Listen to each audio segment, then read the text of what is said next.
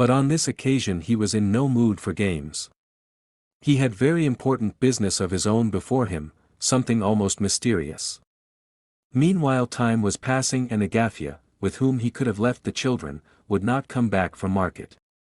He had several times already crossed the passage, opened the door of the lodger's room and looked anxiously at the kids, who were sitting over the book, as he had bidden them. Every time he opened the door they grinned at him, hoping he would come in and would do something delightful and amusing. But Kolya was bothered and did not go in. At last it struck 11 and he made up his mind, once for all, that if that damned Agafya did not come back within 10 minutes he should go out without waiting for her, making the kids promise, of course, to be brave when he was away, not to be naughty, not to cry from fright. With this idea he put on his wadded winter overcoat with its catskin fur collar, slung his satchel round his shoulder, and, regardless of his mother's constantly reiterated entreaties that he would always put on galoshes in such cold weather, he looked at them contemptuously as he crossed the hall and went out with only his boots on.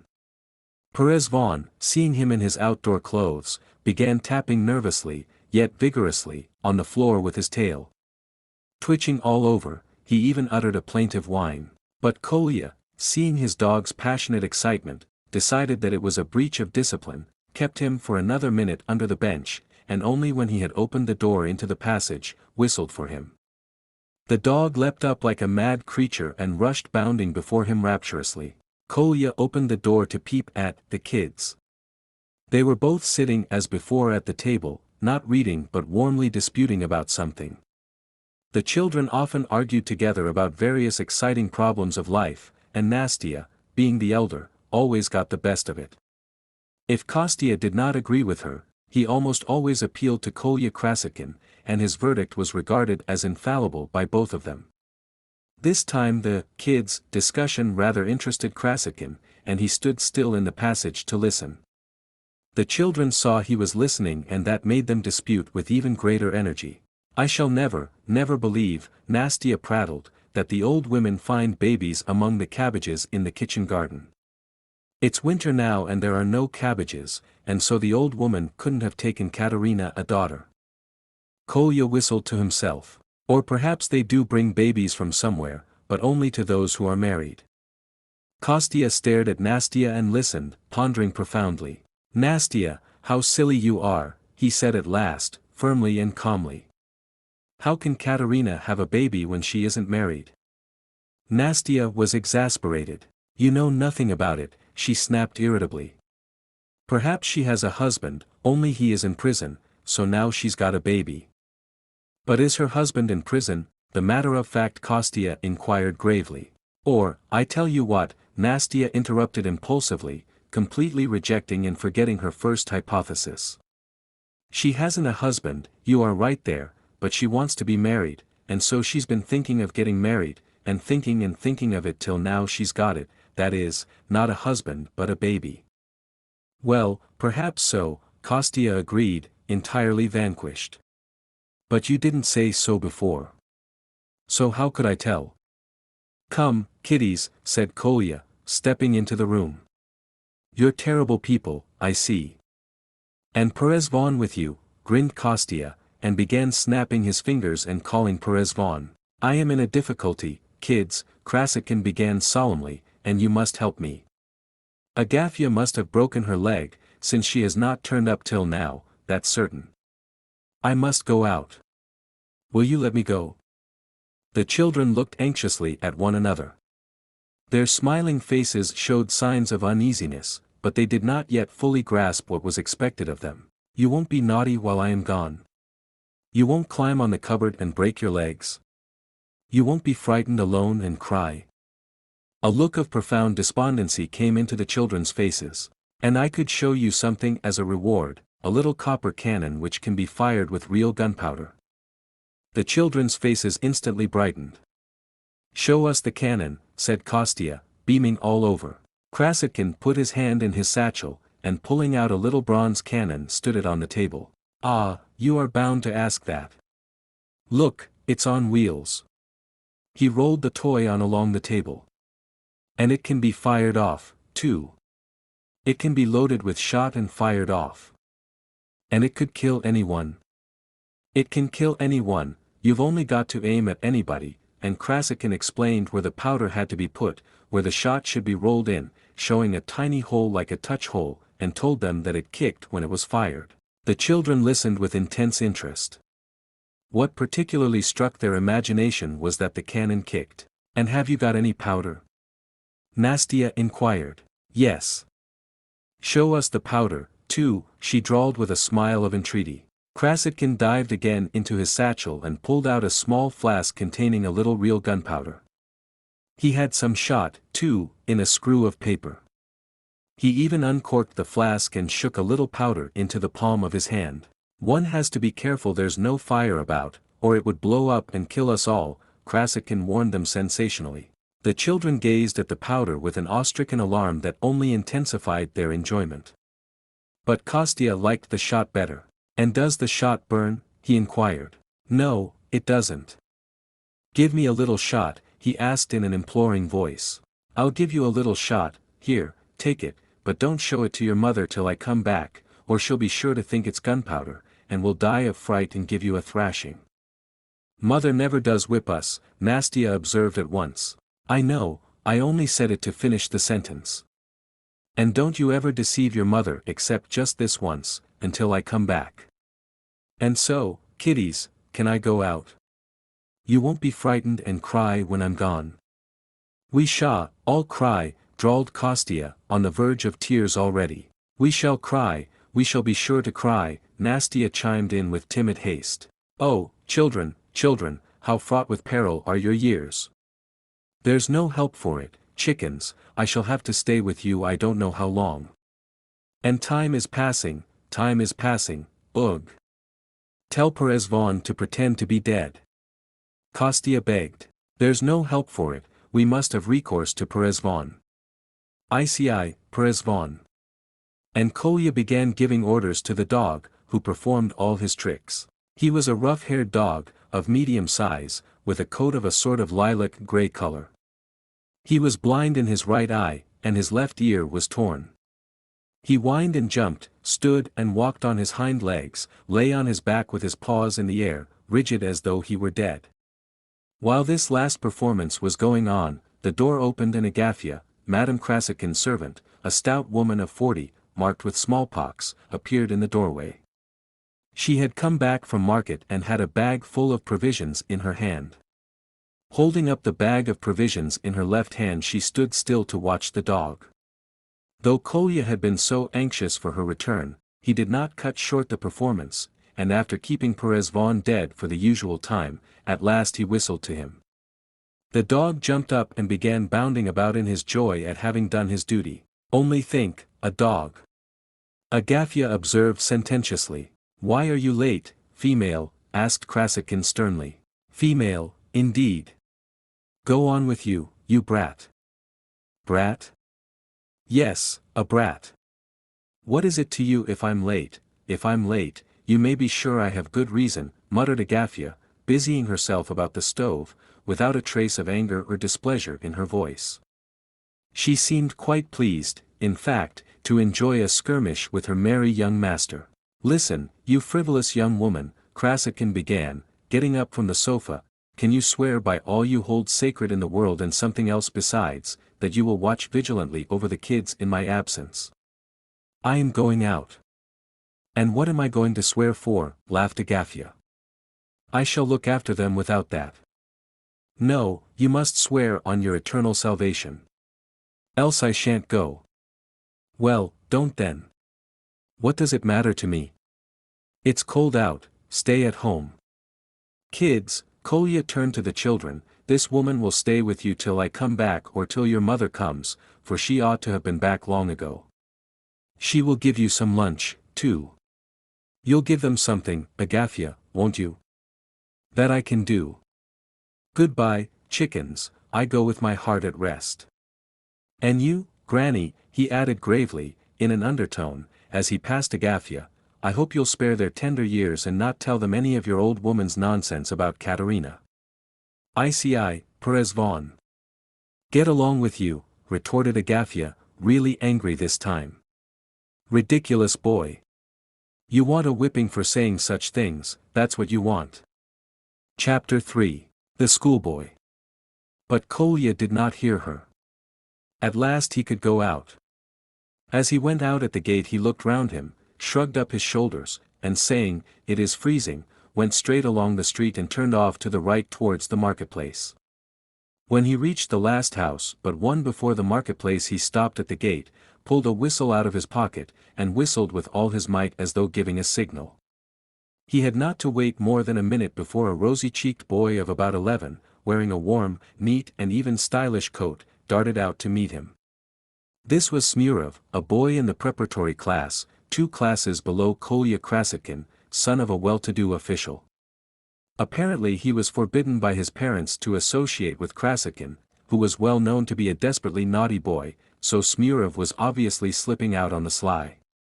He was, if the reader has not forgotten, one of the group of boys who 2 months before had thrown stones at Ilusha. He was the one who told Alyosha Karamazov about Ilusha. "I've been waiting for you for the last hour, Krasotkin," said Smurov stolidly, and the boys strode towards the marketplace. "I am late," answered Krasotkin. "I was detained by circumstances." "You won't be thrashed for coming with me?" "Come, I say, I'm never thrashed." "And you've got Perezvon with you?" "Yes."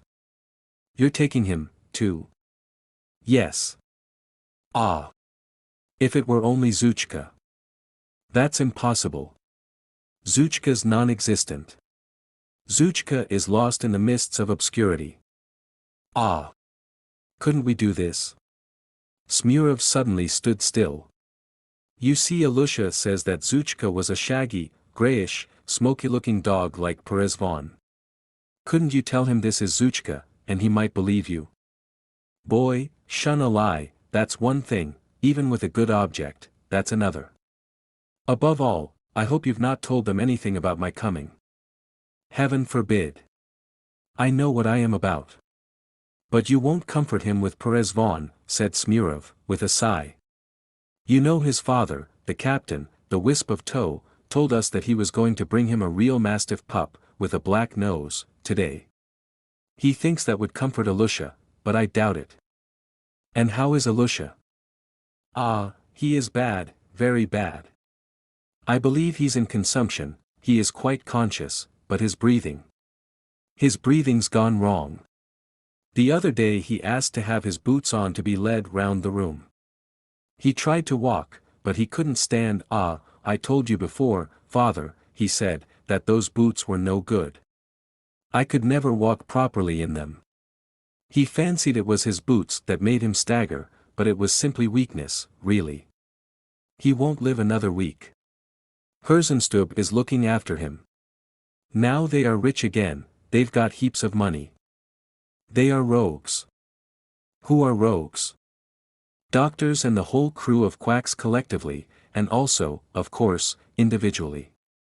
I don't believe in medicine. It's a useless institution. I mean to go into all that. But what's that sentimentality you've got up there? The whole class seems to be there every day. Not the whole class, it's only 10 of our fellows who go to see him every day. There's nothing in that. What I don't understand in all this is the part that Alexei Karamazov is taking in it. His brother's going to be tried tomorrow or next day for such a crime, and yet he has so much time to spend on sentimentality with boys. There's no sentimentality about it. You are going yourself now to make it up with Ilusha. Make it up with him? What an absurd expression. But I allow no one to analyze my actions. And how pleased Ilusha will be to see you. He has no idea that you are coming. Why was it you wouldn't come all this time?" Smurov cried with sudden warmth. "My dear boy, that's my business, not yours. I am going of myself because I choose to, but you've all been hauled there by Alexei Karamazov, there's a difference, you know."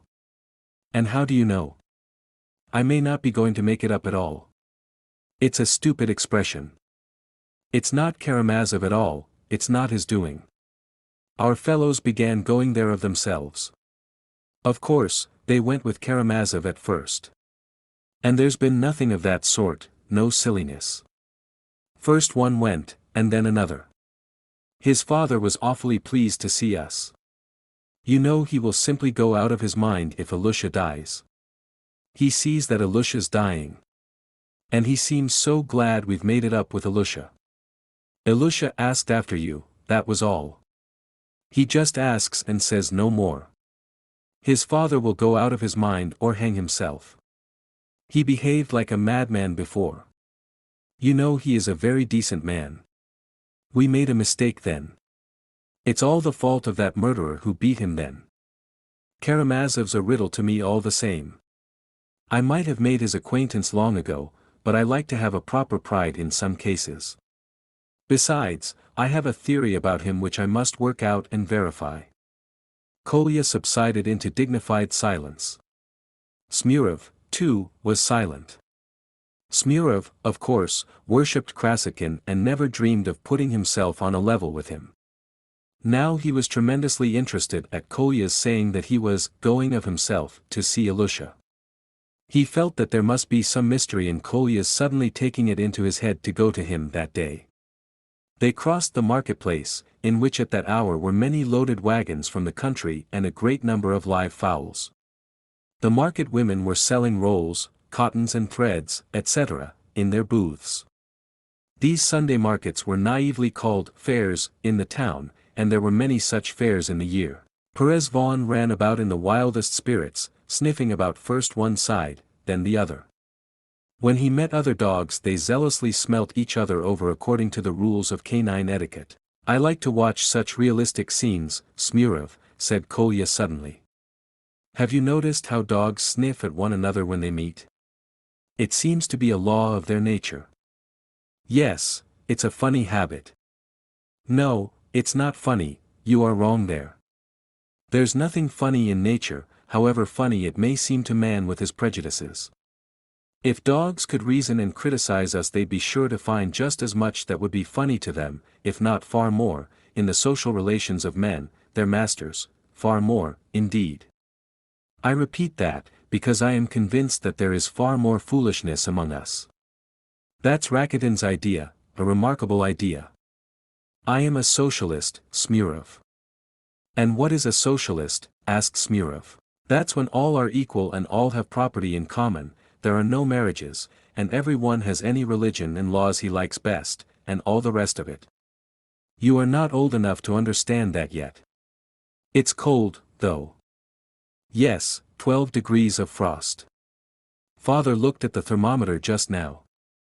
Have you noticed, Smurov, that in the middle of winter we don't feel so cold even when there are 15 or 18 degrees of frost as we do now, in the beginning of winter, when there is a sudden frost of 12 degrees, especially when there is not much snow. It's because people are not used to it. Everything is habit with men, everything even in their social and political relations. Habit is the great motive power. What a funny-looking peasant. Kolya pointed to a tall peasant, with a good-natured countenance in a long sheepskin coat, who was standing by his wagon, clapping together his hands, in their shapeless leather gloves, to warm them. His long fair beard was all white with frost. That peasant's beard's frozen, Kolya cried in a loud provocative voice as he passed him. Lots of people's beards are frozen, the peasant replied, calmly and sententiously. Don't provoke him, observed Smurov. It's all right, he won't be cross, he's a nice fellow. Goodbye, Matvey. Goodbye. Is your name Matvey? Yes. Didn't you know? No, I didn't. It was a guess. You don't say so. You are a schoolboy, I suppose. Yes. You get whipped, I expect. Nothing to speak of, sometimes. Does it hurt? Well, yes, it does. Eck, what a life. The peasant heaved a sigh from the bottom of his heart. Goodbye, Matvey. Goodbye. You are a nice chap, that you are. The boys went on. That was a nice peasant, Kolya observed to Smurov. I like talking to the peasants, and am always glad to do them justice. Why did you tell a lie, pretending we are thrashed? Asked Smurov. I had to say that to please him. How do you mean? You know, Smurov, I don't like being asked the same thing twice. I like people to understand at the first word. Some things can't be explained. According to a peasant's notions, schoolboys are whipped, and must be whipped. What would a schoolboy be if he were not whipped? And if I were to tell him we are not, he'd be disappointed. But you don't understand that. One has to know how to talk to the peasants. Only don't tease them, please, or you'll get into another scrape as you did about that goose. So you're afraid? Don't laugh, Kolya. Of course I'm afraid. My father would be awfully cross. I am strictly forbidden to go out with you. Don't be uneasy, nothing will happen this time. Hello, Natasha, he shouted to a market woman in one of the booths. Call me Natasha. What next?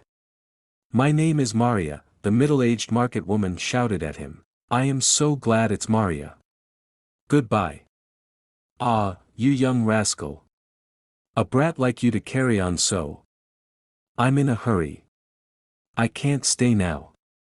You shall tell me next Sunday. Kolya waved his hand at her, as though she had attacked him and not he her. I've nothing to tell you next Sunday. You set upon me, you impudent young monkey. I didn't say anything, bawled Maria. You want a whipping, that's what you want, you saucy jackanapes. There was a roar of laughter among the other market women round her. Suddenly a man in a violent rage darted out from the arcade of shops close by. He was a young man, not a native of the town, with dark, curly hair and a long, pale face, marked with smallpox. He wore a long blue coat and a peaked cap, and looked like a merchant's clerk. He was in a state of stupid excitement and brandished his fist at Kolya. I know you, he cried angrily, I know you. Kolya stared at him. He could not recall when he could have had a row with the man. But he had been in so many rows in the street that he could hardly remember them all. Do you? He asked sarcastically. I know you. I know you, the man repeated idiotically. So much the better for you. Well, it's time I was going. Goodbye. You are at your saucy pranks again, cried the man. You are at your saucy pranks again. I know, you are at it again. It's not your business, brother, if I am at my saucy pranks again, said Kolya, standing still and scanning him. Not my business. No, it's not your business. Whose then? Whose then? Whose then? It's Trifon Nikititch's business, not yours. What Trifon Nikititch? Asked the youth, staring with loutish amazement at Kolya, but still as angry as ever. Kolya scanned him gravely. Have you been to the Church of the Ascension? He suddenly asked him, with stern emphasis. What Church of Ascension? What for? No, I haven't, said the young man, somewhat taken aback. Do you know Sabanev? Kolya went on even more emphatically and even more severely. What Sabanev? No, I don't know him. Well then you can go to the devil, said Kolya, cutting short the conversation, and turning sharply to the right he strode quickly on his way as though he disdained further conversation with a dolt who did not even know Sabanev. Stop, hey! What Sabanev? The young man recovered from his momentary stupefaction and was as excited as before. What did he say? He turned to the market women with a silly stare. The women laughed. You can never tell what he's after, said one of them. What Sabanev is it he's talking about? The young man repeated, still furious and brandishing his right arm. It must be a Sabanev who worked for the Kuzmichovs, that's who it must be, one of the women suggested. The young man stared at her wildly. For the Kuzmichovs, repeated another woman. But his name wasn't Trifon. His name's Kuzma, not Trifon, but the boy said Trifon Nikititch, so it can't be the same. His name is not Trifon and not Sabanev, it's Chitsov, put in suddenly a third woman, who had hitherto been silent, listening gravely. Alexey Ivanitch is his name. Chitsov, Alexey Ivanitch. Not a doubt about it, it's Chitsov, a fourth woman emphatically confirmed the statement. The bewildered youth gazed from one to another. But what did he ask for, what did he ask for, good people, he cried almost in desperation. Do you know Sabanev, says he. And who the devil's to know who is Sabanev? You're a senseless fellow. I tell you it's not Sabanev, but Chitsov, Alexei Ivanitch Chitsov, that's who it is, one of the women shouted at him impressively. What Chitsov? Who is he? Tell me, if you know.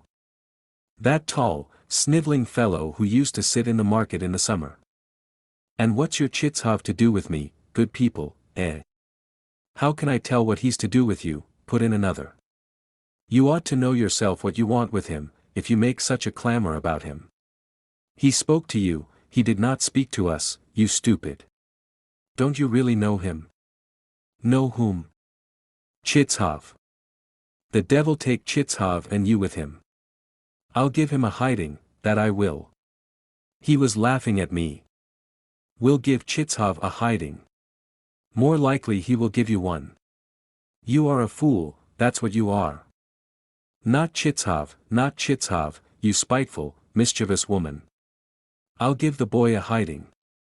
Catch him, he was laughing at me. The woman guffawed. But Kolya was by now a long way off, marching along with a triumphant air.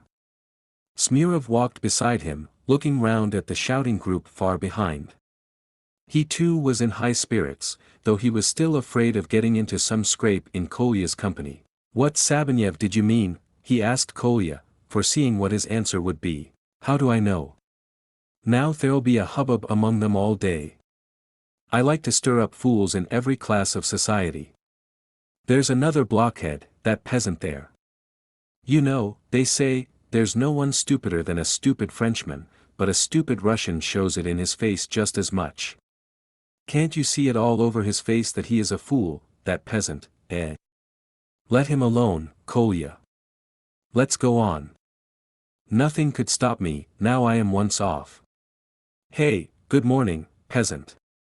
A sturdy-looking peasant, with a round, simple face and grizzled beard, who was walking by, raised his head and looked at the boy. He seemed not quite sober.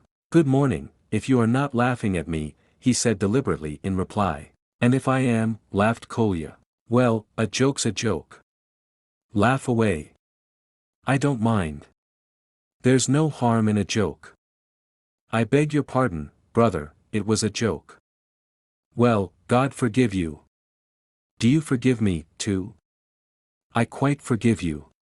Go along. I say, you seem a clever peasant. Cleverer than you, the peasant answered unexpectedly, with the same gravity. I doubt it, said Kolya, somewhat taken aback. It's true, though. Perhaps it is. It is, brother. Goodbye, peasant. Goodbye. There are all sorts of peasants, Kolya observed to Smurov after a brief silence. How could I tell I had hit on a clever one? I am always ready to recognize intelligence in the peasantry. In the distance the cathedral clock struck 11:30. The boys made haste and they walked as far as Captain Snegiryov's lodging, a considerable distance, quickly and almost in silence. 20 paces from the house Kolya stopped and told Smurov to go on ahead and ask Karamazov to come out to him. One must sniff round a bit first, he observed to Smurov. Why ask him to come out? Smurov protested. You go in, they will be awfully glad to see you. What's the sense of making friends in the frost out here? I know why I want to see him out here in the frost. Kolya cut him short in the despotic tone he was fond of adopting with small boys, and Smurov ran to do his bidding. Chapter 4. The Lost Dog. Kolya leaned against the fence with an air of dignity, waiting for Alyosha to appear. Yes, he had long wanted to meet him.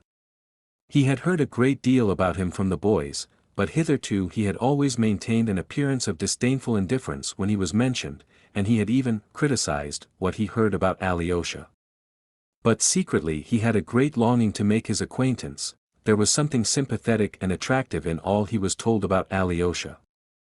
So the present moment was important. To begin with, he had to show himself at his best, to show his independence, or he'll think of me as 13 and take me for a boy, like the rest of them.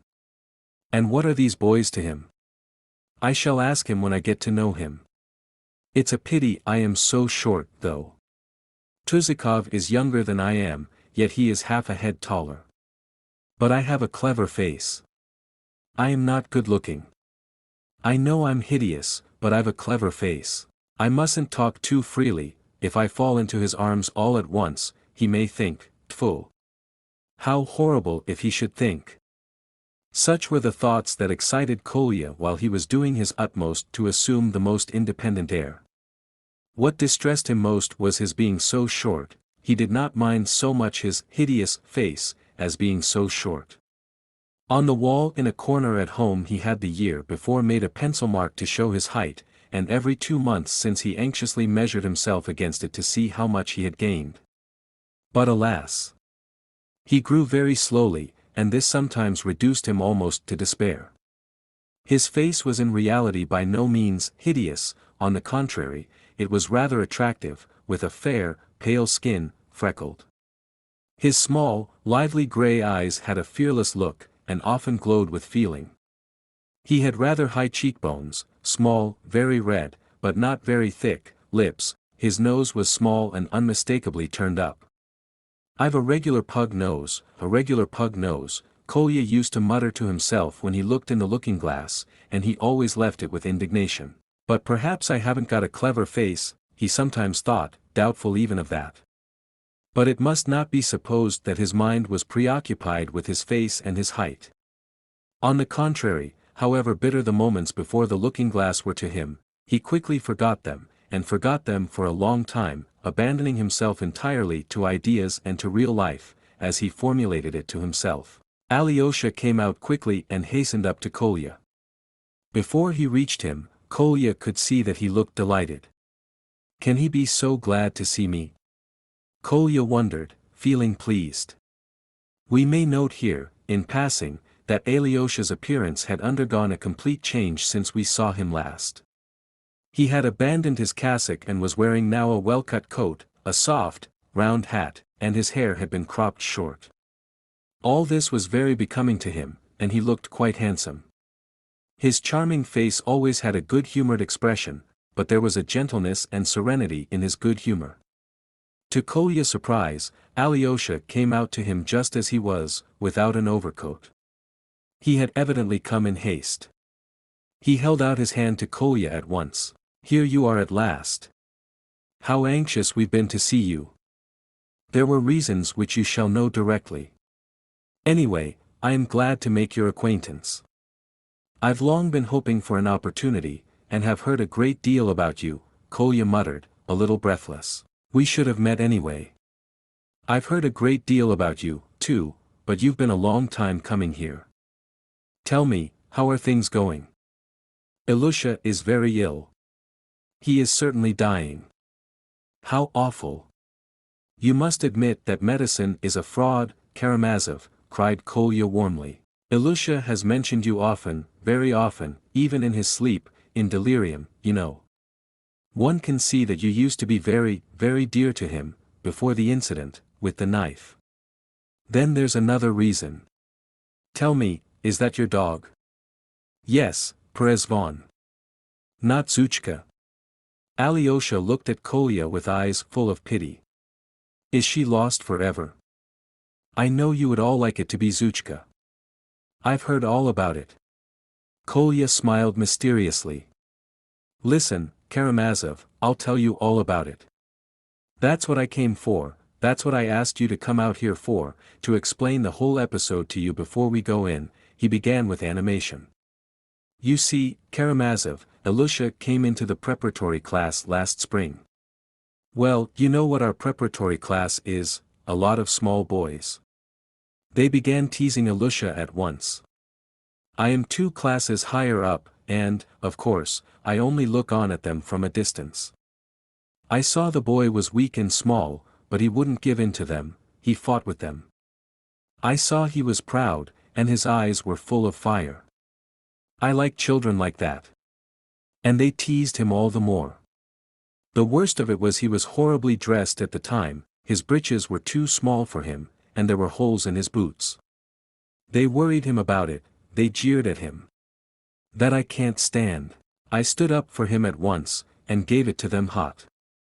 I beat them, but they adore me, do you know, Karamazov? Kolya boasted impulsively, but I am always fond of children. I've 2 chickens in my hands at home now, that's what detained me today. So they left off beating Alusha and I took him under my protection. I saw the boy was proud. I tell you that, the boy was proud, but in the end he became slavishly devoted to me, he did my slightest bidding, obeyed me as though I were God, tried to copy me. In the intervals between the classes he used to run to me at once, and I'd go about with him. On Sundays, too. They always laugh when an older boy makes friends with a younger one like that, but that's a prejudice. If it's my fancy, that's enough. I am teaching him, developing him. Why shouldn't I develop him if I like him? Here you, Karamazov, have taken up with all these nestlings. I see you want to influence the younger generation, to develop them, to be of use to them, and I assure you this trait in your character, which I knew by hearsay, attracted me more than anything. Let us get to the point, though. I noticed that there was a sort of softness and sentimentality coming over the boy, and you know I have a positive hatred of this sheepish sentimentality, and I have had it from a baby. There were contradictions in him, too, he was proud, but he was slavishly devoted to me, and yet all at once his eyes would flash and he'd refuse to agree with me, he'd argue, fly into a rage. I used sometimes to propound certain ideas, I could see that it was not so much that he disagreed with the ideas, but that he was simply rebelling against me, because I was cool in responding to his endearments. And so, in order to train him properly, the tenderer he was, the colder I became. I did it on purpose, that was my idea. My object was to form his character, to lick him into shape, to make a man of him, and besides, no doubt, you understand me at a word. Suddenly I noticed for 3 days in succession he was downcast and dejected, not because of my coldness, but for something else, something more important.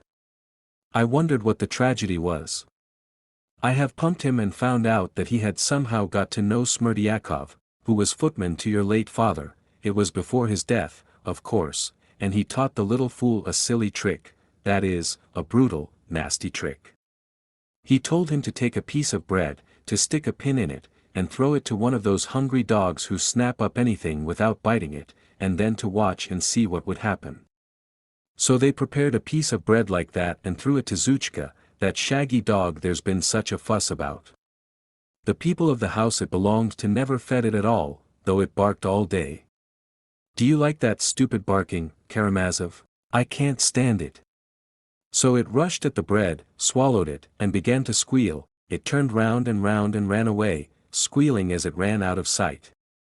That was Alusha's own account of it. He confessed it to me, and cried bitterly. He hugged me, shaking all over. He kept on repeating he ran away squealing, the sight of that haunted him. He was tormented by remorse, I could see that. I took it seriously. I determined to give him a lesson for other things as well. So I must confess I wasn't quite straightforward, and pretended to be more indignant perhaps than I was. You've done a nasty thing, I said, you are a scoundrel. I won't tell of it, of course, but I shall have nothing more to do with you for a time. I'll think it over and let you know through Smurov, that's the boy who's just come with me, he's always ready to do anything for me, whether I will have anything to do with you in the future or whether I give you up for good as a scoundrel. He was tremendously upset. I must own I felt I'd gone too far as I spoke, but there was no help for it. I did what I thought best at the time. A day or 2 after, I sent Smurov to tell him that I would not speak to him again. That's what we call it when 2 schoolfellows refuse to have anything more to do with one another.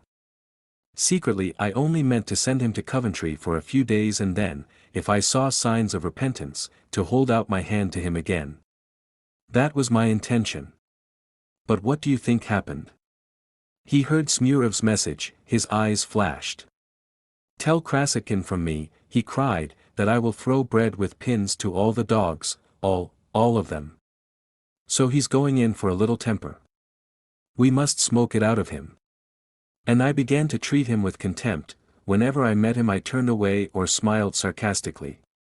And just then that affair with his father happened. You remember. You must realize that he was fearfully worked up by what had happened already. The boys, seeing I'd given him up, set on him and taunted him, shouting, "Wisp of toe, wisp of toe."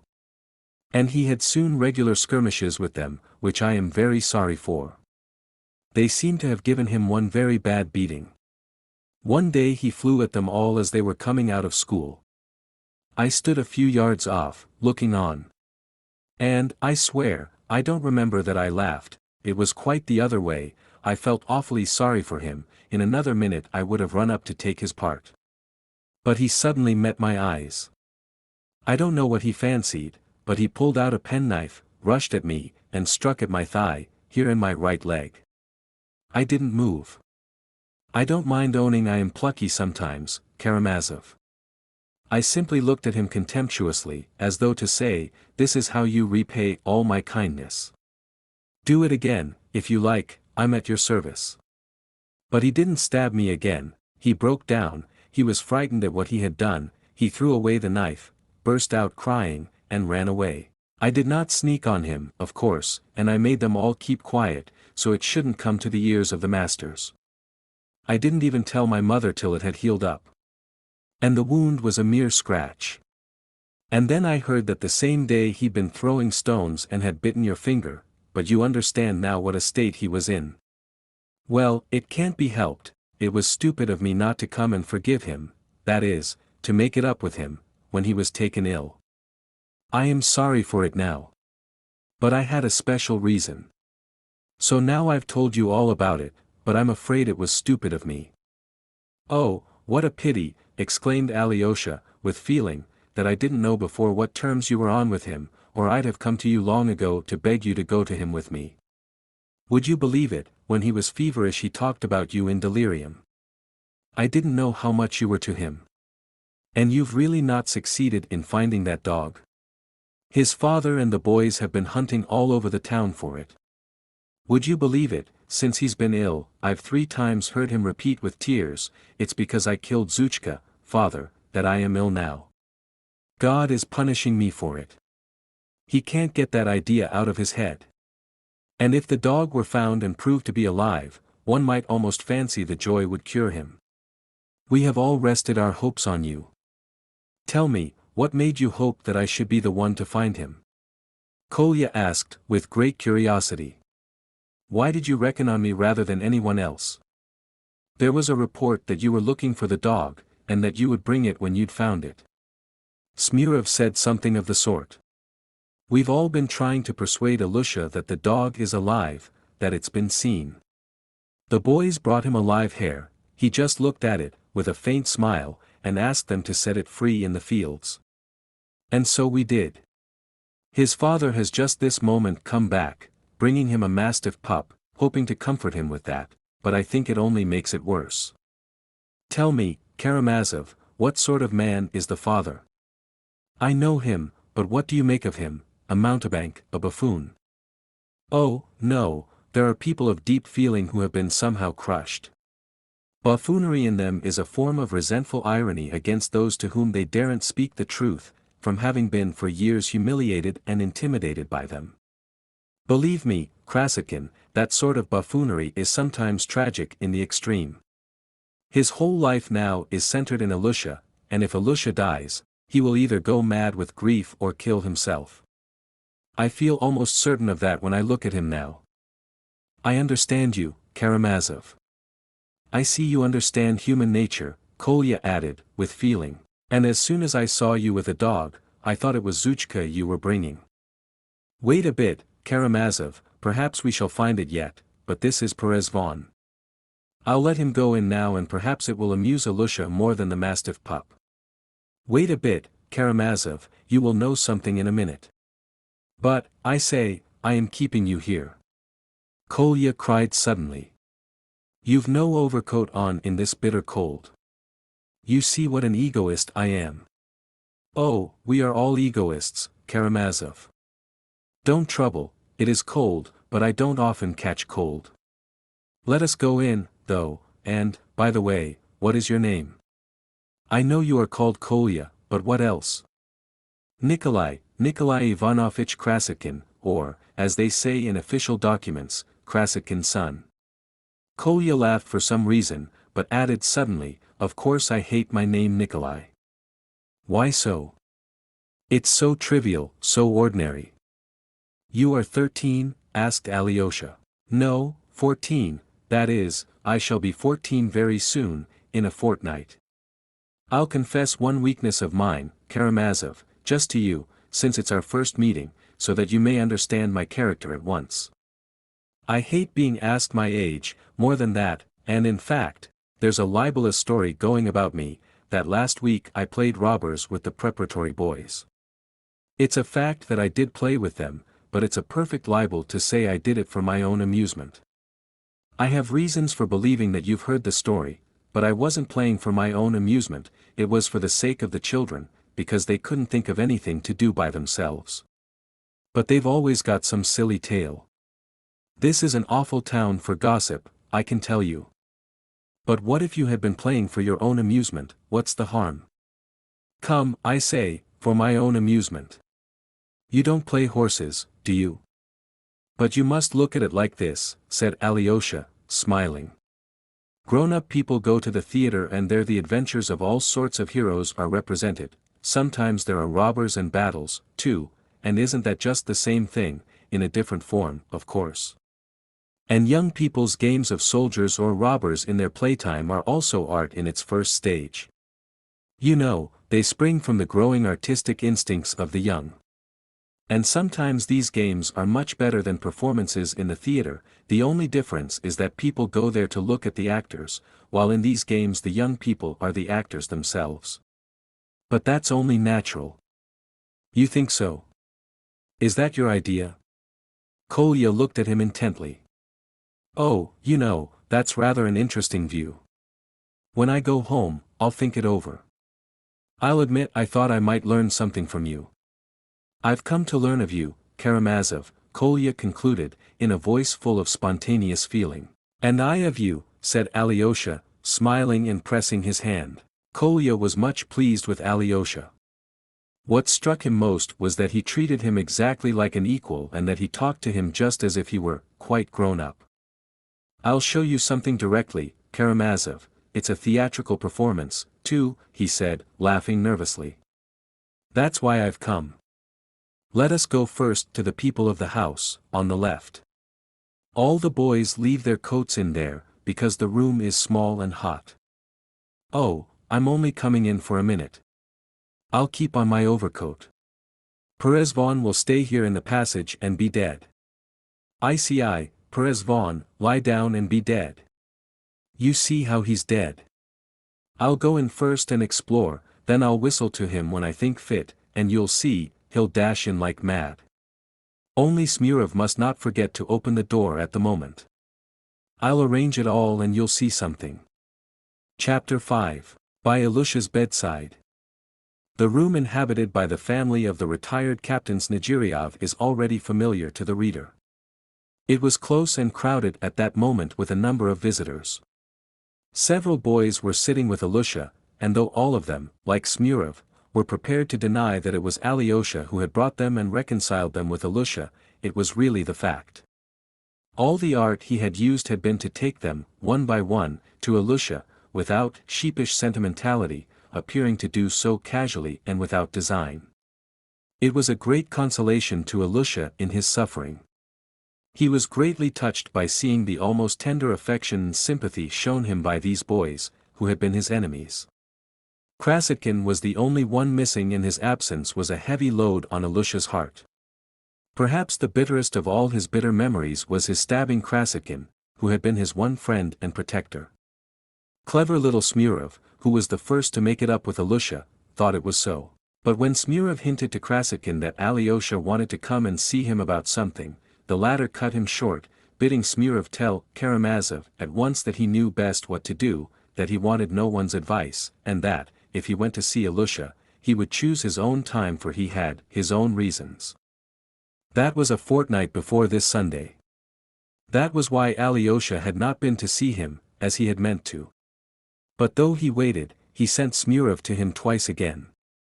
Both times Krasotkin met him with a curt, impatient refusal, sending Alyosha a message not to bother him any more, that if he came himself, he, Krasikhin, would not go to Alyosha at all.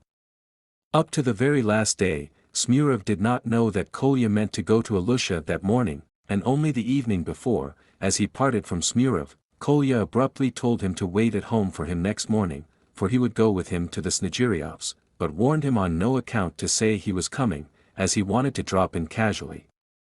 Smurov obeyed. Smurov's fancy that Kolya would bring back the lost dog was based on the words Kolya had dropped that they must be asses not to find the dog, if it was alive. When Smurov, waiting for an opportunity, timidly hinted at his guess about the dog, Krasikhin flew into a violent rage. "I'm not such an ass as to go hunting about the town for other people's dogs when I've got a dog of my own. And how can you imagine a dog could be alive after swallowing a pin? Sheepish sentimentality, that's what it is." For the last fortnight Alyosha had not left his little bed under the icons in the corner. He had not been to school since the day he met Alyosha and bit his finger. He was taken ill the same day, though for a month afterwards he was sometimes able to get up and walk about the room and passage. But latterly he had become so weak that he could not move without help from his father. His father was terribly concerned about him. He even gave up drinking and was almost crazy with terror that his boy would die. And often, especially after leading him round the room on his arm and putting him back to bed, he would run to a dark corner in the passage and, leaning his head against the wall, he would break into paroxysms of violent weeping, stifling his sobs that they might not be heard by Alyosha. Returning to the room, he would usually begin doing something to amuse and comfort his precious boy. He would tell him stories, funny anecdotes, or would mimic comic people he had happened to meet, even imitate the howls and cries of animals. But Alyosha could not bear to see his father fooling and playing the buffoon. Though the boy tried not to show how he disliked it, he saw with an aching heart that his father was an object of contempt, and he was continually haunted by the memory of the wisp of tow and that terrible day. Nina, Alyosha's gentle, crippled sister, did not like her father's buffoonery either. Varvara had been gone for some time past to Petersburg to study at the university. But the half-imbecile mother was greatly diverted and laughed heartily when her husband began capering about or performing something. It was the only way she could be amused. All the rest of the time she was grumbling and complaining that now everyone had forgotten her, that no one treated her with respect, that she was slighted, and so on. But during the last few days she had completely changed. She began looking constantly at Alyosha's bed in the corner and seemed lost in thought. She was more silent, quieter, and, if she cried quietly so as not to be heard. The captain noticed the change in her with mournful perplexity. The boys' visits at first only angered her, but later on their merry shouts and stories began to divert her, and at last she liked them so much that, if the boys had given up coming, she would have felt dreary without them. When the children told some story or played a game, she laughed and clapped her hands. She called some of them to her and kissed them. She was particularly fond of Smurov. As for the captain, the presence in his room of the children, who came to cheer up Alyosha, filled his heart from the first with ecstatic joy. He even hoped that Alyosha would now get over his depression, and that would hasten his recovery. In spite of his alarm about Alyosha, he had not, till lately, felt 1 minute's doubt of his boy's ultimate recovery. He met his little visitors with homage, waited upon them hand and foot, he was ready to be their horse and even began letting them ride on his back, but Alyosha did not like the game and it was given up. He began buying little things for them, gingerbread and nuts, gave them tea and cut them sandwiches. It must be noted that all this time he had plenty of money. He had taken the 200 rubles from Katerina Ivanovna just as Alyosha had predicted he would. And afterwards Katerina Ivanovna, learning more about their circumstances and Alyosha's illness, visited them herself, made the acquaintance of the family, and succeeded in fascinating the half-imbecile mother. Since then she had been lavish in helping them, and the captain, terror-stricken at the thought that his boy might be dying, forgot his pride and humbly accepted her assistance. All this time Dr. Herzenstube, who was called in by Katerina Ivanovna, came punctually every other day, but little was gained by his visits and he dosed the invalid mercilessly. But on that Sunday morning a new doctor was expected, who had come from Moscow, where he had a great reputation. Katerina Ivanovna had sent for him from Moscow at great expense, not expressly for Alusha, but for another object of which more will be said in its place hereafter. But, as he had come, she had asked him to see Alusha as well, and the captain had been told to expect him. He hadn't the slightest idea that Kolya Krasikhin was coming, though he had long wished for a visit from the boy for whom Alusha was fretting. At the moment when Krasikhin opened the door and came into the room, the captain and all the boys were round Alusha's bed, looking at a tiny mastiff pup, which had only been born the day before, though the captain had bespoken it a week ago to comfort and amuse Alusha, who was still fretting over the lost and probably dead Zhuchka. Alusha, who had heard 3 days before that he was to be presented with a puppy, not an ordinary puppy, but a pedigree mastiff, a very important point, of course, tried from delicacy of feeling to pretend that he was pleased. But his father and the boys could not help seeing that the puppy only served to recall to his little heart the thought of the unhappy dog he had killed. The puppy lay beside him feebly moving, and he, smiling sadly, stroked it with his thin, pale, wasted hand. Clearly he liked the puppy, but it wasn't Zhuchka. If he could have had Zhuchka and the puppy, too, then he would have been completely happy. "Krasikhin," cried one of the boys suddenly. He was the first to see him come in. Krasikhin's entrance made a general sensation. The boys moved away and stood on each side of the bed, so that he could get a full view of Alusha. The captain ran eagerly to meet Kolya. "Please come in, you are welcome," he said hurriedly. "Alusha, Mr. Krasikhin has come to see you." But Krasikhin, shaking hands with him hurriedly, instantly showed his complete knowledge of the manners of good society.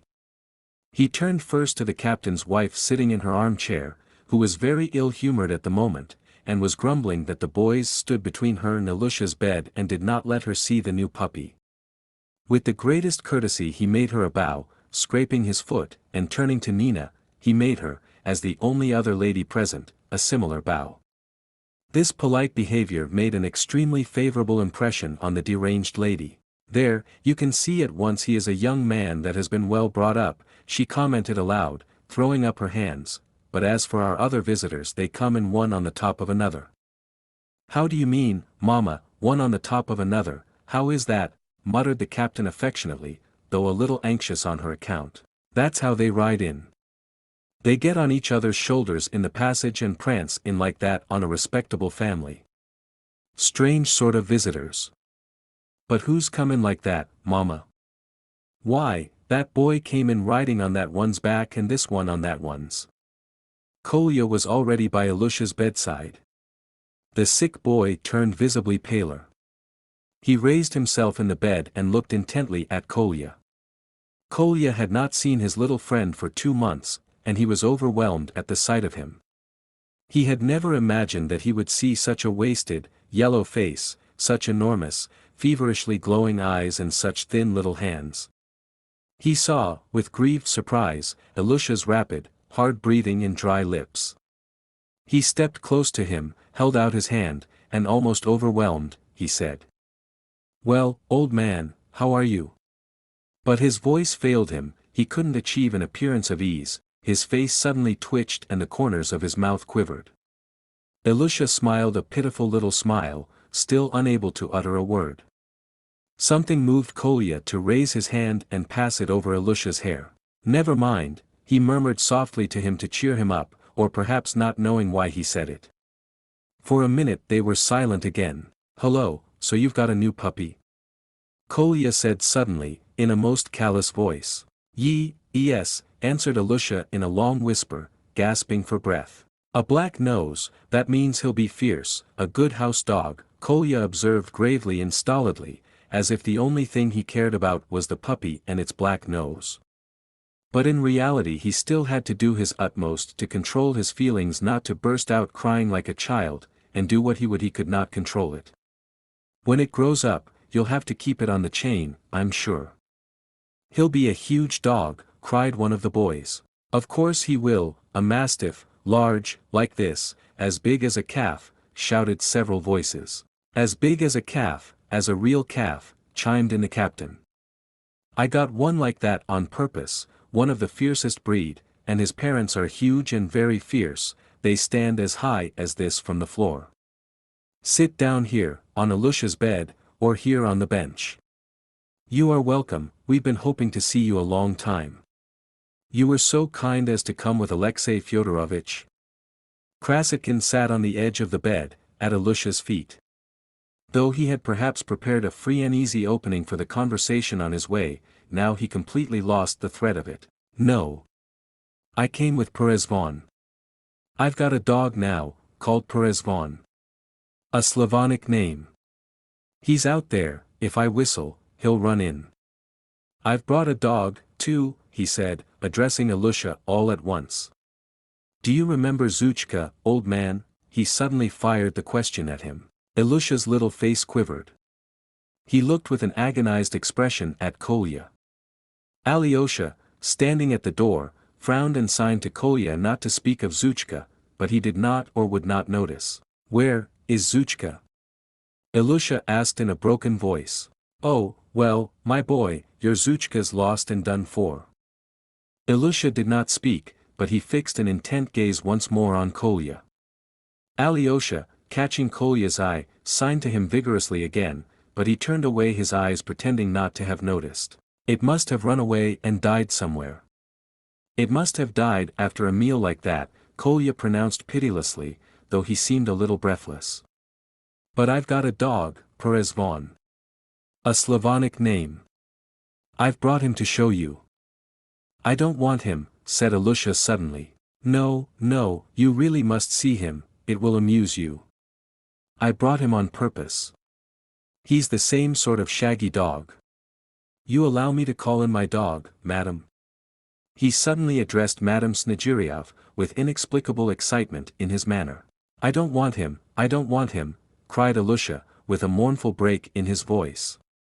There was a reproachful light in his eyes. You'd better, the captain started up from the chest by the wall on which he had just sat down, you'd better, another time, he muttered, but Kolya could not be restrained. He hurriedly shouted to Smurov, open the door, and as soon as it was open, he blew his whistle. Perezvon dashed headlong into the room. Jump, Perezvon, beg. Beg, shouted Kolya, jumping up, and the dog stood erect on its hind legs by Alusha's bedside. What followed was a surprise to every one. Alusha started, lurched violently forward, bent over Perezvon and gazed at him, faint with suspense. It's Zhuchka, he cried suddenly, in a voice breaking with joy and suffering. And who did you think it was? Krasotkin shouted with all his might, in a ringing, happy voice, and bending down he seized the dog and lifted him up to Alusha. Look, old man, you see, blind of one eye and the left ear is torn, just the marks you described to me. It was by that I found him. I found him directly. He did not belong to any one, he explained, turning quickly to the captain, to his wife, to Alyosha and then again to Alusha. He used to live in the Fedotovs' backyard. Though he made his home there, they did not feed him. He was a stray dog that had run away from the village. I found him. You see, old man, he couldn't have swallowed what you gave him. If he had, he must have died, he must have. So he must have spat it out, since he is alive. You did not see him do it. But the pin pricked his tongue, that is why he squealed. He ran away squealing and you thought he'd swallowed it. He might well squeal, because the skin of dogs' mouths is so tender, tenderer than in men, much tenderer. Kolya cried impetuously, his face glowing and radiant with delight. Alusha could not speak. White as a sheet, he gazed open-mouthed at Kolya, with his great eyes almost starting out of his head. And if Krasotkin, who had no suspicion of it, had known what a disastrous and fatal effect such a moment might have on the sick child's health, nothing would have induced him to play such a trick on him. But Alyosha was perhaps the only person in the room who realized it. As for the captain, he behaved like a small child. Zhuchka! It's Zhuchka, he cried in a blissful voice. Alusha, this is Zhuchka, your Zhuchka. Mama, this is Zhuchka. He was almost weeping. And I never guessed, cried Smurov regretfully. Bravo, Krasotkin. I said he'd find the dog and here he's found him. Here he's found him, another boy repeated gleefully. Krasikkin's a brick, cried a third voice. He's a brick, cried the other boys, and they began clapping. Wait, Krasikkin did his utmost to shout above them all. I'll tell you how it happened, that's the whole point. I found him, I took him home and hid him at once. I kept him locked up at home and did not show him to anyone till today. Only Smurov has known for the last fortnight, but I assured him this dog was called Perezvon and he did not guess. And meanwhile I taught the dog all sorts of tricks. You should only see all the things he can do. I trained him so as to bring you a well-trained dog, in good condition, old man, so as to be able to say to you, see, old man, what a fine dog your Zhuchka is now. Haven't you a bit of meat? He'll show you a trick that will make you die with laughing. A piece of meat, haven't you got any? The captain ran across the passage to the landlady, where their cooking was done. Not to lose precious time, Kolya, in desperate haste, shouted to Perezvon, dead. And the dog immediately turned round and lay on his back with its 4 paws in the air. The boys laughed. Ilusha looked on with the same suffering smile, but the person most delighted with the dog's performance was Mama. She laughed at the dog and began snapping her fingers and calling it, Perezvon, Perezvon. Nothing will make him get up, nothing. Kolya cried triumphantly, proud of his success. He won't move for all the shouting in the world, but if I call to him, he'll jump up in a minute. ICI, Perezvon. The dog leapt up and bounded about, whining with delight. The captain ran back with a piece of cooked beef. Is it hot? Kolya inquired hurriedly, with a businesslike air, taking the meat. Dogs don't like hot things. No, it's all right. Look, everybody, look, Ilusha, look, old man, why aren't you looking? He does not look at him, now I've brought him. The new trick consisted in making the dog stand motionless with his nose out and putting a tempting morsel of meat just on his nose. The luckless dog had to stand without moving, with the meat on his nose, as long as his master chose to keep him, without a movement, perhaps for half an hour. But he kept Perezvon only for a brief moment. Paid for, cried Kolya, and the meat passed in a flash from the dog's nose to his mouth. The audience, of course, expressed enthusiasm and surprise. Can you really have put off coming all this time simply to train the dog? Exclaimed Alyosha, with an involuntary note of reproach in his voice. Simply for that, answered Kolya, with perfect simplicity. I wanted to show him in all his glory. Perezvon. Perezvon, called Ilusha suddenly, snapping his thin fingers and beckoning to the dog. What is it? Let him jump up on the bed. ICI, Perezvon. Kolya slapped the bed and Perezvon darted up by Ilusha. The boy threw both arms round his head and Perezvon instantly licked his cheek. Ilusha crept close to him, stretched himself out in bed and hid his face in the dog's shaggy coat. Dear, dear, kept exclaiming the captain. Kolya sat down again on the edge of the bed. Ilusha, I can show you another trick. I've brought you a little cannon. You remember, I told you about it before and you said how much you'd like to see it. Well, here, I've brought it to you. And Kolya hurriedly pulled out of his satchel the little bronze cannon.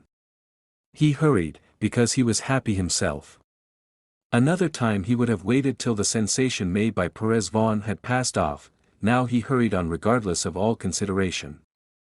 You are all happy now, he felt, so here's something to make you happier. He was perfectly enchanted himself.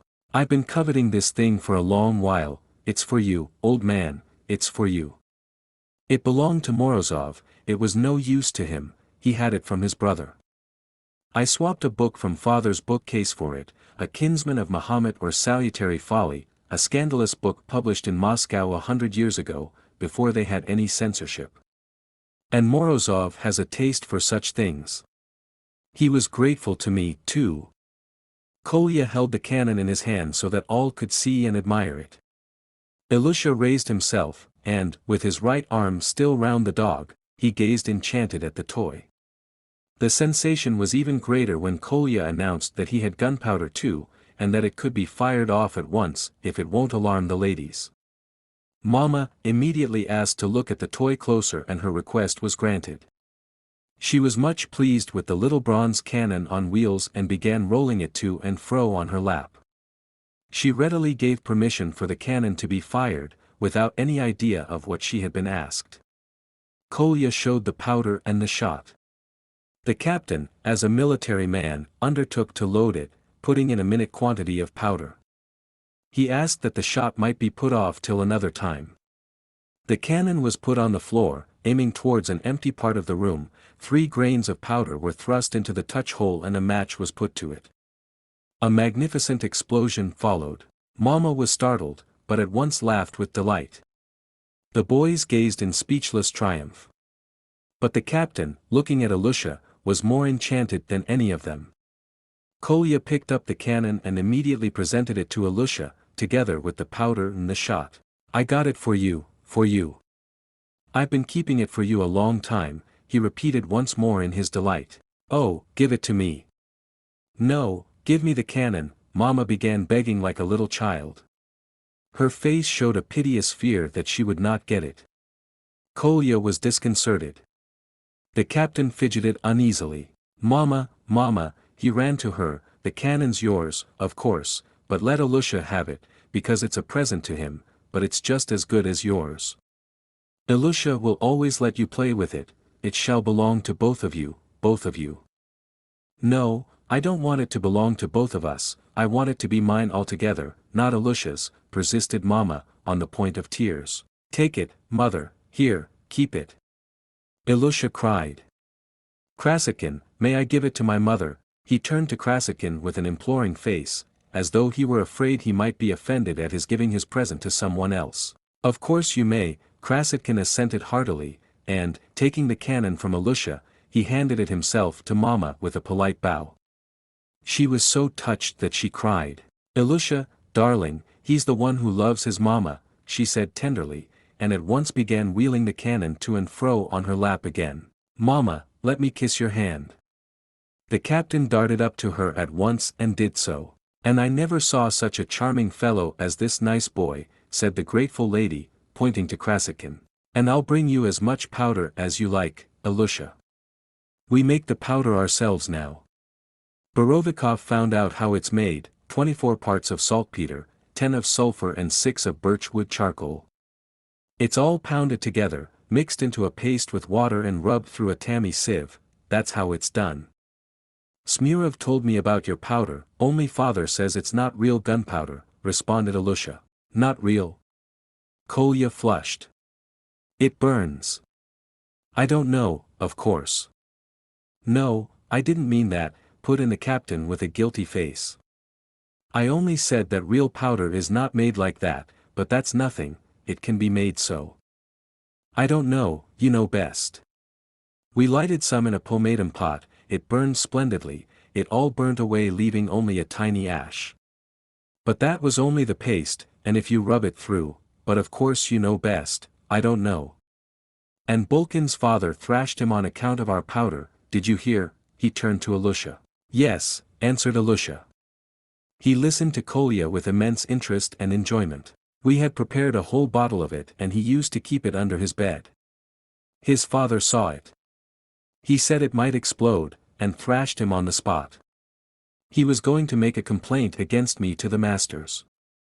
He is not allowed to go about with me now, no one is allowed to go about with me now. Smurov is not allowed to either, I've got a bad name with everyone. They say I'm a desperate character," Kolya smiled scornfully. "It all began from what happened on the railway." "Ah, we've heard of that exploit of yours, too," cried the captain. "How could you lie still on the line? Is it possible you weren't the least afraid, lying there under the train? Weren't you frightened?" The captain was abject in his flattery of Kolya. Not particularly," answered Kolya carelessly. "What's blasted my reputation more than anything here was that cursed goose," he said, turning again to Alusha.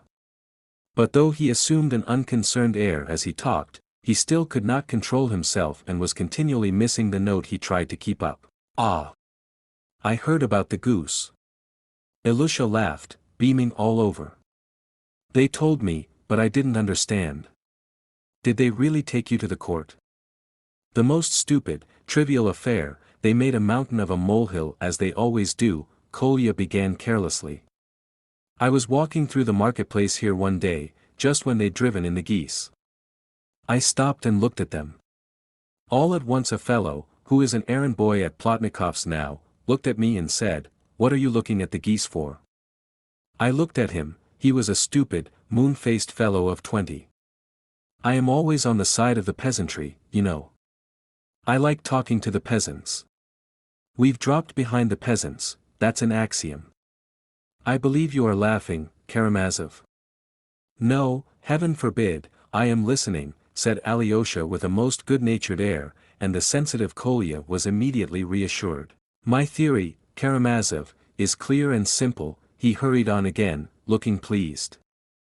I believe in the people and am always glad to give them their due, but I am not for spoiling them, that is a sine qua non. But I was telling you about the goose. So I turned to the fool and answered, I am wondering what the goose thinks about. He looked at me quite stupidly, and what does the goose think about, he asked. Do you see that cart full of oats? I said. The oats are dropping out of the sack, and the goose has put its neck right under the wheel to gobble them up, do you see? I see that quite well, he said. Well, said I, if that cart were to move on a little, would it break the goose's neck or not? It'd be sure to break it, and he grinned all over his face, highly delighted. Come on, then, said I, let's try. Let's, he said. And it did not take us long to arrange. He stood at the bridle without being noticed, and I stood on one side to direct the goose. And the owner wasn't looking, he was talking to someone, so I had nothing to do. The goose thrust its head in after the oats of itself, under the cart, just under the wheel. I winked at the lad, he tugged at the bridle, and crack. The goose's neck was broken in half. And, as luck would have it, all the peasants saw us at that moment and they kicked up a shindy at once. You did that on purpose. No, not on purpose. Yes, you did, on purpose. Well, they shouted, take him to the justice of the peace. They took me, too. You were there, too, they said, you helped, you're known all over the market. And, for some reason, I really am known all over the market, Kolya added conceitedly. We all went off to the justices, they brought the goose, too. The fellow was crying in a great funk, simply blubbering like a woman. And the farmer kept shouting that you could kill any number of geese like that. Well, of course, there were witnesses. The justice of the peace settled it in a minute, that the farmer was to be paid a ruble for the goose, and the fellow to have the goose. And he was warned not to play such pranks again. And the fellow kept blubbering like a woman.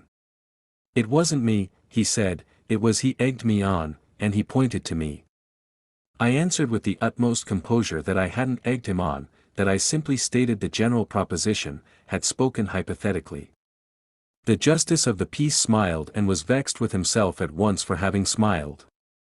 I'll complain to your masters of you, so that for the future you mayn't waste your time on such general propositions, instead of sitting at your books and learning your lessons. He didn't complain to the masters, that was a joke, but the matter was noised abroad and came to the ears of the masters. Their ears are long, you know. The classical master, Kolbasnikov, was particularly shocked about it, but Dardanelov got me off again. But Kolbasnikov is savage with every one now like a green ass. Did you know, Ilusha, he is just married, got a dowry of 1,000 rubles, and his bride's a regular fright of the first rank in the last degree. The third-class fellows wrote an epigram on it. Astounding news has reached the class. Kolbasnikov has been an ass. And so on, awfully funny, I'll bring it to you later on. I say nothing against Dardanelov, he is a learned man, there's no doubt about it. I respect men like that and it's not because he stood up for me. But you took him down about the founders of Troy. Smurov put in suddenly, unmistakably proud of Krasikhin at such a moment. He was particularly pleased with the story of the goose. Did you really take him down? The captain inquired, in a flattering way. On the question who founded Troy. We heard of it, Ilusha told me about it at the time. He knows everything, father, he knows more than any of us, put in Ilusha. He only pretends to be like that, but really he is top in every subject. Ilusha looked at Kolya with infinite happiness. Oh, that's all nonsense about Troy, a trivial matter. I consider this an unimportant question, said Kolya with haughty humility. He had by now completely recovered his dignity, though he was still a little uneasy. He felt that he was greatly excited and that he had talked about the goose, for instance, with too little reserve, while Alyosha had looked serious and had not said a word all the time. And the vain boy began by degrees to have a rankling fear that Alyosha was silent because he despised him, and thought he was showing off before him. If he dared to think anything like that, Kolya would. I regard the question as quite a trivial one, he rapped out again, proudly. And I know who founded Troy. A boy, who had not spoken before, said suddenly, to the surprise of everyone. He was silent and seemed to be shy. He was a pretty boy of about 11, called Kardashov. He was sitting near the door. Kolya looked at him with dignified amazement. The fact was that the identity of the founders of Troy had become a secret for the whole school, a secret which could only be discovered by reading Smaragdov, and no one had Smaragdov but Kolya. One day, when Kolya's back was turned, Kardashov hastily opened Smaragdov, which lay among Kolya's books, and immediately lighted on the passage relating to the foundation of Troy.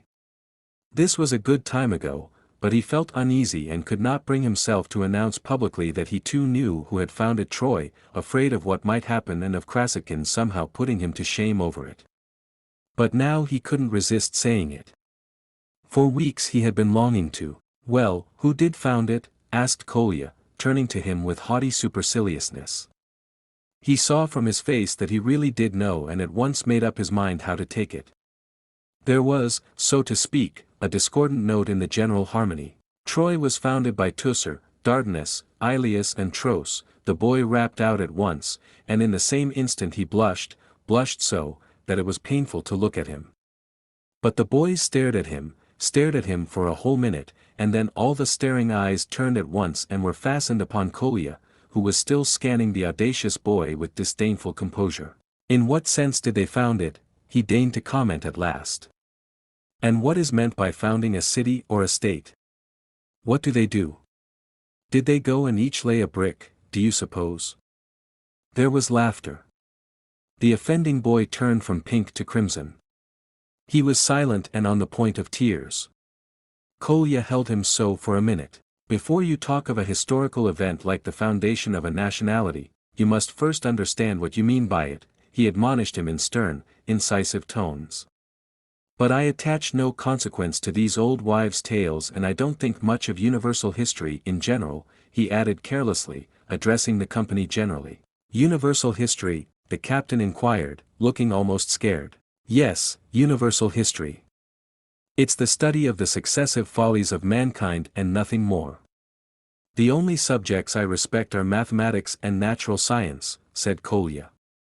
He was showing off and he stole a glance at Alyosha. His was the only opinion he was afraid of there. But Alyosha was still silent and still serious as before. If Alyosha had said a word it would have stopped him, but Alyosha was silent and, it might be the silence of contempt, and that finally irritated Kolya. The classical languages, too, they are simply madness, nothing more. You seem to disagree with me again, Karamazov. I don't agree, said Alyosha, with a faint smile. The study of the classics, if you ask my opinion, is simply a police measure, that's simply why it has been introduced into our schools. By degrees Kolya began to get breathless again. Latin and Greek were introduced because they are a bore and because they stupefy the intellect. It was dull before, so what could they do to make things duller? It was senseless enough before, so what could they do to make it more senseless? So they thought of Greek and Latin. That's my opinion, I hope I shall never change it, Kolya finished abruptly. His cheeks were flushed. That's true, assented Smurov suddenly, in a ringing tone of conviction. He had listened attentively.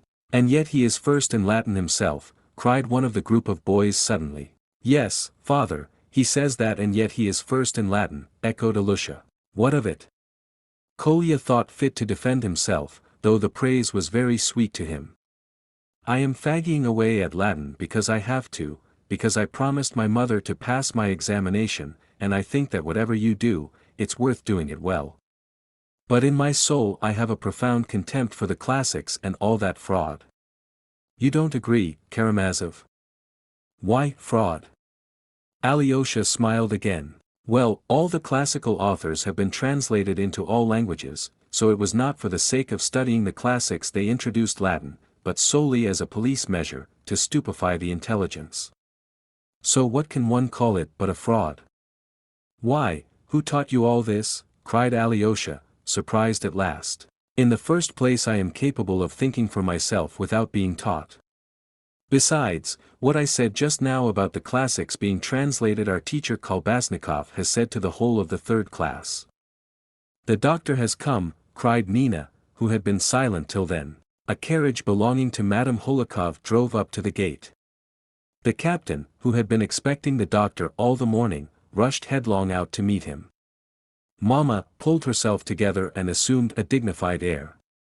Alyosha went up to Alyosha and began setting his pillows straight. Nina, from her invalid chair, anxiously watched him putting the bed tidy. The boys hurriedly took leave. Some of them promised to come again in the evening. Kolya called Perezvon and the dog jumped off the bed. I won't go away, Kolya said hastily to Alyosha. I'll wait in the passage and come back when the doctor's gone. I'll come back with Perezvon. But by now the doctor had entered, an important-looking person with long, dark whiskers and a shiny, shaven chin, wearing a bearskin coat. As he crossed the threshold he stopped, taken aback. He probably fancied he had come to the wrong place. How is this? Where am I? He muttered, not removing his coat nor his peaked sealskin cap. The crowd, the poverty of the room, the washing hanging on a line in the corner, puzzled him.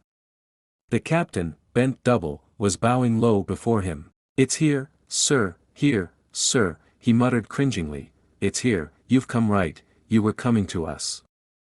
Snegiryov, the doctor said loudly and pompously. Mr. Snegiryov, is that you? That's me, sir. Ah. The doctor looked round the room with a squeamish air once more and threw off his coat, displaying to all eyes the grand decoration at his neck. The captain caught the fur coat in the air, and the doctor took off his cap. Where is the patient? He asked emphatically. Chapter 6. Precocity. What do you think the doctor will say to him? Kolya asked quickly. What a repulsive mug, though, hasn't he?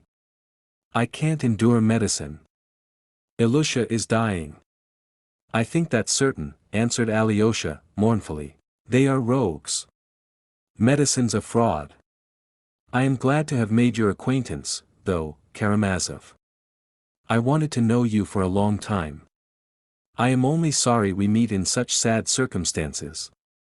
Kolya had a great inclination to say something even warmer and more demonstrative, but he felt ill at ease. Alyosha noticed this, smiled, and pressed his hand. I've long learned to respect you as a rare person, Kolya muttered again, faltering and uncertain. I have heard you are a mystic and have been in the monastery.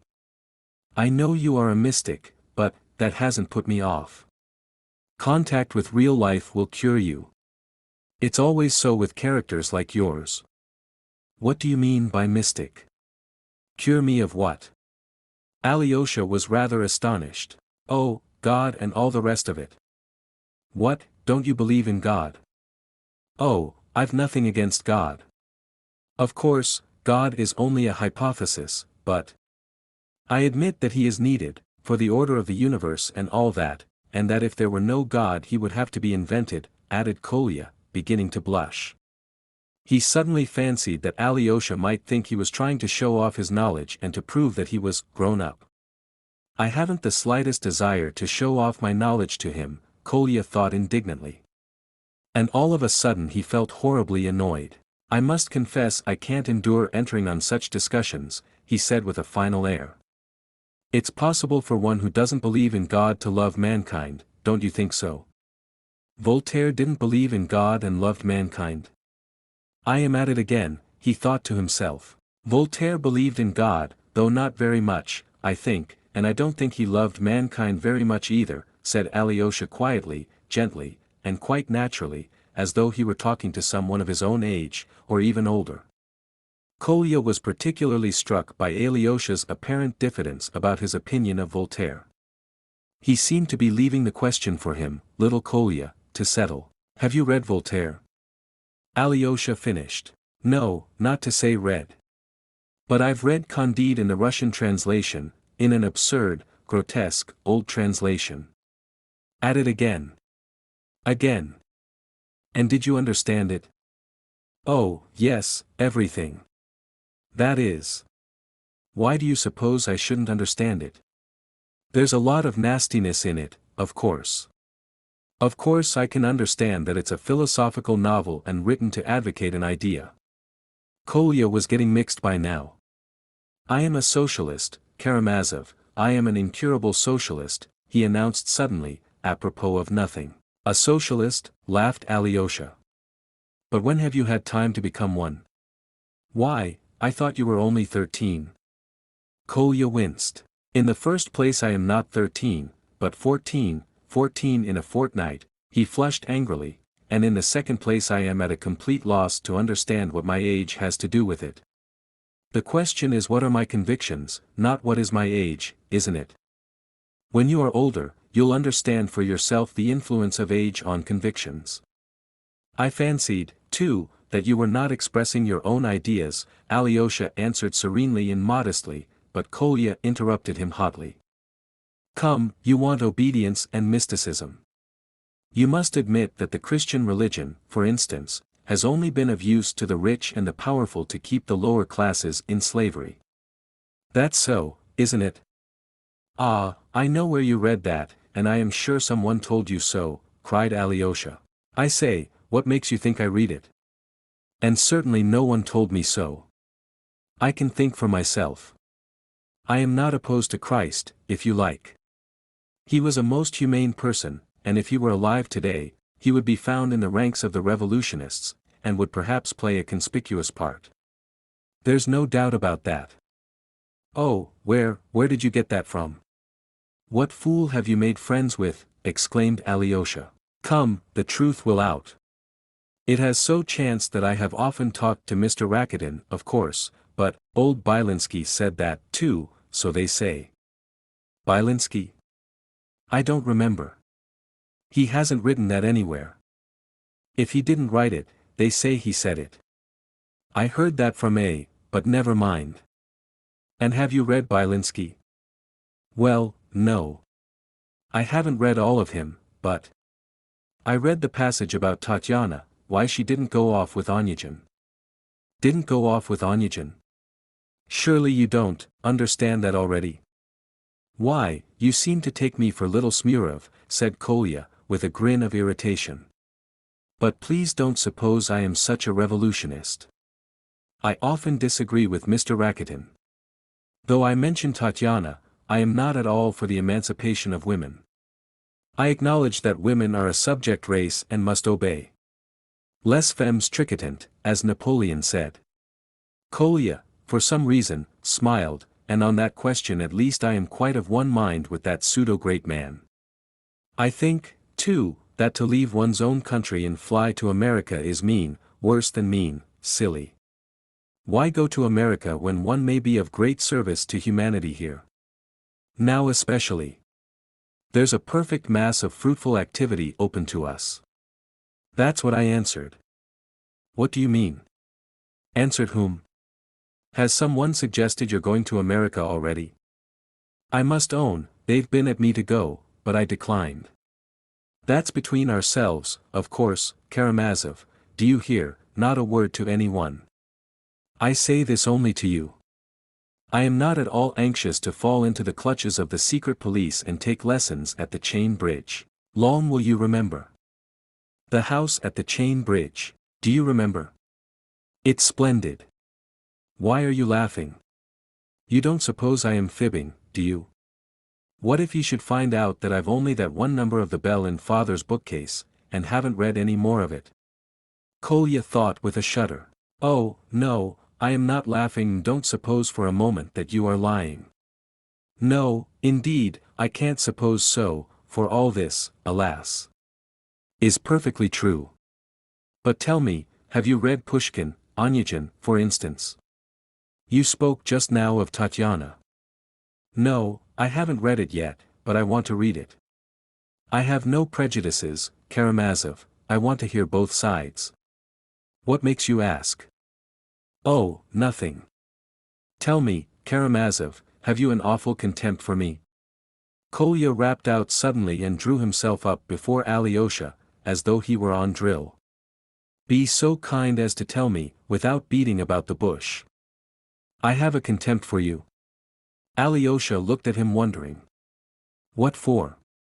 I am only sad that a charming nature such as yours should be perverted by all this crude nonsense before you have begun life. Don't be anxious about my nature, Kolya interrupted, not without complacency. But it's true that I am stupidly sensitive, crudely sensitive. You smiled just now, and I fancied you seemed to. Oh, my smile meant something quite different. I'll tell you why I smiled. Not long ago I read the criticism made by a German who had lived in Russia, on our students and schoolboys of today. Show a Russian schoolboy, he writes, a map of the stars, which he knows nothing about, and he will give you back the map next day with corrections on it. No knowledge and unbounded conceit, that's what the German meant to say about the Russian schoolboy. Yes, that's perfectly right, Kolya laughed suddenly, exactly so. Bravo the German. But he did not see the good side, what do you think? Conceit may be, that comes from youth, that will be corrected if need be, but, on the other hand, there is an independent spirit almost from childhood, boldness of thought and conviction, and not the spirit of these sausage-makers, groveling before authority. But the German was right all the same. Bravo the German. But Germans want strangling all the same. Though they are so good at science and learning they must be strangled. Strangled, what for? Smiled Alyosha. Well, perhaps I am talking nonsense, I agree. I am awfully childish sometimes, and when I am pleased about anything I can't restrain myself and am ready to talk any stuff. But, I say, we are chattering away here about nothing, and that doctor has been a long time in there. But perhaps he's examining the mama and that poor crippled Nina. I like that Nina, you know. She whispered to me suddenly as I was coming away, why didn't you come before? And in such a voice, so reproachfully. I think she is awfully nice and pathetic. Yes, yes. Well, you'll be coming often, you will see what she is like. It would do you a great deal of good to know people like that, to learn to value a great deal which you will find out from knowing these people, Alyosha observed warmly. That would have more effect on you than anything. Oh, how I regret and blame myself for not having come sooner. Kolya exclaimed, with bitter feeling. Yes, it's a great pity. You saw for yourself how delighted the poor child was to see you. And how he fretted for you to come. Don't tell me. You make it worse. But it serves me right. What kept me from coming was my conceit, my egoistic vanity, and the beastly willfulness, which I never can get rid of, though I've been struggling with it all my life. I see that now. I am a beast in lots of ways, Karamazov. No, you have a charming nature, though it's been distorted, and I quite understand why you have had such an influence on this generous, morbidly sensitive boy, Alyosha answered warmly. And you say that to me, cried Kolya, and would you believe it, I've thought several times since I've been here, that you despised me. If only you knew how I prize your opinion. But are you really so sensitive? At your age? Would you believe it, just now, when you were telling your story, I thought, as I watched you, that you must be very sensitive. You thought so? What an eye you've got, I say. I bet that was when I was talking about the goose. That was just when I was fancying you had a great contempt for me for being in such a hurry to show off, and for a moment I quite hated you for it, and began talking like a fool.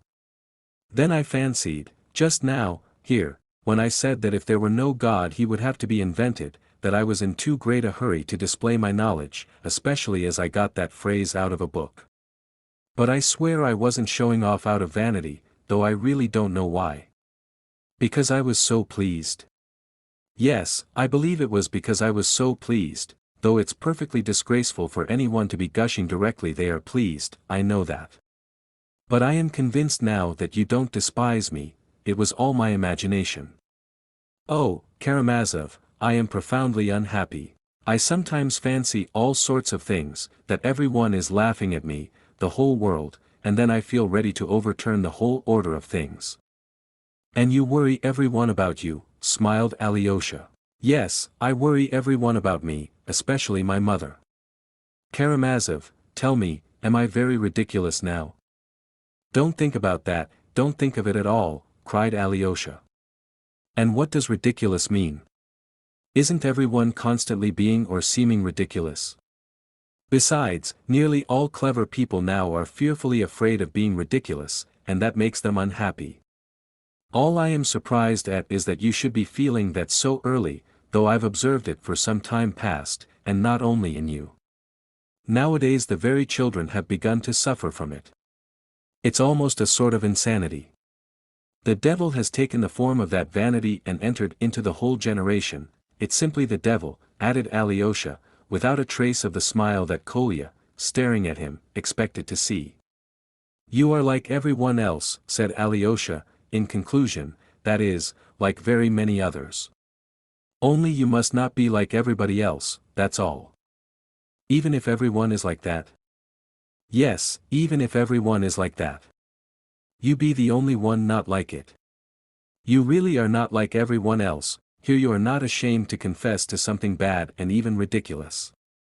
And who will admit so much in these days? No one. And people have even ceased to feel the impulse to self-criticism. Don't be like everyone else, even if you are the only one. Splendid. I was not mistaken in you. You know how to console one. Oh, how I have longed to know you, Karamazov. I've long been eager for this meeting. Can you really have thought about me, too? You said just now that you thought of me, too? Yes, I'd heard of you and had thought of you, too, and if it's partly vanity that makes you ask, it doesn't matter. Do you know, Karamazov, our talk has been like a declaration of love, said Kolya, in a bashful and melting voice. That's not ridiculous, is it? Not at all ridiculous, and if it were, it wouldn't matter, because it's been a good thing. Alyosha smiled brightly. But do you know, Karamazov, you must admit that you are a little ashamed yourself, now. I see it by your eyes. Kolya smiled with a sort of sly happiness. Why ashamed? Well, why are you blushing? It was you made me blush, laughed Alyosha, and he really did blush. Oh, well, I am a little, goodness knows why, I don't know, he muttered, almost embarrassed. Oh, how I love you and admire you at this moment just because you are rather ashamed. Because you are just like me, cried Kolya, in positive ecstasy. His cheeks glowed, his eyes beamed. You know, Kolya, you will be very unhappy in your life, something made Alyosha say suddenly. I know, I know. How you know it all beforehand. Kolya agreed at once. But you will bless life on the whole, all the same. Just so, hurrah. You are a prophet. Oh, we shall get on together, Karamazov. Do you know, what delights me most, is that you treat me quite like an equal. But we are not equals, no, we are not, you are better. But we shall get on. Do you know, all this last month, I've been saying to myself, either we shall be friends at once, forever, or we shall part enemies to the grave. And saying that, of course, you loved me, Alyosha laughed gaily. I did. I loved you awfully. I've been loving and dreaming of you. And how do you know it all beforehand? Ah, here's the doctor. Goodness. What will he tell us? Look at his face. Chapter 7. Ilusha. The doctor came out of the room again, muffled in his fur coat and with his cap on his head. His face looked almost angry and disgusted, as though he were afraid of getting dirty. He cast a cursory glance round the passage, looking sternly at Alyosha and Kolya as he did so. Alyosha waved from the door to the coachman, and the carriage that had brought the doctor drove up. The captain darted out after the doctor, and, bowing apologetically, stopped him to get the last word. The poor fellow looked utterly crushed, there was a scared look in his eyes. Your Excellency, is it possible, he began, but could not go on and clasped his hands in despair. Yet he still gazed imploringly at the doctor, as though a word from him might still change the poor boy's fate. I can't help it, I am not God, the doctor answered offhand, though with the customary impressiveness. Doctor, Your Excellency, and will it be soon, soon? You must be prepared for anything, said the doctor in emphatic and incisive tones, and dropping his eyes, he was about to step out to the coach. Your Excellency, for Christ's sake, the terror-stricken captain stopped him again. Your Excellency. But can nothing, absolutely nothing save him now? It's not in my hands now, said the doctor impatiently, but he stopped suddenly.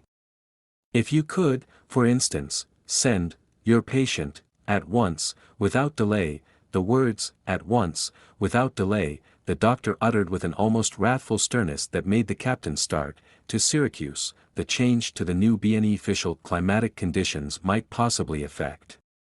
To Syracuse, cried the captain, unable to grasp what was said. Syracuse is in Sicily, Kolya jerked out suddenly in explanation. The doctor looked at him. Sicily. Your Excellency, faltered the captain, but you've seen, he spread out his hands, indicating his surroundings, Mama and my family. No, Sicily is not the place for the family should go to Caucasus in the early spring, your daughter must go to the Caucasus, and your wife, after a course of the waters in the Caucasus for her rheumatism, must be sent straight to Paris to the mental specialist Le Pelletier. I could give you a note to him, and then, there might be a change. Doctor. But you see. The captain flung wide his hands again despairingly, indicating the bare wooden walls of the passage. Well, that's not my business, grinned the doctor. I have only told you the answer of medical science to your question as to possible treatment. As for the rest, to my regret.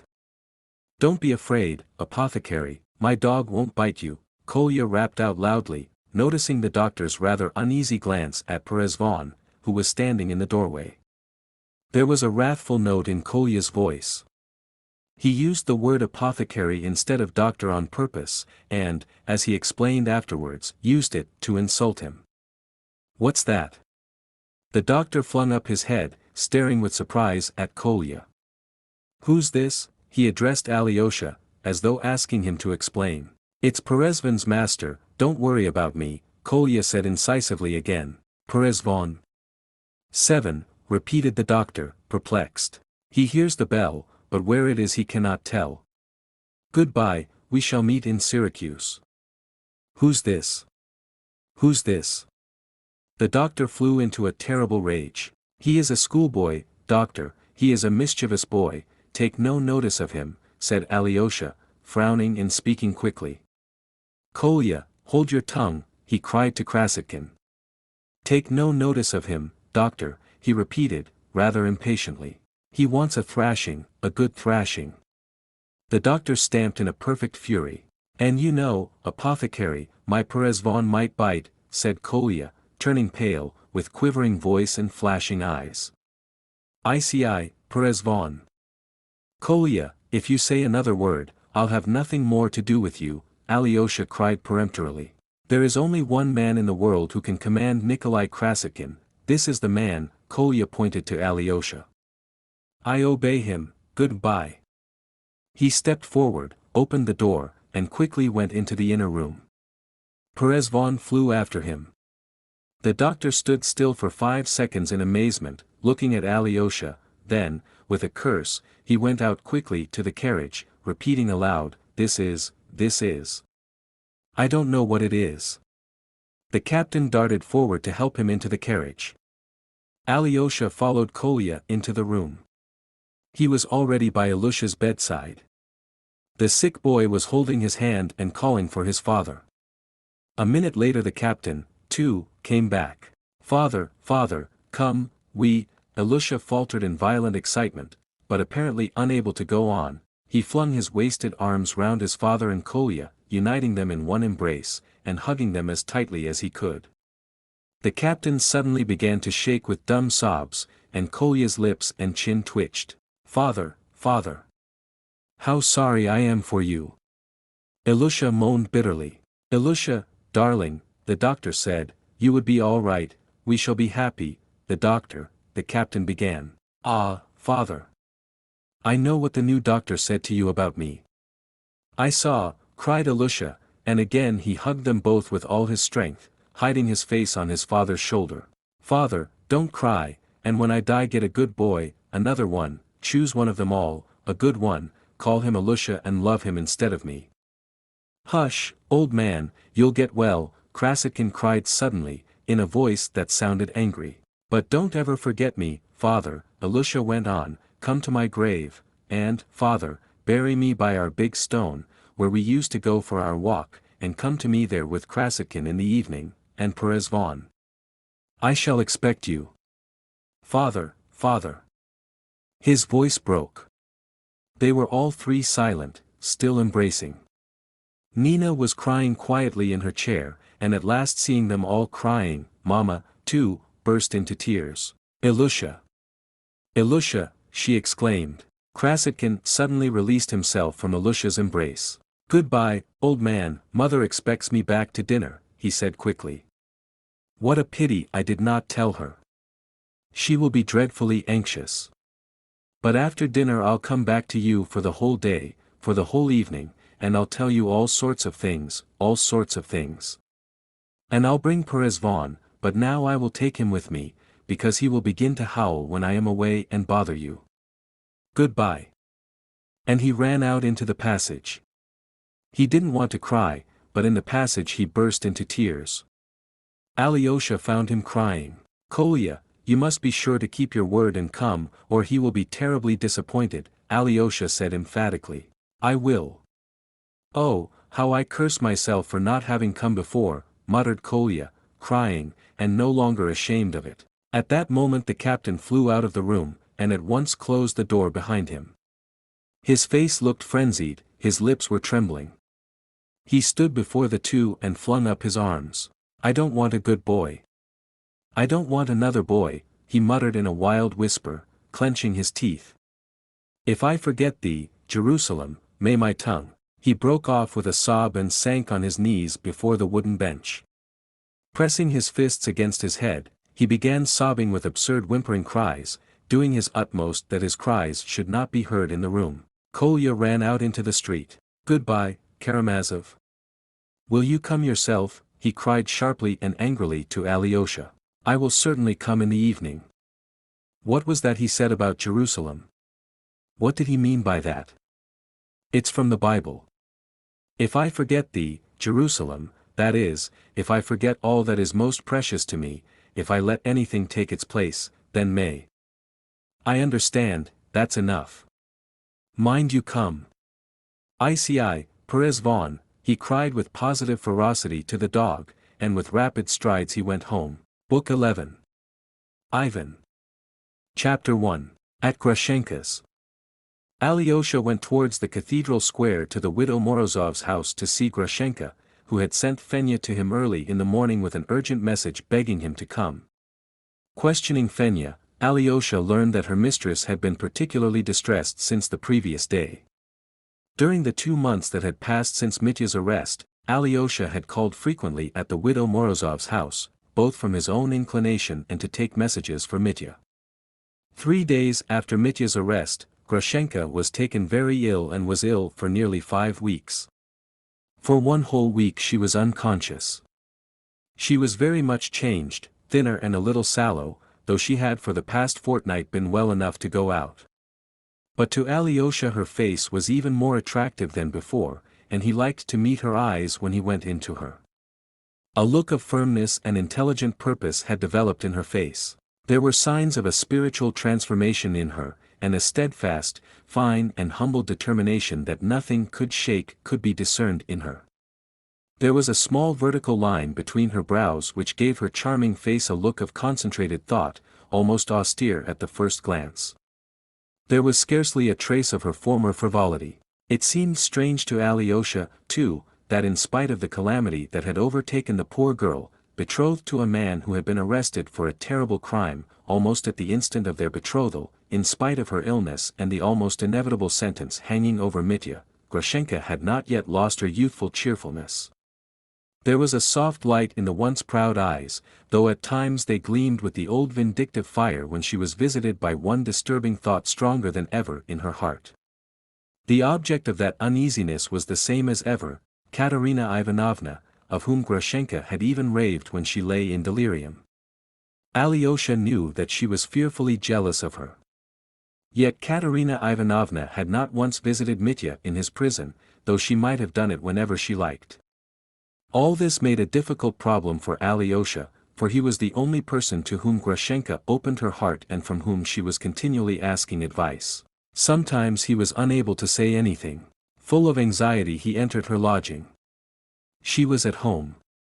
She had returned from seeing Mitya half an hour before, and from the rapid movement with which she leapt up from her chair to meet him he saw that she had been expecting him with great impatience.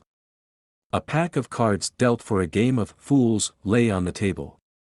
A bed had been made up on the leather sofa on the other side and Maximov lay, half reclining, on it. He wore a dressing gown and a cotton nightcap, and was evidently ill and weak, though he was smiling blissfully. When the homeless old man returned with Grushenka from Mokroe 2 months before, he had simply stayed on and was still staying with her.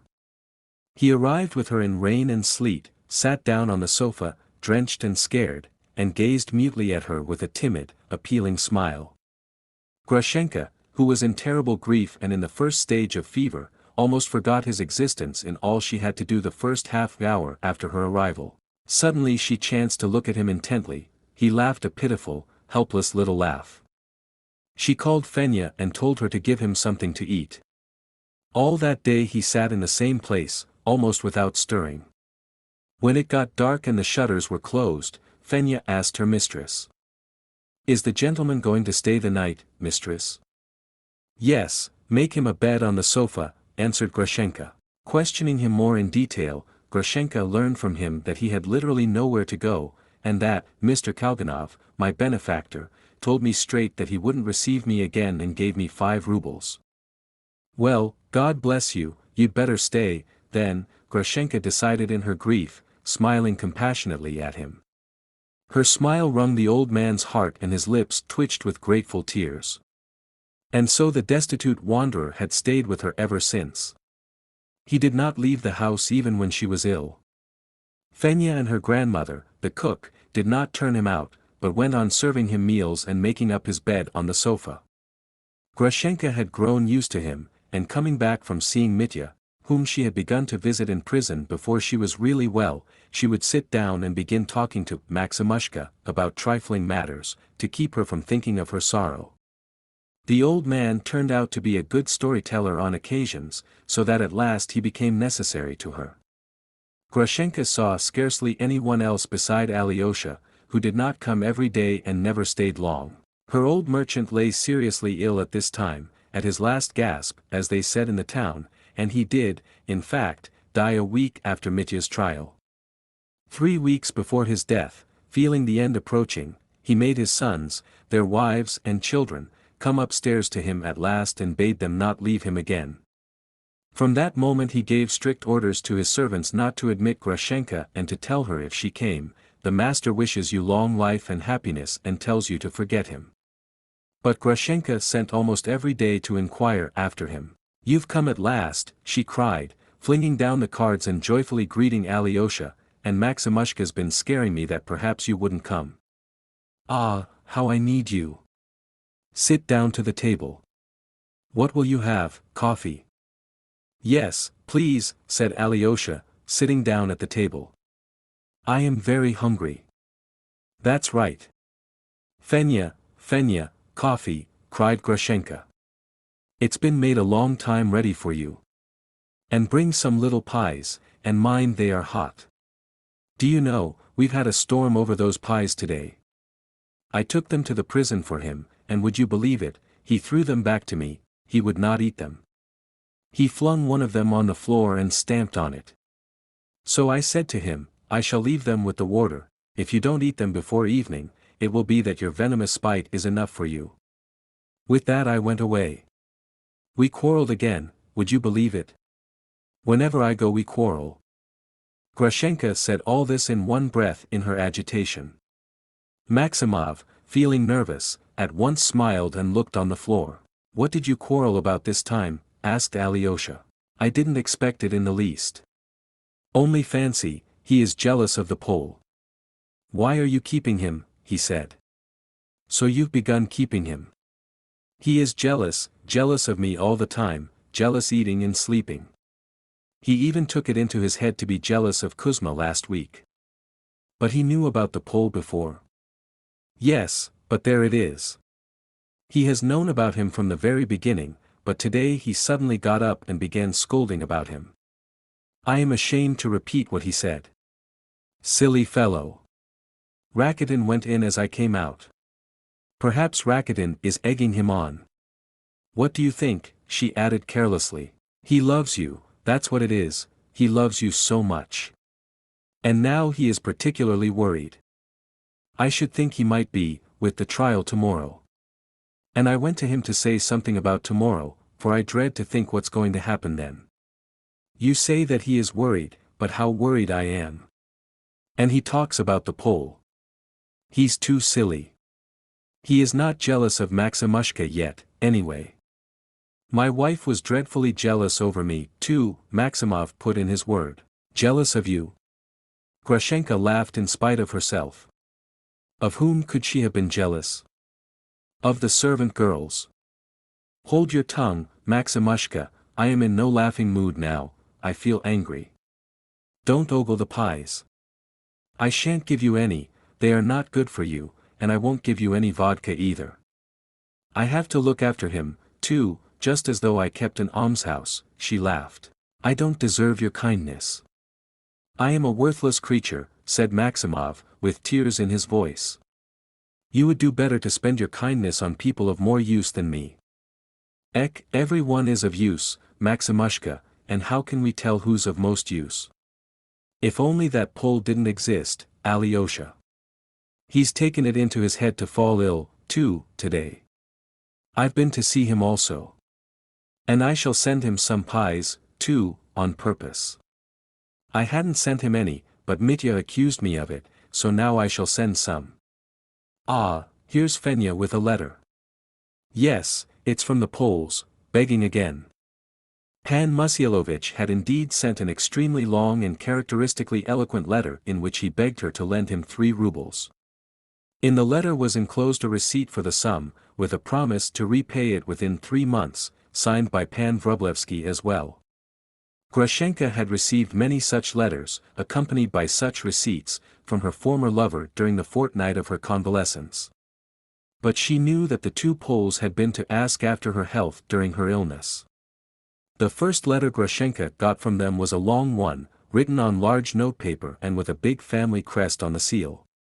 It was so obscure and rhetorical that Grushenka put it down before she had read half, unable to make head or tail of it. She could not attend to letters then.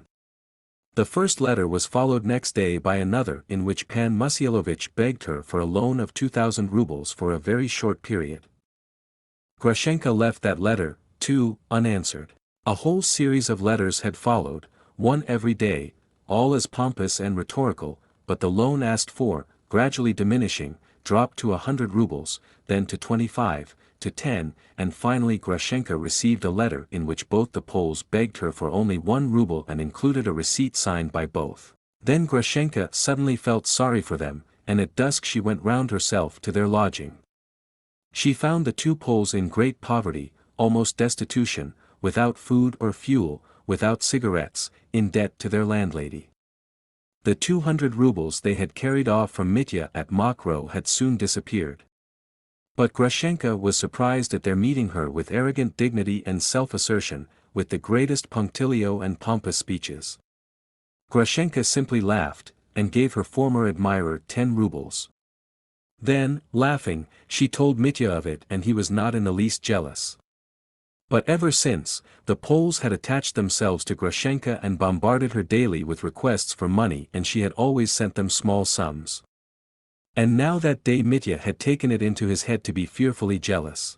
Like a fool, I went round to him just for a minute, on the way to see Mitya, for he is ill, too, my Pole, Grushenka began again with nervous haste. I was laughing, telling Mitya about it. Fancy, I said, my Pole had the happy thought to sing his old songs to me to the guitar. He thought I would be touched and marry him. Mitya leapt up swearing. So, there, I'll send them the pies. Fenya, is it that little girl they've sent? Here, give her 3 rubles and pack a dozen pies up in a paper and tell her to take them. And you, Alyosha, be sure to tell Mitya that I did send them the pies. I wouldn't tell him for anything, said Alyosha, smiling. Ek. You think he is unhappy about it? Why, he's jealous on purpose. He doesn't care, said Grushenka bitterly. On purpose? Queried Alyosha. I tell you you are silly, Alyosha. You know nothing about it, with all your cleverness. I am not offended that he is jealous of a girl like me. I would be offended if he were not jealous. I am like that. I am not offended at jealousy. I have a fierce heart, too. I can be jealous myself. Only what offends me is that he doesn't love me at all. I tell you he is jealous now on purpose. Am I blind? Don't I see? He began talking to me just now of that woman, of Katerina, saying she was this and that, how she had ordered a doctor from Moscow for him, to try and save him, how she had ordered the best counsel, the most learned one, too. So he loves her, if he'll praise her to my face, more shame to him. He's treated me badly himself, so he attacked me, to make out I am in fault first and to throw it all on me. You were with your Pole before me, so I can't be blamed for Katerina, that's what it amounts to. He wants to throw the whole blame on me. He attacked me on purpose, I tell you, but I'll. Grushenka could not finish saying what she would do.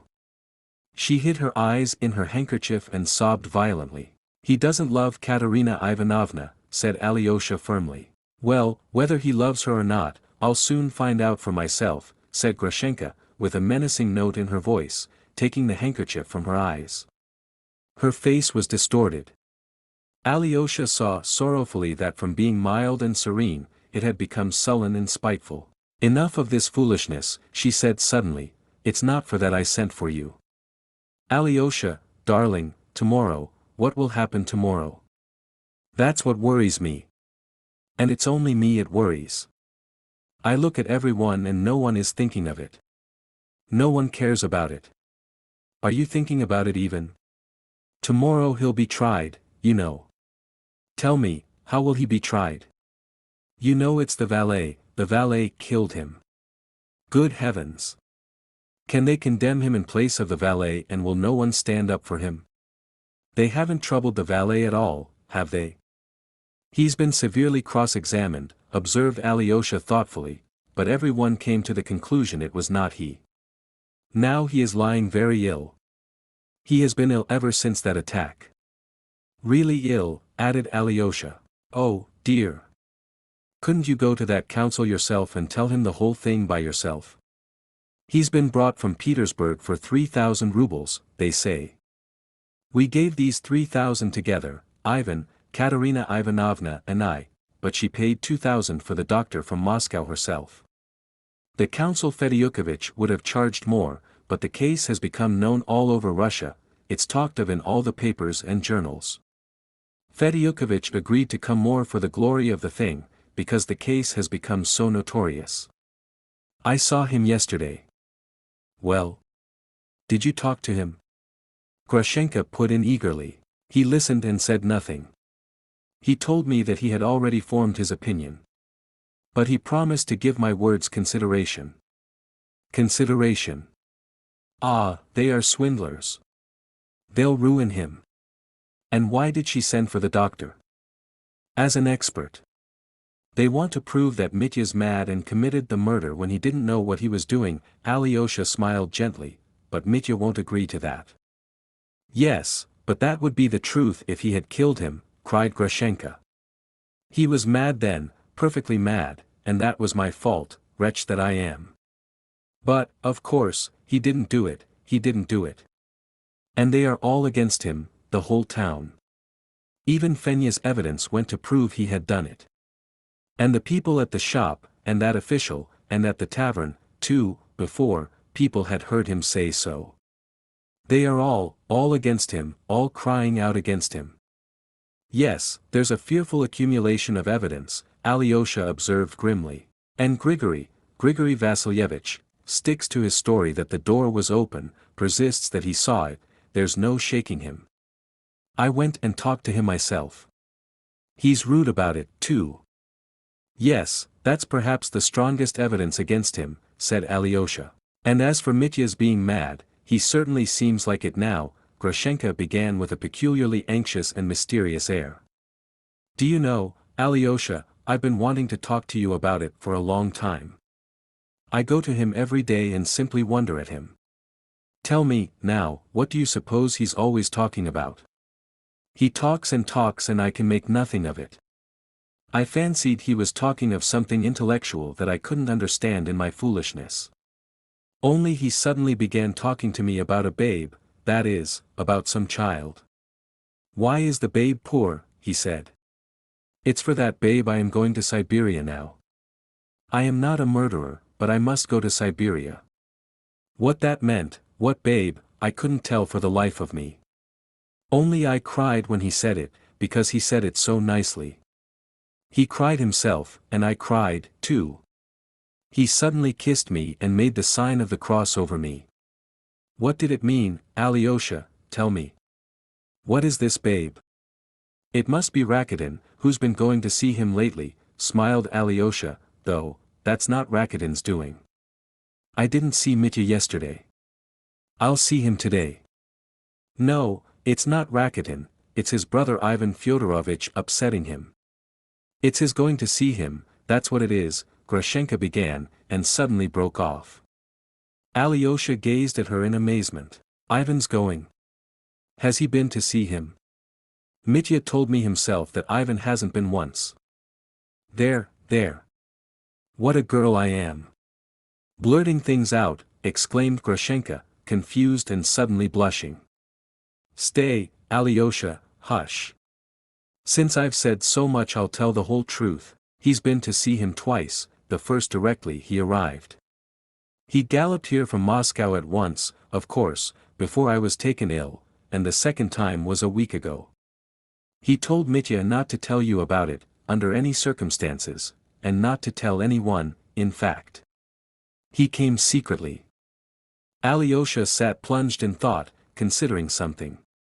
The news evidently impressed him. Ivan doesn't talk to me of Mitya's case, he said slowly. He's said very little to me these last 2 months. And whenever I go to see him, he seems vexed at my coming, so I've not been to him for the last 3 weeks. If he was there a week ago, there certainly has been a change in Mitya this week. There has been a change, Grushenka assented quickly. They have a secret. Mitya told me himself there was a secret, and such a secret that Mitya can't rest. Before then, he was cheerful, and, indeed, he is cheerful now, but when he shakes his head like that, you know, and strides about the room and keeps pulling at the hair on his right temple with his right hand, I know there is something on his mind worrying him. I know. He was cheerful before, though, indeed, he is cheerful today. But you said he was worried. Yes, he is worried and yet cheerful. He keeps on being irritable for a minute and then cheerful and then irritable again. And you know, Alyosha, I am constantly wondering at him, with this awful thing hanging over him, he sometimes laughs at such trifles as though he were a baby himself. And did he really tell you not to tell me about Ivan? Did he say, don't tell him? Yes, he told me, don't tell him. It's you that Mitya's most afraid of. Because it's a secret, he said himself it was a secret. Alyosha, darling, go to him and find out what their secret is and come and tell me, Grushenka besought him with sudden eagerness. Set my mind at rest that I may know the worst that's in store for me. That's why I sent for you. You think it's something to do with you? If it were, he wouldn't have told you there was a secret. I don't know. Perhaps he wants to tell me, but doesn't dare to. He warns me. There is a secret, he tells me, but he won't tell me what it is. What do you think yourself? What do I think? It's the end for me, that's what I think. They all three have been plotting my end, for Katerina's in it. It's all Katerina, it all comes from her. She is this and that means that I am not. He tells me that beforehand, warns me. He is planning to throw me over, that's the whole secret. They've planned it together, the three of them, Mitya, Katerina, and Ivan Fyodorovitch. Alyosha, I've been wanting to ask you a long time. A week ago he suddenly told me that Ivan was in love with Katerina, because he often goes to see her. Did he tell me the truth or not? Tell me, on your conscience, tell me the worst. I won't tell you a lie. Ivan is not in love with Katerina Ivanovna, I think. Oh, that's what I thought. He is lying to me, shameless deceiver, that's what it is. And he was jealous of me just now, so as to put the blame on me afterwards. He is stupid, he can't disguise what he is doing, he is so open, you know. But I'll give it to him, I'll give it to him. You believe I did it, he said. He said that to me. He reproached me with that. God forgive him. You wait, I'll make it hot for Katerina at the trial. I'll just say a word then. I'll tell everything then. And again she cried bitterly. This I can tell you for certain, Grushenka, Alyosha said, getting up. First, that he loves you more than anyone in the world, and you only, believe me. I know. I do know. The second thing is that I don't want to worm his secret out of him, but if he'll tell me of himself today, I shall tell him straight out that I have promised to tell you. Then I'll come to you today, and tell you. Only. I fancy. Katerina Ivanovna has nothing to do with it, and that the secret is about something else. That's certain. It isn't likely it's about Katerina Ivanovna, it seems to me. Goodbye for now. Alyosha shook hands with her. Grushenka was still crying. He saw that she put little faith in his consolation, but she was better for having had her sorrow out, for having spoken of it. He was sorry to leave her in such a state of mind, but he was in haste. He had a great many things to do still. Chapter 2. The Injured Foot. The first of these things was at the house of Madame Holikov, and he hurried there to get it over as quickly as possible and not be too late for Mitya. Madame Holikov had been slightly ailing for the last 3 weeks, her foot had for some reason swollen up, and though she was not in bed, she lay all day half reclining on the couch in her boudoir, in a fascinating but decorous deshabille. Alyosha had once noted with innocent amusement that, in spite of her illness, Madame Holikov had begun to be rather dressy, top knots, ribbons, loose wrappers, had made their appearance, and he had an inkling of the reason, though he dismissed such ideas from his mind as frivolous. During the last 2 months the young official, Perhatin, had become a regular visitor at the house. Alyosha had not called for 4 days and he was in haste to go straight to Lise, as it was with her he had to speak, for Lise had sent a maid to him the previous day, specially asking him to come to her, about something very important, a request which, for certain reasons, had interest for Alyosha. But while the maid went to take his name in to Lise, Madame Holikov heard of his arrival from someone, and immediately sent to beg him to come to her, just for 1 minute. Alyosha reflected that it was better to accede to the mamma's request, or else she would be sending down to Lisa's room every minute that he was there. Madame Holikov was lying on a couch. She was particularly smartly dressed and was evidently in a state of extreme nervous excitement. She greeted Alyosha with cries of rapture. It's ages, perfect ages since I've seen you. It's a whole week, only think of it. Ah, but you were here only 4 days ago, on Wednesday. You have come to see Lise. I'm sure you meant to slip into her room on tiptoe, without my hearing you. My dear, dear Alexey Fyodorovitch, if you only knew how worried I am about her. But of that later, though that's the most important thing, of that later. Dear Alexey Fyodorovitch, I trust you implicitly with my Lise. Since the death of Father Zosima, God rest his soul. She crossed herself, I look upon you as a monk, though you look charming in your new suit. Where did you find such a tailor in these parts? No, no, that's not the chief thing, of that later. Forgive me for sometimes calling you Alyosha, an old woman like me may take liberties, she smiled coquettishly, but that will do later, too. The important thing is that I shouldn't forget what is important. Please remind me of it yourself. As soon as my tongue runs away with me, you just say, the important thing. ACH. How do I know now what is of most importance? Ever since Lise took back her promise, her childish promise, Alexey Fyodorovitch, to marry you, you've realized, of course, that it was only the playful fancy of a sick child who had been so long confined to her chair. Thank God, she can walk now. That new Dr. Katya sent for from Moscow for your unhappy brother, who will tomorrow, but why speak of tomorrow? I am ready to die at the very thought of tomorrow. Ready to die of curiosity. That doctor was with us yesterday and saw Lise. I paid him 50 rubles for the visit. But that's not the point, that's not the point again. You see, I'm mixing everything up. I am in such a hurry. Why am I in a hurry? I don't understand. It's awful how I seem growing unable to understand anything. Everything seems mixed up in a sort of tangle. I am afraid you are so bored you will jump up and run away, and that will be all I shall see of you. Goodness! Why are we sitting here and no coffee?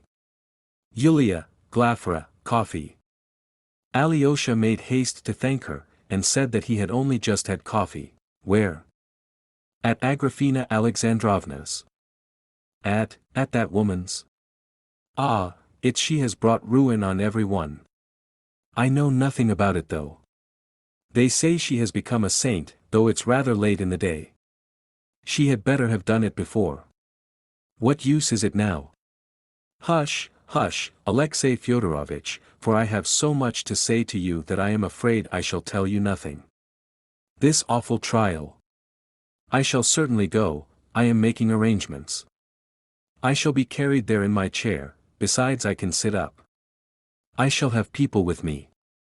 And, you know, I am a witness. How shall I speak, how shall I speak? I don't know what I shall say. One has to take an oath, hasn't one? Yes, but I don't think you will be able to go. I can sit up. Ah, you put me out. Ah. This trial, this savage act, and then they are all going to Siberia, some are getting married, and all this so quickly, everything's changing, and at last, nothing. All grow old and have death to look forward to. Well, so be it. I am weary. This Katya, cette charmante personne, has disappointed all my hopes. Now she is going to follow one of your brothers to Siberia, and your other brother is going to follow her, and will live in the nearest town, and they will all torment one another. It drives me out of my mind. Worst of all, the publicity. The story has been told 1,000,000 times over in all the papers in Moscow and Petersburg. Ah! Yes, would you believe it, there's a paragraph that I was a dear friend of your brother's, I can't repeat the horrid word. Just fancy, just fancy. Impossible. Where was the paragraph? What did it say? I'll show you directly. I got the paper and read it yesterday. Here, in the Petersburg paper Gossip. The paper began coming out this year. I am awfully fond of gossip, and I take it in, and now it pays me out. This is what gossip comes to. Here it is, here, this passage. Read it. And she handed Alyosha a sheet of newspaper which had been under her pillow. It was not exactly that she was upset, she seemed overwhelmed and perhaps everything really was mixed up in a tangle in her head. The paragraph was very typical, and must have been a great shock to her, but, fortunately perhaps, she was unable to keep her mind fixed on any one subject at that moment, and so might race off in a minute to something else and quite forget the newspaper. Alyosha was well aware that the story of the terrible case had spread all over Russia. And, good heavens! What wild rumors about his brother, about the Karamazovs, and about himself he had read in the course of those 2 months, among other equally credible items. One paper had even stated that he had gone into a monastery and become a monk, in horror at his brother's crime. Another contradicted this, and stated that he and his elder, Father Zosima, had broken into the monastery chest and made tracks from the monastery. The present paragraph in the paper gossip was under the heading, "The Karamazov Case at Skotopriganivsk." That, alas, was the name of our little town. I had hitherto kept it concealed. It was brief, and Madame Holikov was not directly mentioned in it. No names appeared, in fact. It was merely stated that the criminal, whose approaching trial was making such a sensation, retired army captain, an idle swaggerer, and reactionary bully, was continually involved in amorous intrigues, and particularly popular with certain ladies, who were pining in solitude. One such lady, a pining widow, who tried to seem young though she had a grown-up daughter, was so fascinated by him that only 2 hours before the crime she offered him 3,000 rubles, on condition that he would elope with her to the gold mines. But the criminal, counting on escaping punishment, had preferred to murder his father to get the 3,000 rather than go off to Siberia with the middle-aged charms of his pining lady. This playful paragraph finished, of course, with an outburst of generous indignation at the wickedness of parricide and at the lately abolished institution of serfdom. Reading it with curiosity, Alyosha folded up the paper and handed it back to Madame Holikov. "Well, that must be me," she hurried on again. "Of course I am meant. Scarcely more than an hour before, I suggested gold mines to him, and here they talk of middle-aged charms as though that were my motive. He writes that out of spite. God Almighty forgive him for the middle-aged charms, as I forgive him. Do you know who it is? It's your friend Rakitin." "Perhaps," said Alyosha, "though I've heard nothing about it." It's he. "No, perhaps, about it. I turned him out of the house. You know all that story, don't you? I know that you asked him not to visit you for the future, but why it was, I haven't heard, from you, at least." "Ah, then you've heard it from him. He abuses me, I suppose, abuses me dreadfully." "Yes, he does, but then he abuses everyone. But why you've given him up I haven't heard from him either. I meet him very seldom now, indeed. We are not friends." "Well, then, I'll tell you all about it. There's no help for it, I'll confess, for there is one point in which I was perhaps to blame. Only a little point, so little that perhaps it doesn't count. You see, my dear boy," Madame Holikov suddenly looked arch and a charming, though enigmatic, smile played about her lips, "you see, I suspect. You must forgive me, Alyosha. I am like a mother to you." No, quite the contrary. I speak to you now as though you were my father, mother's quite out of place. Well, it's as though I were confessing to Father Zosima, that's just it. I called you a monk just now.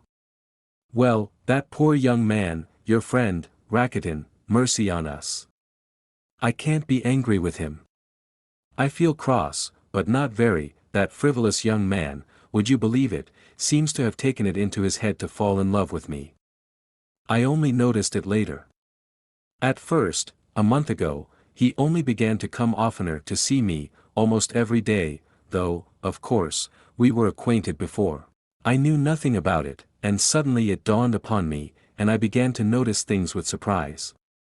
2 months ago, that modest, charming, excellent young man, Pyotr Ilyitch Perhatin, who's in the service here, began to be a regular visitor at the house. You met him here ever so many times yourself. And he is an excellent, earnest young man, isn't he? He comes once every 3 days, not every day, though I should be glad to see him every day, and always so well dressed.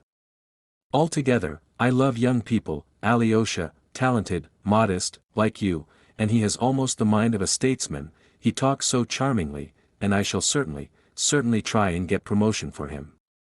He is a future diplomat. On that awful day he almost saved me from death by coming in the night. And your friend Rakitin comes in such boots, and always stretches them out on the carpet. He began hinting at his feelings, in fact, and one day, as he was going, he squeezed my hand terribly hard. My foot began to swell directly after he pressed my hand like that.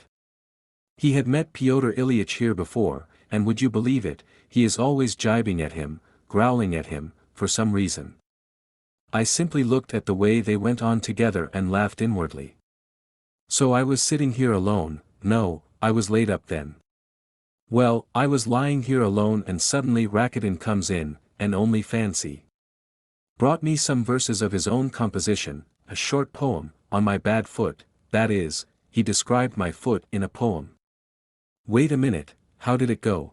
A captivating little foot. It began somehow like that. I can never remember poetry. I've got it here. I'll show it to you later.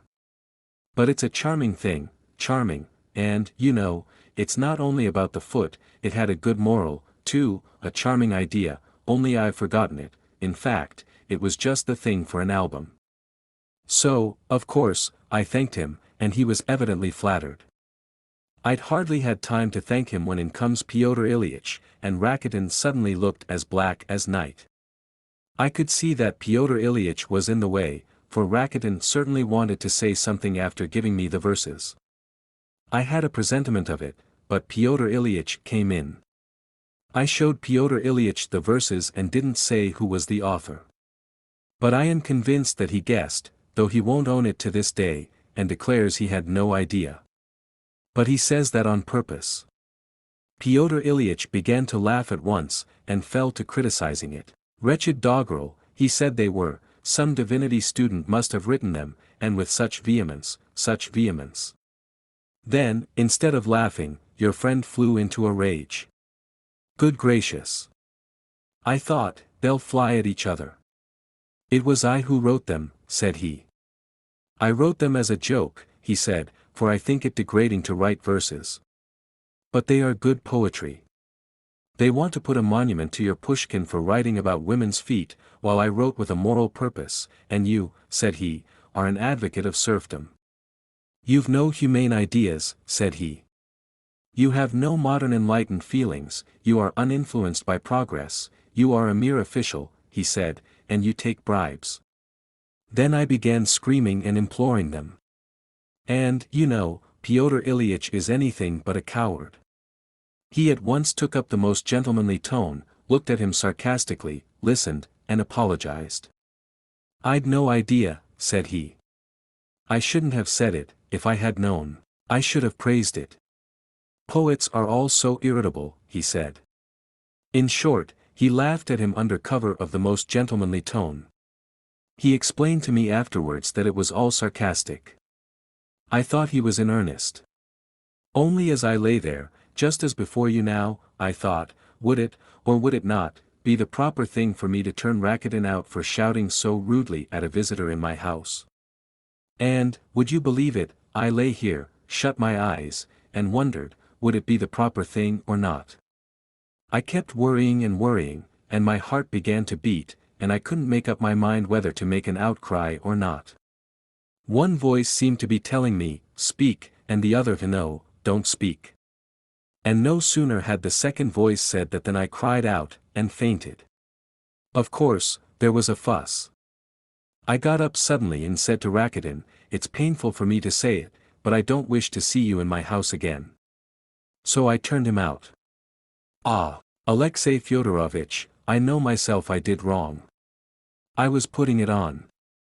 I wasn't angry with him at all, really, but I suddenly fancied, that was what did it, that it would be such a fine scene.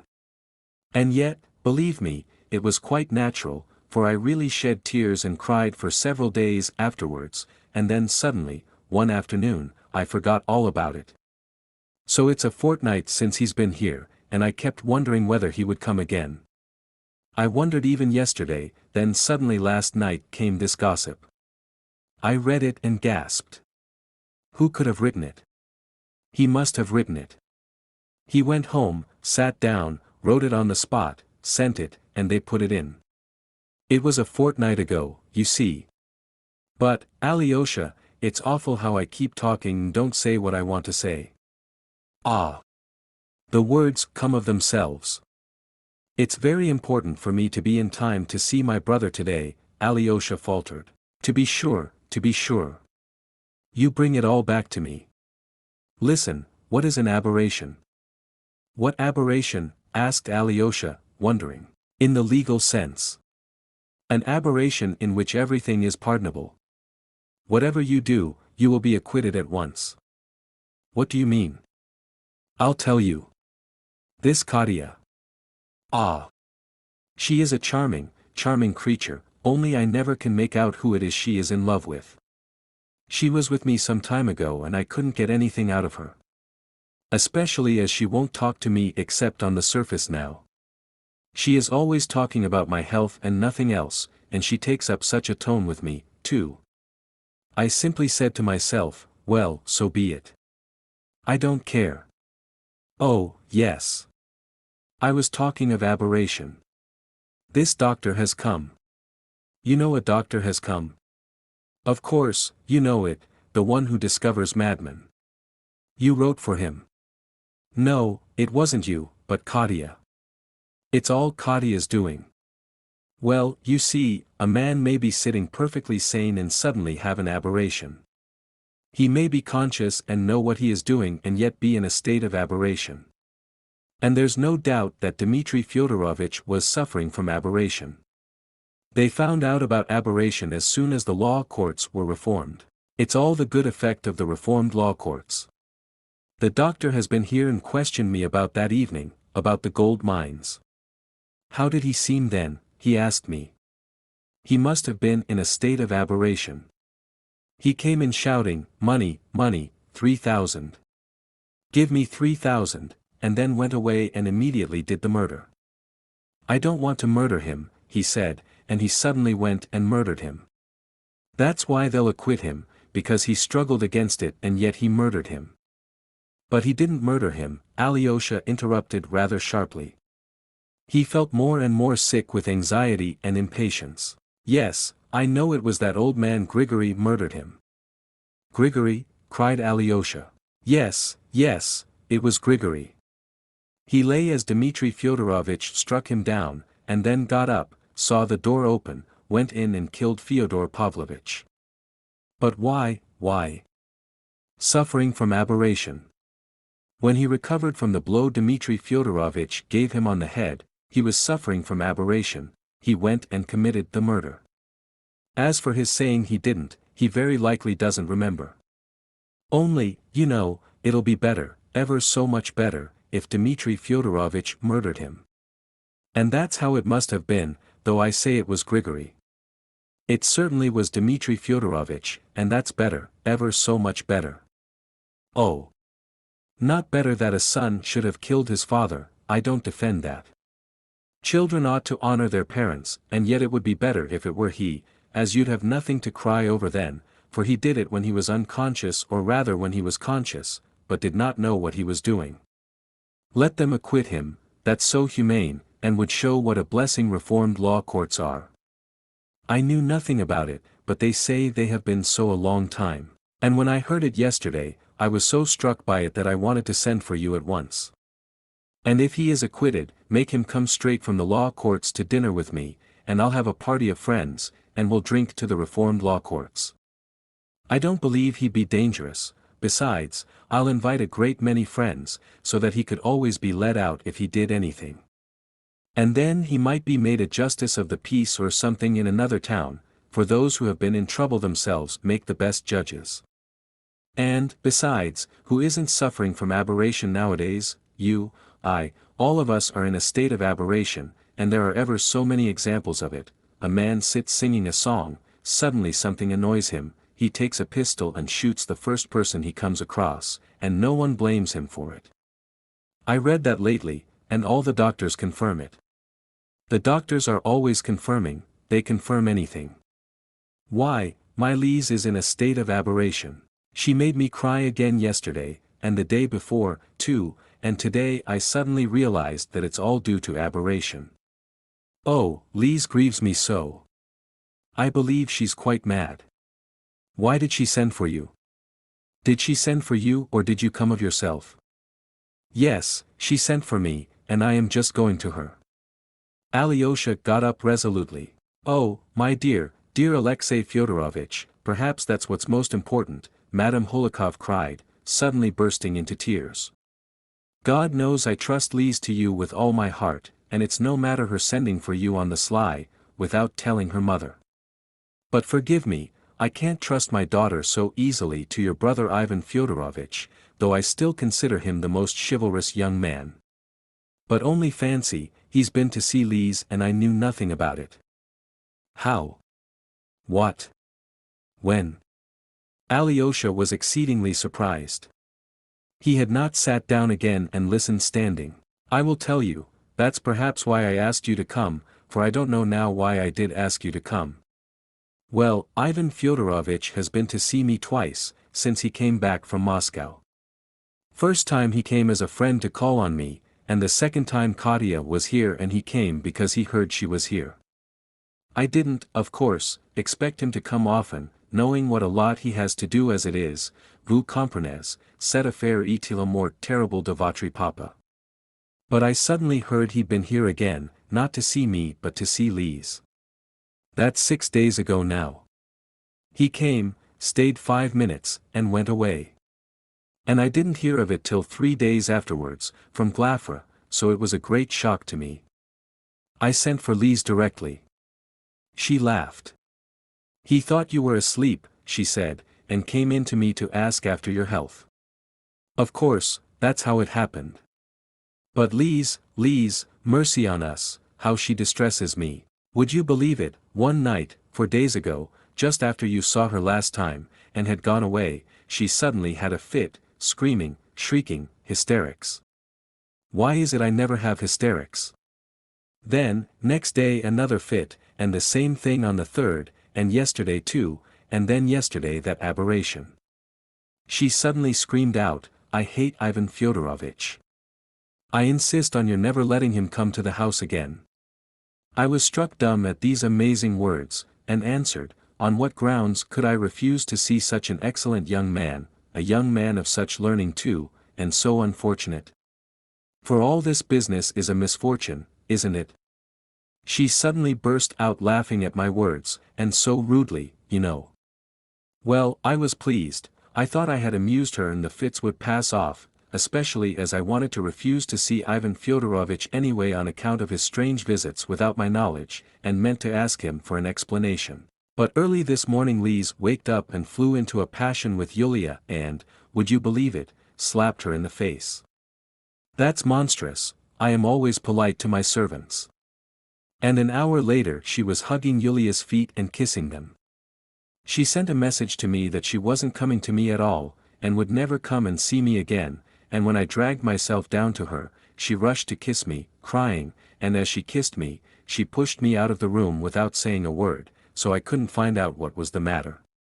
Now, dear Alexey Fyodorovitch, I rest all my hopes on you, and, of course, my whole life is in your hands.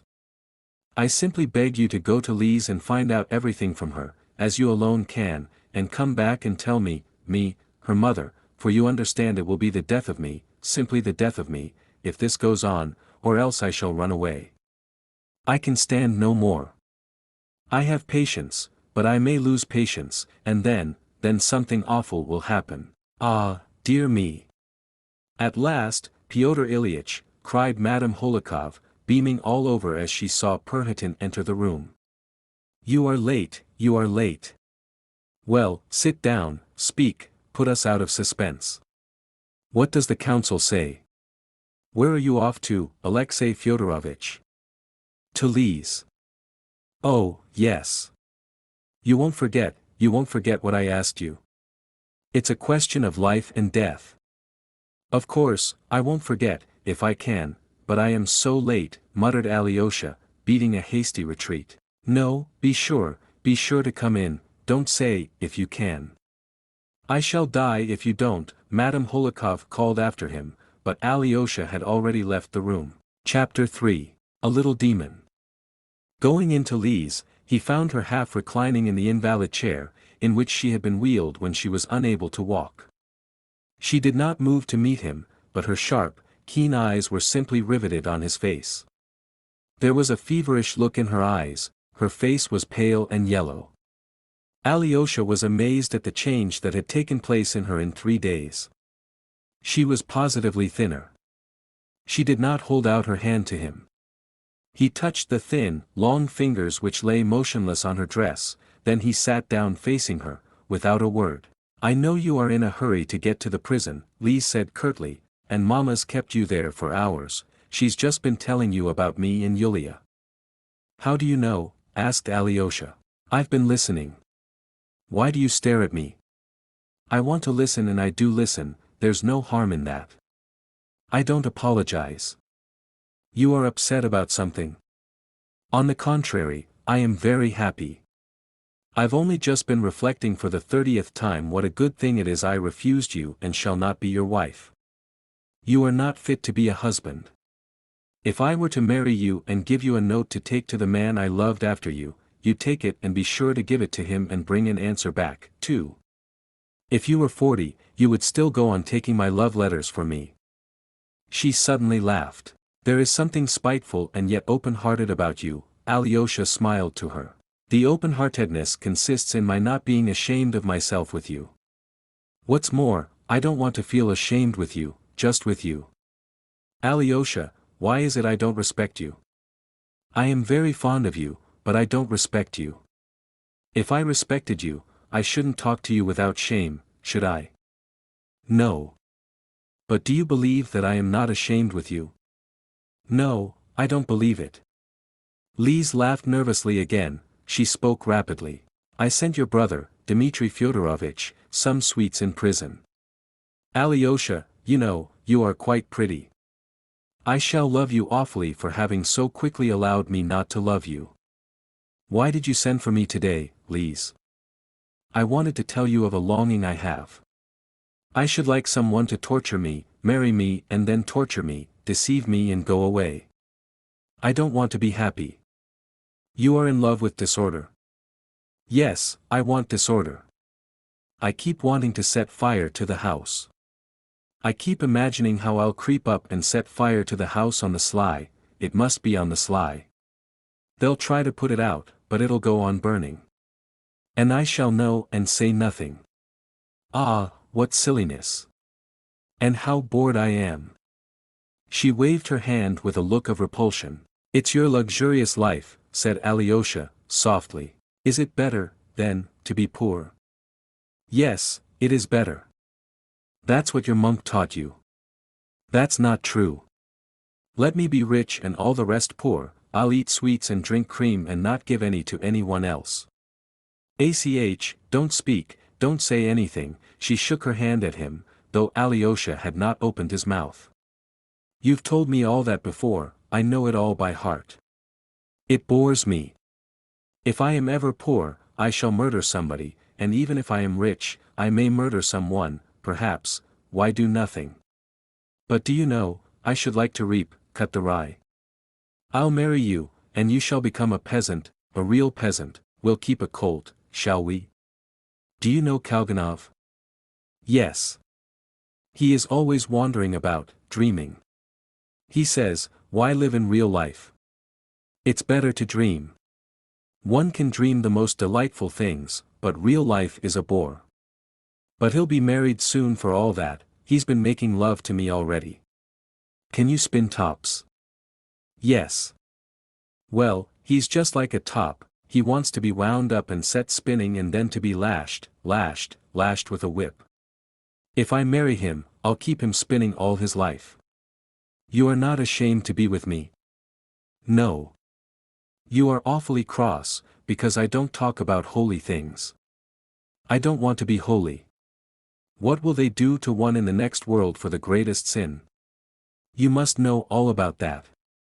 God will censure you. Alyosha was watching her steadily. That's just what I should like. I would go up and they would censure me, and I would burst out laughing in their faces. I should dreadfully like to set fire to the house, Alyosha, to our house. You still don't believe me? Why? There are children of 12 years old, who have a longing to set fire to something, and they do set things on fire, too. It's a sort of disease. That's not true, that's not true, there may be children, but that's not what I mean. You take evil for good, it's a passing crisis, it's the result of your illness, perhaps. You do despise me, though. It's simply that I don't want to do good, I want to do evil, and it has nothing to do with illness. Why do evil? So that everything might be destroyed. Ah, how nice it would be if everything were destroyed. You know, Alyosha, I sometimes think of doing a fearful lot of harm and everything bad, and I should do it for a long while on the sly, and suddenly everyone would find it out. Everyone will stand round and point their fingers at me, and I would look at them all. That would be awfully nice. Why would it be so nice, Alyosha? I don't know. It's a craving to destroy something good, or, as you say, to set fire to something. It happens sometimes. I not only say it, I shall do it. I believe you. Ah, how I love you for saying you believe me. And you are not lying one little bit. But perhaps you think that I am saying all this on purpose to annoy you? No, I don't think that, though perhaps there is a little desire to do that in it, too. There is a little. I never can tell lies to you, she declared, with a strange fire in her eyes. What struck Alyosha above everything was her earnestness. There was not a trace of humor or jesting in her face now, though, in old days, fun and gaiety never deserted her even at her most earnest moments. There are moments when people love crime, said Alyosha thoughtfully. Yes, yes. You have uttered my thought, they love crime, everyone loves crime, they love it always, not at some moments. You know, it's as though people have made an agreement to lie about it and have lied about it ever since. They all declare that they hate evil, but secretly they all love it. And are you still reading nasty books? Yes, I am. Mama reads them and hides them under her pillow, and I steal them. Aren't you ashamed to destroy yourself? I want to destroy myself. There's a boy here, who lay down between the railway lines when the train was passing. Lucky fellow. Listen, your brother is being tried now for murdering his father, and everyone loves his having killed his father. Loves his having killed his father? Yes, loves it, everyone loves it. Everybody says it's so awful, but secretly they simply love it. I for one love it.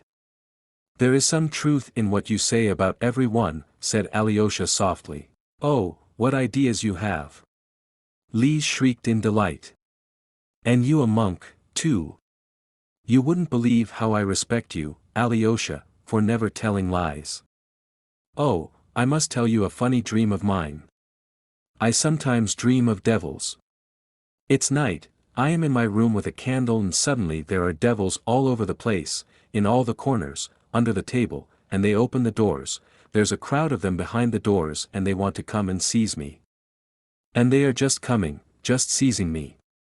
But I suddenly cross myself and they all draw back, though they don't go away altogether, they stand at the doors and in the corners, waiting. And suddenly I have a frightful longing to revile God aloud, and so I begin, and then they come crowding back to me, delighted, and seize me again, and I cross myself again and they all draw back. It's awful fun. It takes one's breath away. I've had the same dream, too, said Alyosha suddenly. Really? Cried Lise, surprised. I say, Alyosha, don't laugh, that's awfully important. Could two different people have the same dream? It seems they can. Alyosha, I tell you, it's awfully important, Lise went on, with really excessive amazement. It's not the dream that's important, but you're having the same dream as me. You never lie to me, don't lie now, is it true? You are not laughing. It's true. Lise seemed extraordinarily impressed, and for half a minute she was silent. Alyosha, come and see me more often, she said suddenly, in a supplicating voice. I'll always come to see you, all my life, answered Alyosha firmly. You are the only person I can talk to, you know, Lise began again. I talk to no one but myself and you. Only you in the whole world. And to you more readily than to myself. And I am not a bit ashamed with you, not a bit. Alyosha, why am I not ashamed with you, not a bit? Alyosha, is it true that at Easter the Jews steal a child and kill it? I don't know.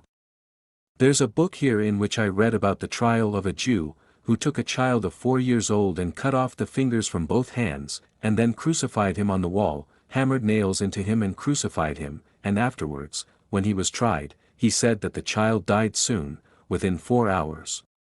That was soon. He said the child moaned, kept on moaning, and he stood admiring it. That's nice. Nice? Nice, I sometimes imagine that it was I who crucified him. He would hang there moaning and I would sit opposite him eating pineapple compote. I am awfully fond of pineapple compote. Do you like it? Alyosha looked at her in silence. Her pale, sallow face was suddenly contorted, her eyes burned. You know, when I read about that Jew I shook with sobs all night. I kept fancying how the little thing cried and moaned, a child of 4 years old understands, you know, and all the while the thought of pineapple compote haunted me. In the morning I wrote a letter to a certain person, begging him particularly to come and see me. He came and I suddenly told him all about the child and the pineapple compote. All about it, all, and said that it was nice. He laughed and said it really was nice. Then he got up and went away. He was only here 5 minutes. Did he despise me? Did he despise me? Tell me, Alyosha, did he despise me or not? She sat up on the couch, with flashing eyes. Tell me, Alyosha asked anxiously, did you send for that person? Yes, I did. Did you send him a letter? Yes. Simply to ask about that child? No, not about that at all. But when he came, I asked him about that at once. He answered, laughed, got up and went away. That person behaved honorably, Alyosha murmured. And did he despise me? Did he laugh at me?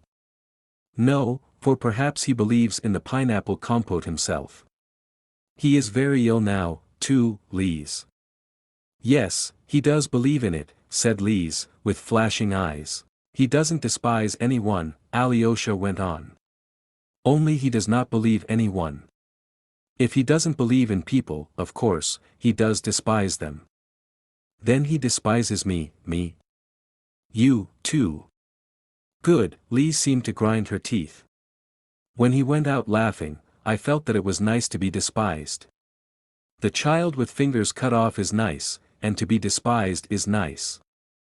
And she laughed in Alyosha's face, a feverish malicious laugh. Do you know, Alyosha, I should like, Alyosha, save me. She suddenly jumped from the couch, rushed to him and seized him with both hands. Save me, she almost groaned. Is there anyone in the world I could tell what I've told you?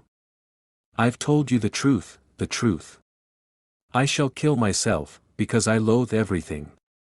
I don't want to live, because I loathe everything.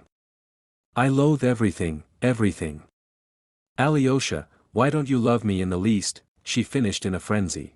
But I do love you, answered Alyosha warmly. And will you weep over me, will you? Yes. Not because I won't be your wife, but simply weep for me.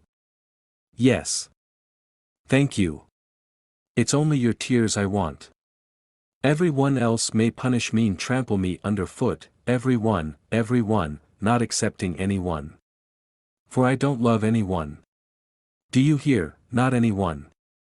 On the contrary, I hate him. Go, Alyosha, it's time you went to your brother, she tore herself away from him suddenly. "How can I leave you like this?" said Alyosha, almost in alarm. "Go to your brother, the prison will be shut. Go, here's your hat. Give my love to Mitya, go, go." And she almost forcibly pushed Alyosha out of the door.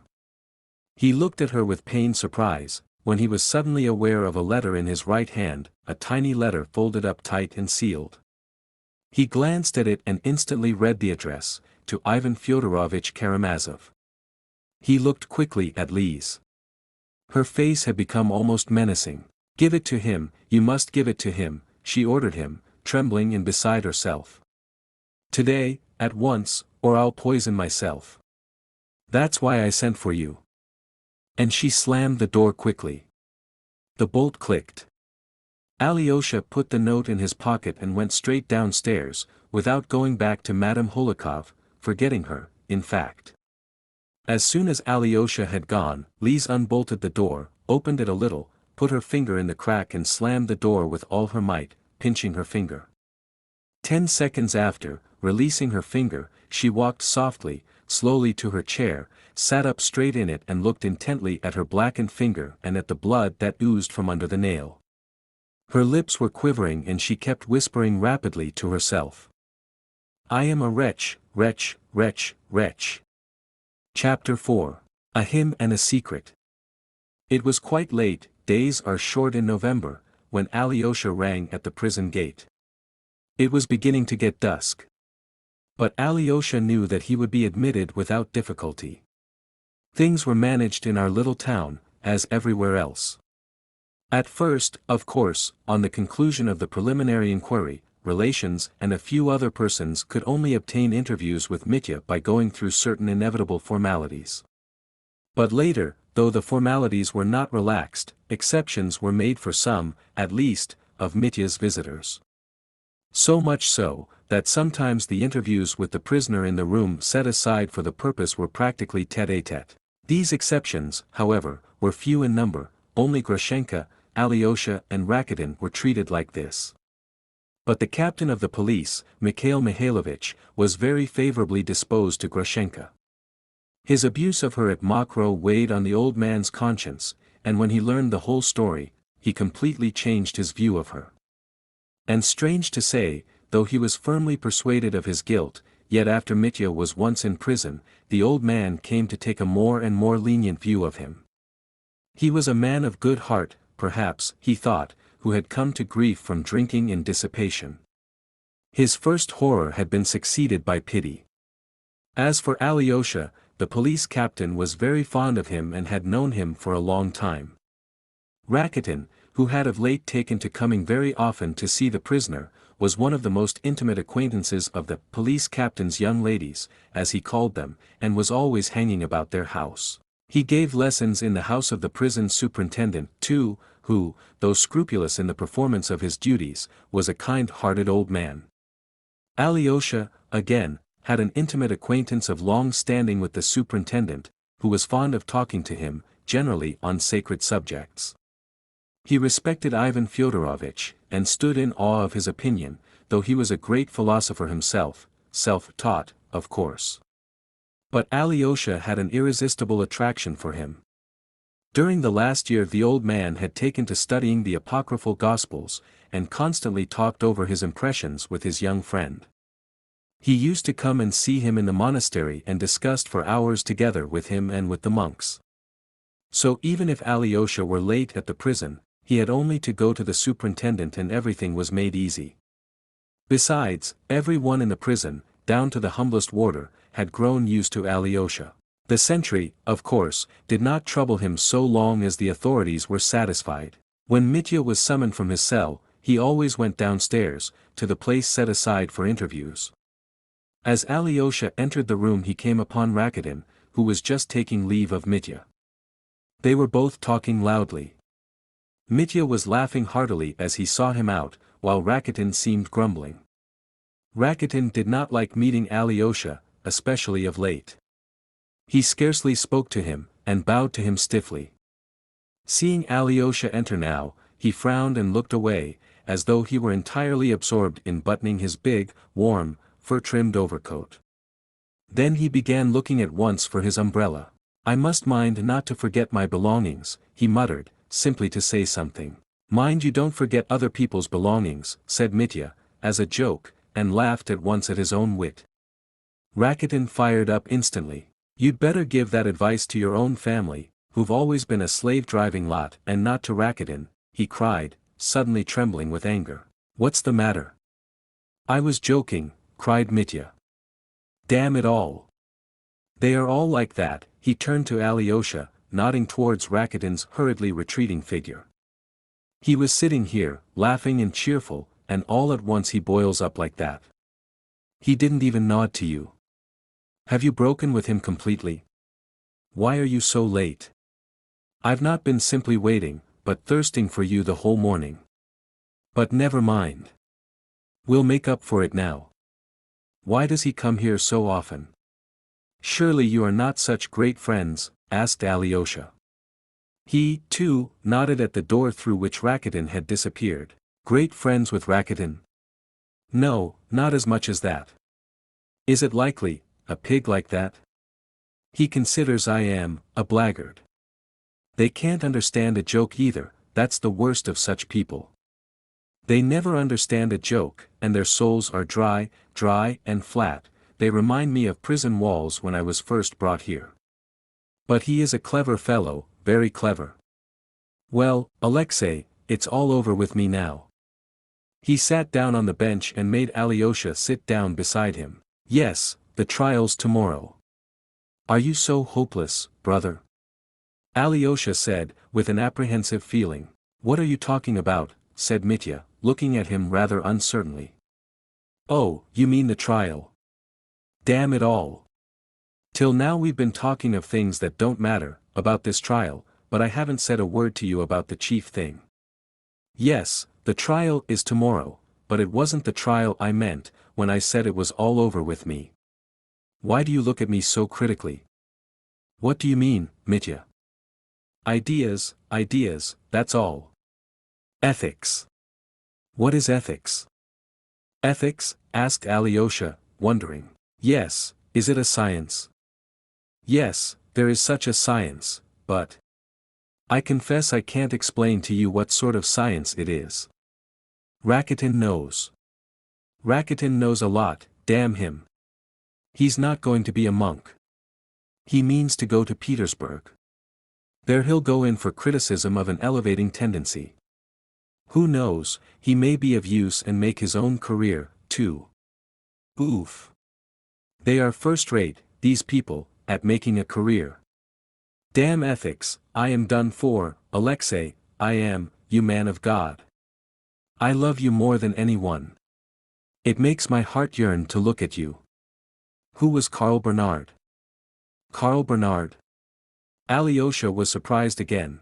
No, not Karl. Stay, I made a mistake. Claude Bernard. What was he? Chemist or what? He must be a savant, answered Alyosha, but I confess I can't tell you much about him either. I've heard of him as a savant, but what sort I don't know. Well, damn him, then. I don't know either, swore Mitya. A scoundrel of some sort, most likely. They are all scoundrels. And Rakitin will make his way. Rakitin will get on anywhere, he is another Bernard. Ugh, these Bernards. They are all over the place. But what is the matter? Alyosha asked insistently. He wants to write an article about me, about my case, and so begin his literary career. That's what he comes for, he said so himself. He wants to prove some theory. He wants to say, he couldn't help murdering his father, he was corrupted by his environment, and so on. He explained it all to me. He is going to put in a tinge of socialism, he says. But there, damn the fellow, he can put in a tinge if he likes, I don't care. He can't bear Ivan, he hates him. He's not fond of you either. But I don't turn him out, for he is a clever fellow. Awfully conceited, though. I said to him just now, the Karamazovs are not blackguards, but philosophers, for all true Russians are philosophers, and though you've studied, you are not a philosopher, you are a low fellow. He laughed, so maliciously. And I said to him, de ideabus non est disputandum. Isn't that rather good? I can set up for being a classic, you see. Mitya laughed suddenly. Why is it all over with you? You said so just now, Alyosha interposed. Why is it all over with me? The fact of it is, if you take it as a whole, I am sorry to lose God, that's why it is. What do you mean by, sorry to lose God? Imagine, inside, in the nerves, in the head, that is, these nerves are there in the brain. Damn them, there are sort of little tails, the little tails of those nerves, and as soon as they begin quivering, that is, you see, I look at something with my eyes and then they begin quivering, those little tails, and when they quiver, then an image appears, it doesn't appear at once, but an instant, a second, passes, and then something like a moment appears, that is, not a moment, devil take the moment, but an image, that is, an object, or an action, damn it. That's why I see and then think, because of those tails, not at all because I've got a soul, and that I am some sort of image and likeness. All that is nonsense. Rakitin explained it all to me yesterday, brother, and it simply bowled me over. It's magnificent, Alyosha, this science. A new man's arising, that I understand. And yet I am sorry to lose God. Well, that's a good thing, anyway, said Alyosha. That I am sorry to lose God. It's chemistry, brother, chemistry. There's no help for it, your reverence, you must make way for chemistry. And Rakitin does dislike God. Oof. Doesn't he dislike him? That's the sore point with all of them. But they conceal it. They tell lies. They pretend. Will you preach this in your reviews? I asked him. Oh, well, if I did it openly, they won't let it through, he said. He laughed. But what will become of men then? I asked him, without God and immortal life. All things are lawful then, they can do what they like. Didn't you know, he said laughing, a clever man can do what he likes, he said. A clever man knows his way about, but you've put your foot in it, committing a murder, and now you are rotting in prison. He says that to my face. A regular pig. I used to kick such people out, but now I listen to them. He talks a lot of sense, too. Writes well. He began reading me an article last week. I copied out 3 lines of it. Wait a minute, here it is. Mitya hurriedly pulled out a piece of paper from his pocket and read. In order to determine this question, it is above all essential to put one's personality in contradiction to one's reality. Do you understand that? No, I don't, said Alyosha. He looked at Mitya and listened to him with curiosity. I don't understand either. It's dark and obscure, but intellectual. Everyone writes like that now, he says, it's the effect of their environment. They are afraid of the environment. He writes poetry, too, the rascal. He's written in honor of Madame Holokov's foot. Ha ha ha. I've heard about it, said Alyosha. Have you? And have you heard the poem? No. I've got it. Here it is. I'll read it to you. You don't know, I haven't told you, there's quite a story about it. He's a rascal. 3 weeks ago he began to tease me. You've got yourself into a mess, like a fool, for the sake of 3,000, but I'm going to call her 150,000. I am going to marry a widow and buy a house in Petersburg. And he told me he was courting Madame Holikov. She hadn't much brains in her youth, and now at 40 she has lost what she had. But she's awfully sentimental, he says, that's how I shall get hold of her. When I marry her, I shall take her to Petersburg and there I shall start a newspaper. And his mouth was simply watering, the beast, not for the widow, but for the 150,000. And he made me believe it. He came to see me every day. She is coming round, he declared. He was beaming with delight. And then, all of a sudden, he was turned out of the house. Perhatin's carrying everything before him, bravo. I could kiss the silly old noodle for turning him out of the house. And he had written this doggerel. It's the first time I've soiled my hands with writing poetry, he said. It's to win her heart, so it's in a good cause. When I get hold of the silly woman's fortune, I can be of great social utility. They have this social justification for every nasty thing they do. Anyway, it's better than your Pushkin's poetry, he said, for I've managed to advocate enlightenment even in that. I understand what he means about Pushkin, I quite see that, if he really was a man of talent and only wrote about women's feet. But wasn't Rakuten stuck up about his doggerel? The vanity of these fellows. On the convalescence of the swollen foot of the object of my affections, he thought of that for a title. He's a waggish fellow, a captivating little foot. Though swollen and red and tender, the doctors come and plasters put. But still they cannot mend her, yet 'tis not for her foot I dread. A theme for Pushkin's muse more fit. It's not her foot, it is her head. I tremble for her loss of wit, for as her foot swells, strange to say, her intellect is on the wane. Oh, for some remedy I pray, that may restore both foot and brain. He is a pig, a regular pig, but he's very arch, the rascal. And he really has put in a progressive idea. And wasn't he angry when she kicked him out? He was gnashing his teeth. He's taken his revenge already, said Alyosha. He's written a paragraph about Madame Holikov. And Alyosha told him briefly about the paragraph in Gossip. That's his doing, that's his doing. Mitya assented, frowning. That's him. These paragraphs. I know, the insulting things that have been written about Grushenka, for instance. And about Katya, too. He walked across the room with a harassed air. Brother, I cannot stay long, Alyosha said, after a pause. Tomorrow will be a great and awful day for you, the judgment of God will be accomplished. I am amazed at you, you walk about here, talking of I don't know what. No, don't be amazed at me, Mitya broke in warmly. Am I to talk of that stinking dog? Of the murderer? We've talked enough of him. I don't want to say more of the stinking son of stinking Lizaveta. God will kill him, you will see. Hush. He went up to Alyosha excitedly and kissed him. His eyes glowed. Rakuten wouldn't understand it, he began in a sort of exaltation, but you'll understand it all. That's why I was thirsting for you.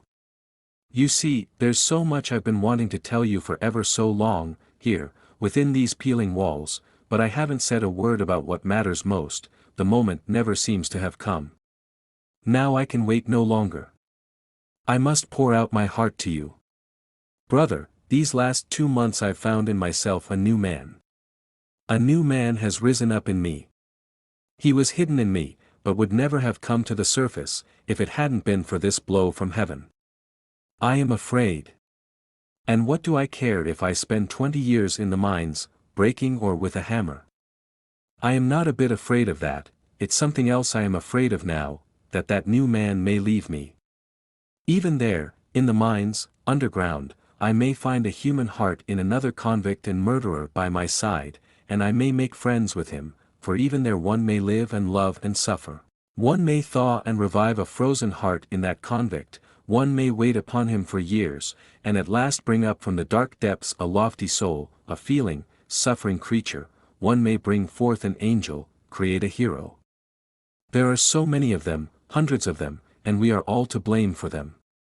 Why was it I dreamed of that babe at such a moment? Why is the babe so poor? That was a sign to me at that moment. It's for the babe I'm going. Because we are all responsible for all. For all the babes, for there are big children as well as little children. All are babes. I go for all, because someone must go for all. I didn't kill father, but I've got to go. I accept it. It's all come to me here, within these peeling walls. There are numbers of them there, hundreds of them underground, with hammers in their hands. Oh, yes, we shall be in chains and there will be no freedom, but then, in our great sorrow, we shall rise again to joy, without which man cannot live nor God exist, for God gives joy, it's his privilege, a grand one. Ah, man should be dissolved in prayer. What should I be underground there without God? Rakitin's laughing. If they drive God from the earth, we shall shelter him underground. One cannot exist in prison without God, it's even more impossible than out of prison. And then we men underground will sing from the bowels of the earth a glorious hymn to God, with whom is joy. Hail to God and his joy! I love him. Mitya was almost gasping for breath as he uttered his wild speech. He turned pale, his lips quivered, and tears rolled down his cheeks. Yes, life is full, there is life even underground, he began again. You wouldn't believe, Alexei, how I want to live now, what a thirst for existence and consciousness has sprung up in me within these peeling walls. Rakitin doesn't understand that, all he cares about is building a house and letting flats. But I've been longing for you. And what is suffering? I am not afraid of it, even if it were beyond reckoning. I am not afraid of it now. I was afraid of it before. Do you know, perhaps I won't answer at the trial at all. And I seem to have such strength in me now, that I think I could stand anything, any suffering, only to be able to say and to repeat to myself every moment, I exist. In thousands of agonies, I exist. I'm tormented on the rack, but I exist. Though I sit alone on a pillar, I exist. I see the sun, and if I don't see the sun, I know it's there. And there's a whole life in that, in knowing that the sun is there. Alyosha, my angel, all these philosophies are the death of me. Damn them. Brother Ivan. What of Brother Ivan, interrupted Alyosha, but Mitya did not hear. You see, I never had any of these doubts before, but it was all hidden away in me. It was perhaps just because ideas I did not understand were surging up in me, that I used to drink and fight and rage. It was to stifle them in myself, to still them, to smother them. Ivan is not Rakitin, there is an idea in him. Ivan is a sphinx and is silent, he is always silent. It's God that's worrying me. That's the only thing that's worrying me. What if he doesn't exist? What if Rakitin's right, that it's an idea made up by men? Then if he doesn't exist, man is the chief of the earth, of the universe. Magnificent. Only how is he going to be good without God? That's the question. I always come back to that. For whom is man going to love then? To whom will he be thankful? To whom will he sing the hymn? Rakitin laughs. Rakitin says that one can love humanity without God. Well, only a sniveling idiot can maintain that. I can't understand it. Life's easy for Rakitin. You'd better think about the extension of civic rights, or even of keeping down the price of meat. You will show your love for humanity more simply and directly by that, than by philosophy. I answered him, well, but you, without a God, are more likely to raise the price of meat, if it suits you, and make a ruble on every kopeck. He lost his temper. But after all, what is goodness? Answer me that, Alexei. Goodness is one thing with me and another with a Chinaman, so it's a relative thing. Or isn't it? Is it not relative? A treacherous question. You won't laugh if I tell you it's kept me awake 2 nights. I only wonder now how people can live and think nothing about it. Vanity. Ivan has no God. He has an idea. It's beyond me. But he is silent.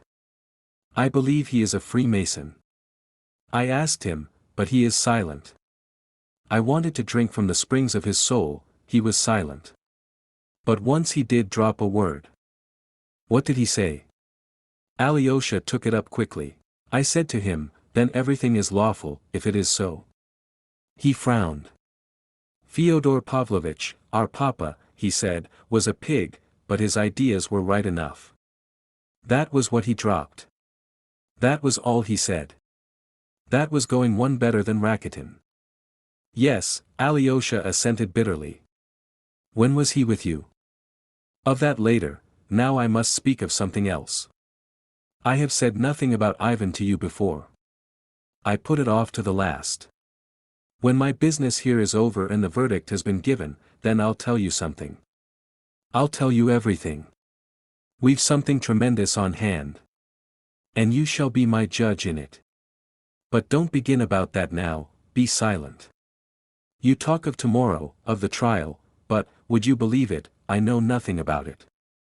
Have you talked to the council? What's the use of the council? I told him all about it. He's a soft, city-bred rogue, a Bernard. But he doesn't believe me, not a bit of it. Only imagine, he believes I did it. I see it. In that case, I asked him, why have you come to defend me? Hang them all. They've got a doctor down, too, want to prove I'm mad. I won't have that. Katerina Ivanovna wants to do her duty to the end, whatever the strain. Mitya smiled bitterly. The cat. Hard-hearted creature. She knows that I said of her at Mokrow that she was a woman of great wrath. They repeated it. Yes, the facts against me have grown numerous as the sands of the sea. Grigory sticks to his point. Grigory's honest, but a fool.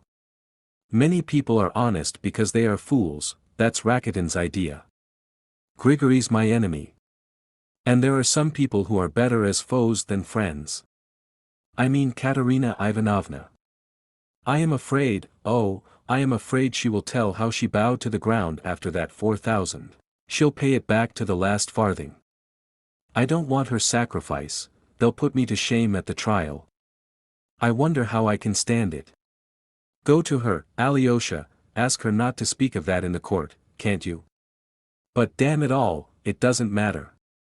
I shall get through somehow. I don't pity her. It's her own doing. She deserves what she gets. I shall have my own story to tell, Alexei. He smiled bitterly again. Only Grusha, Grusha. Good Lord.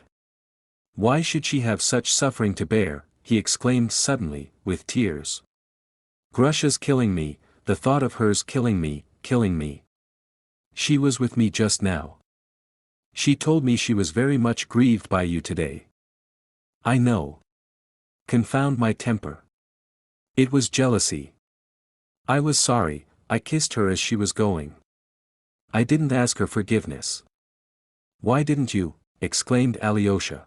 Suddenly Mitya laughed almost mirthfully. God preserve you, my dear boy, from ever asking forgiveness for a fault from a woman you love. From one you love especially, however greatly you may have been in fault. For a woman, devil only knows what to make of a woman. I know something about them, anyway. But try acknowledging you are in fault to a woman. Say, I am sorry, forgive me, and a shower of reproaches will follow. Nothing will make her forgive you simply indirectly, she'll humble you to the dust, bring forward things that have never happened, recall everything, forget nothing, add something of her own, and only then forgive you. And even the best of them do it. She'll scrape up all the scrapings and load them on your head. They are ready to flay you alive, I tell you, every one of them, all these angels without whom we cannot live.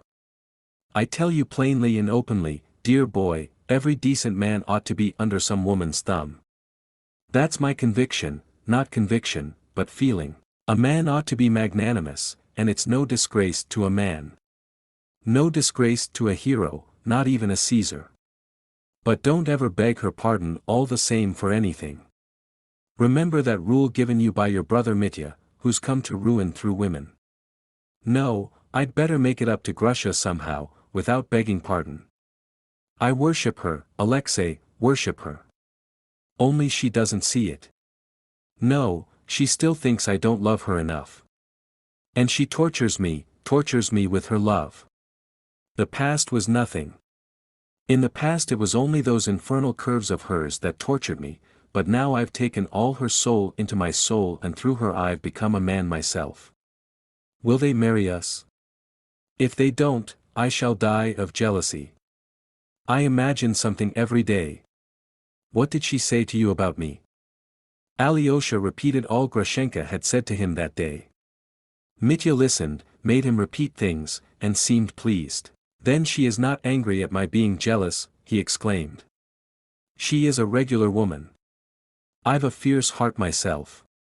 Ah, I love such fierce hearts, though I can't bear anyone's being jealous of me. I can't endure it. We shall fight.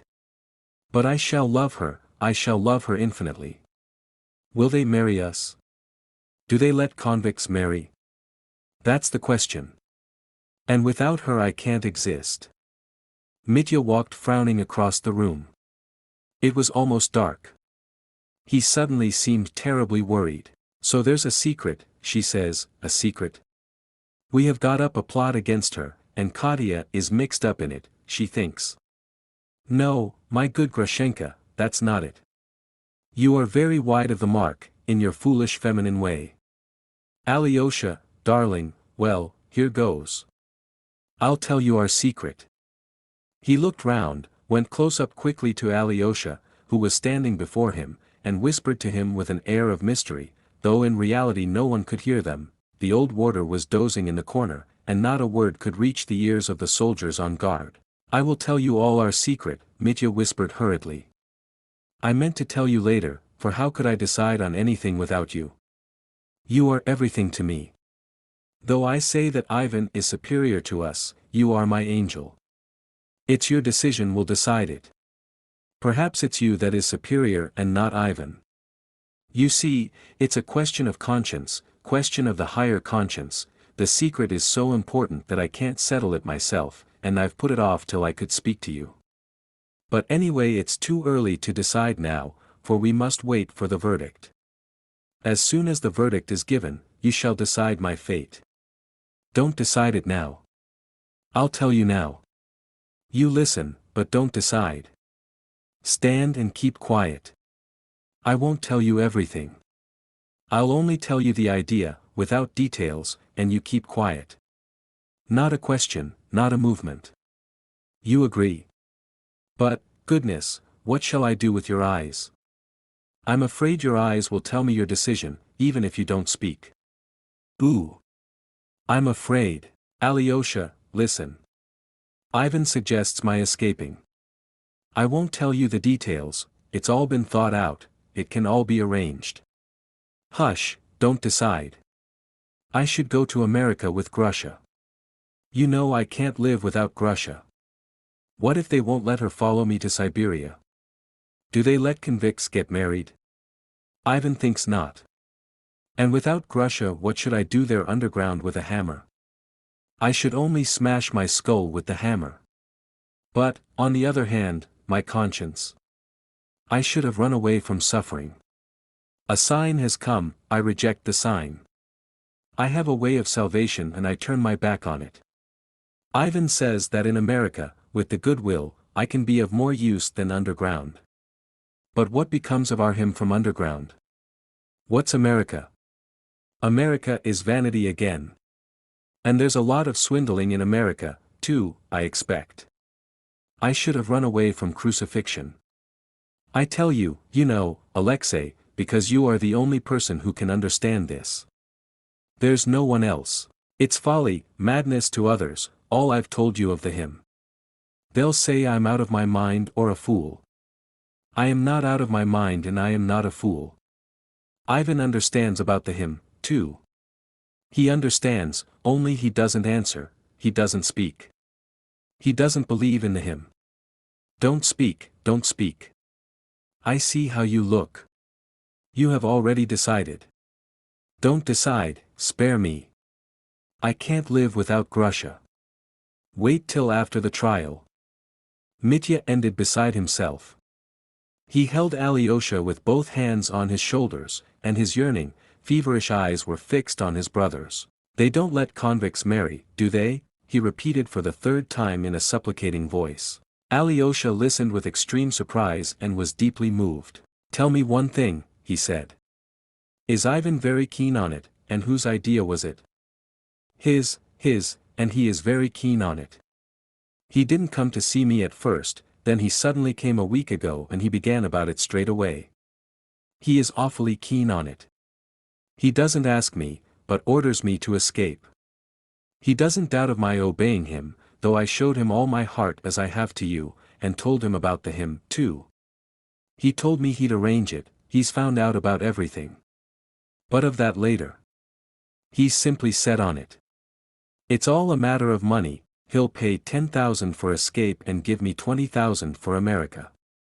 And he says we can arrange a magnificent escape for 10,000. And he told you on no account to tell me? Alyosha asked again. To tell no one, and especially not you, on no account to tell you. He is afraid, no doubt, that you'll stand before me as my conscience. Don't tell him I told you. Don't tell him, for anything. You are right, Alyosha pronounced, it's impossible to decide anything before the trial is over. After the trial you'll decide of yourself. Then you'll find that new man in yourself and he will decide. A new man, or a Bernard who'll decide a la Bernard, for I believe I'm a contemptible Bernard myself, said Mitya, with a bitter grin. But, brother, have you no hope then of being acquitted?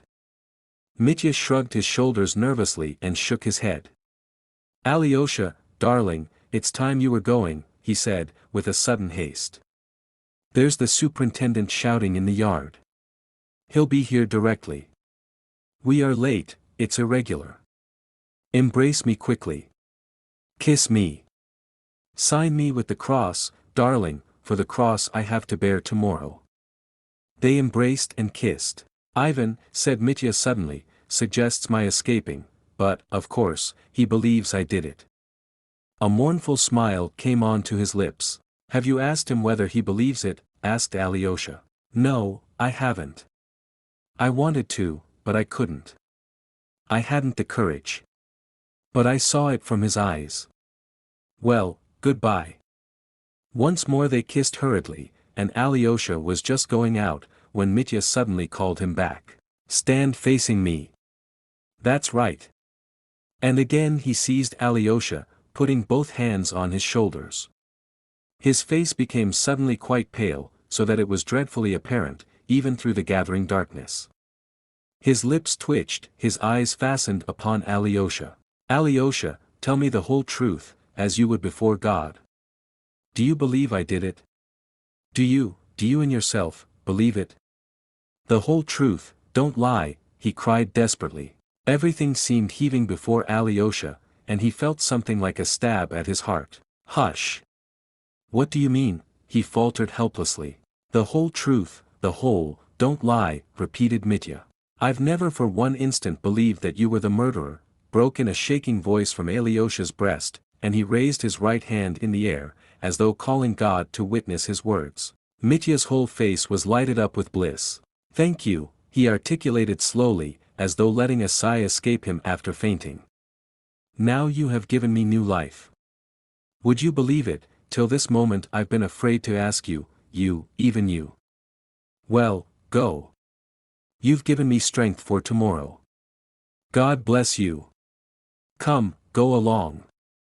Love Ivan, was Mitya's last word. Alyosha went out in tears. Such distrustfulness in Mitya, such lack of confidence even to him, to Alyosha, all this suddenly opened before Alyosha an unsuspected depth of hopeless grief and despair in the soul of his unhappy brother. Intense, infinite compassion overwhelmed him instantly. There was a poignant ache in his torn heart. Love Ivan. He suddenly recalled Mitya's words. And he was going to Ivan. He badly wanted to see Ivan all day. He was as much worried about Ivan as about Mitya, and more than ever now. Chapter 5. Not you, not you. On the way to Ivan he had to pass the house where Katerina Ivanovna was living. There was light in the windows. He suddenly stopped and resolved to go in. He had not seen Katerina Ivanovna for more than a week. But now it struck him that Ivan might be with her, especially on the eve of the terrible day. Ringing, and mounting the staircase, which was dimly lighted by a Chinese lantern, he saw a man coming down, and as they met, he recognized him as his brother. So he was just coming from Katerina Ivanovna. Ah, it's only you, said Ivan dryly. Well, goodbye. You are going to her? Yes. I don't advise you to, she's upset and you'll upset her more. A door was instantly flung open above, and a voice cried suddenly. No, no. Alexey Fyodorovitch, have you come from him? Yes, I have been with him. Has he sent me any message? Come up, Alyosha, and you, Ivan Fyodorovitch, you must come back, you must. Do you hear? There was such a peremptory note in Katya's voice that Ivan, after a moment's hesitation, made up his mind to go back with Alyosha.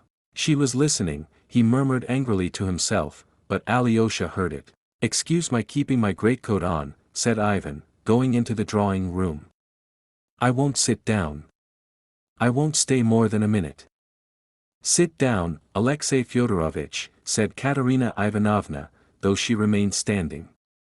She had changed very little during this time, but there was an ominous gleam in her dark eyes. Alyosha remembered afterwards that she had struck him as particularly handsome at that moment. What did he ask you to tell me? Only one thing, said Alyosha, looking her straight in the face, that you would spare yourself and say nothing at the trial of what, he was a little confused, passed between you, at the time of your first acquaintance, in that town. Ah! That I bowed down to the ground for that money. She broke into a bitter laugh. Why, is he afraid for me or for himself? He asks me to spare, whom? Him or myself? Tell me, Alexey Fyodorovitch.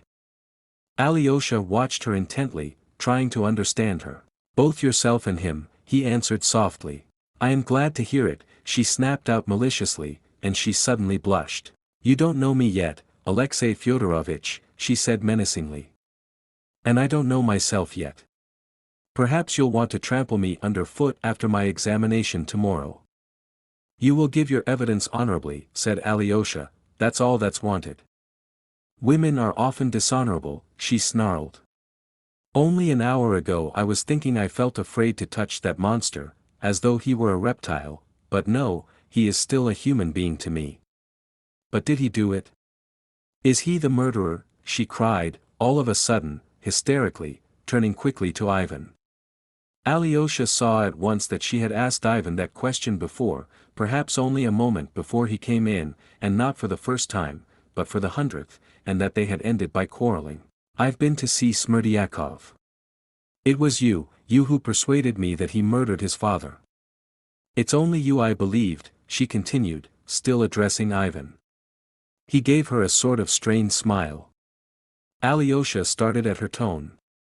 He had not suspected such familiar intimacy between them. Well, that's enough, anyway, Ivan cut short the conversation. I am going. I'll come tomorrow. And turning at once, he walked out of the room and went straight downstairs. With an imperious gesture, Katerina Ivanovna seized Alyosha by both hands. Follow him. Overtake him. Don't leave him alone for a minute, she said, in a hurried whisper. He's mad. Don't you know that he's mad? He is in a fever, nervous fever. The doctor told me so. Go, run after him. Alyosha jumped up and ran after Ivan, who was not 50 paces ahead of him. What do you want? He turned quickly on Alyosha, seeing that he was running after him. She told you to catch me up, because I'm mad. I know it all by heart, he added irritably. She is mistaken, of course, but she is right that you are ill, said Alyosha. I was looking at your face just now. You look very ill, Ivan. Ivan walked on without stopping. Alyosha followed him. And do you know, Alexey Fyodorovitch, how people do go out of their mind? Ivan asked in a voice suddenly quiet, without a trace of irritation, with a note of the simplest curiosity. No, I don't. I suppose there are all kinds of insanity. And can one observe that one's going mad oneself? I imagine one can't see oneself clearly in such circumstances, Alyosha answered with surprise. Ivan paused for half a minute. If you want to talk to me, please change the subject, he said suddenly. Oh, while I think of it, I have a letter for you, said Alyosha timidly, and he took Lisa's note from his pocket and held it out to Ivan. They were just under a lamp-post. Ivan recognized the handwriting at once. Ah, from that little demon, he laughed maliciously, and, without opening the envelope, he tore it into bits and threw it in the air. The bits were scattered by the wind. "She's not 16 yet, I believe, and already offering herself," he said contemptuously, striding along the street again. "How do you mean, offering herself?" exclaimed Alyosha. "As wanton women offer themselves, to be sure." "How can you, Ivan, how can you?" Alyosha cried warmly, in a grieved voice.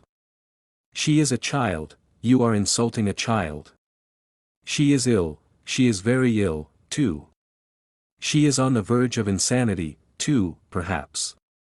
I had hoped to hear something from you, that would save her. You'll hear nothing from me. If she is a child, I am not her nurse. Be quiet, Alexei. Don't go on about her. I am not even thinking about it."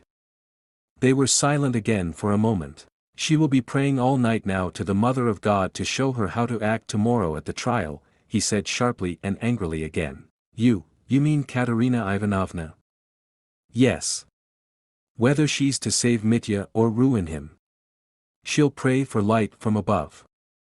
She can't make up her mind for herself, you see. She has not had time to decide yet. She takes me for her nurse, too. She wants me to sing lullabies to her." "Katerina Ivanovna loves you, brother," said Alyosha sadly. "Perhaps, but I am not very keen on her. She is suffering. Why do you, sometimes say things to her that give her hope?" Alyosha went on, with timid reproach. "I know that you've given her hope. Forgive me for speaking to you like this," he added.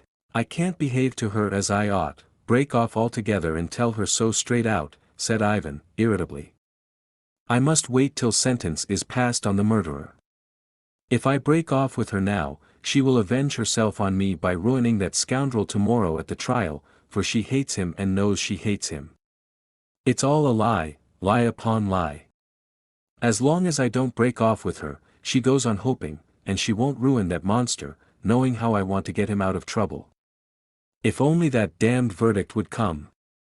The words "murderer" and "monster" echoed painfully in Alyosha's heart. "But how can she ruin Mitya?" he asked, pondering on Ivan's words.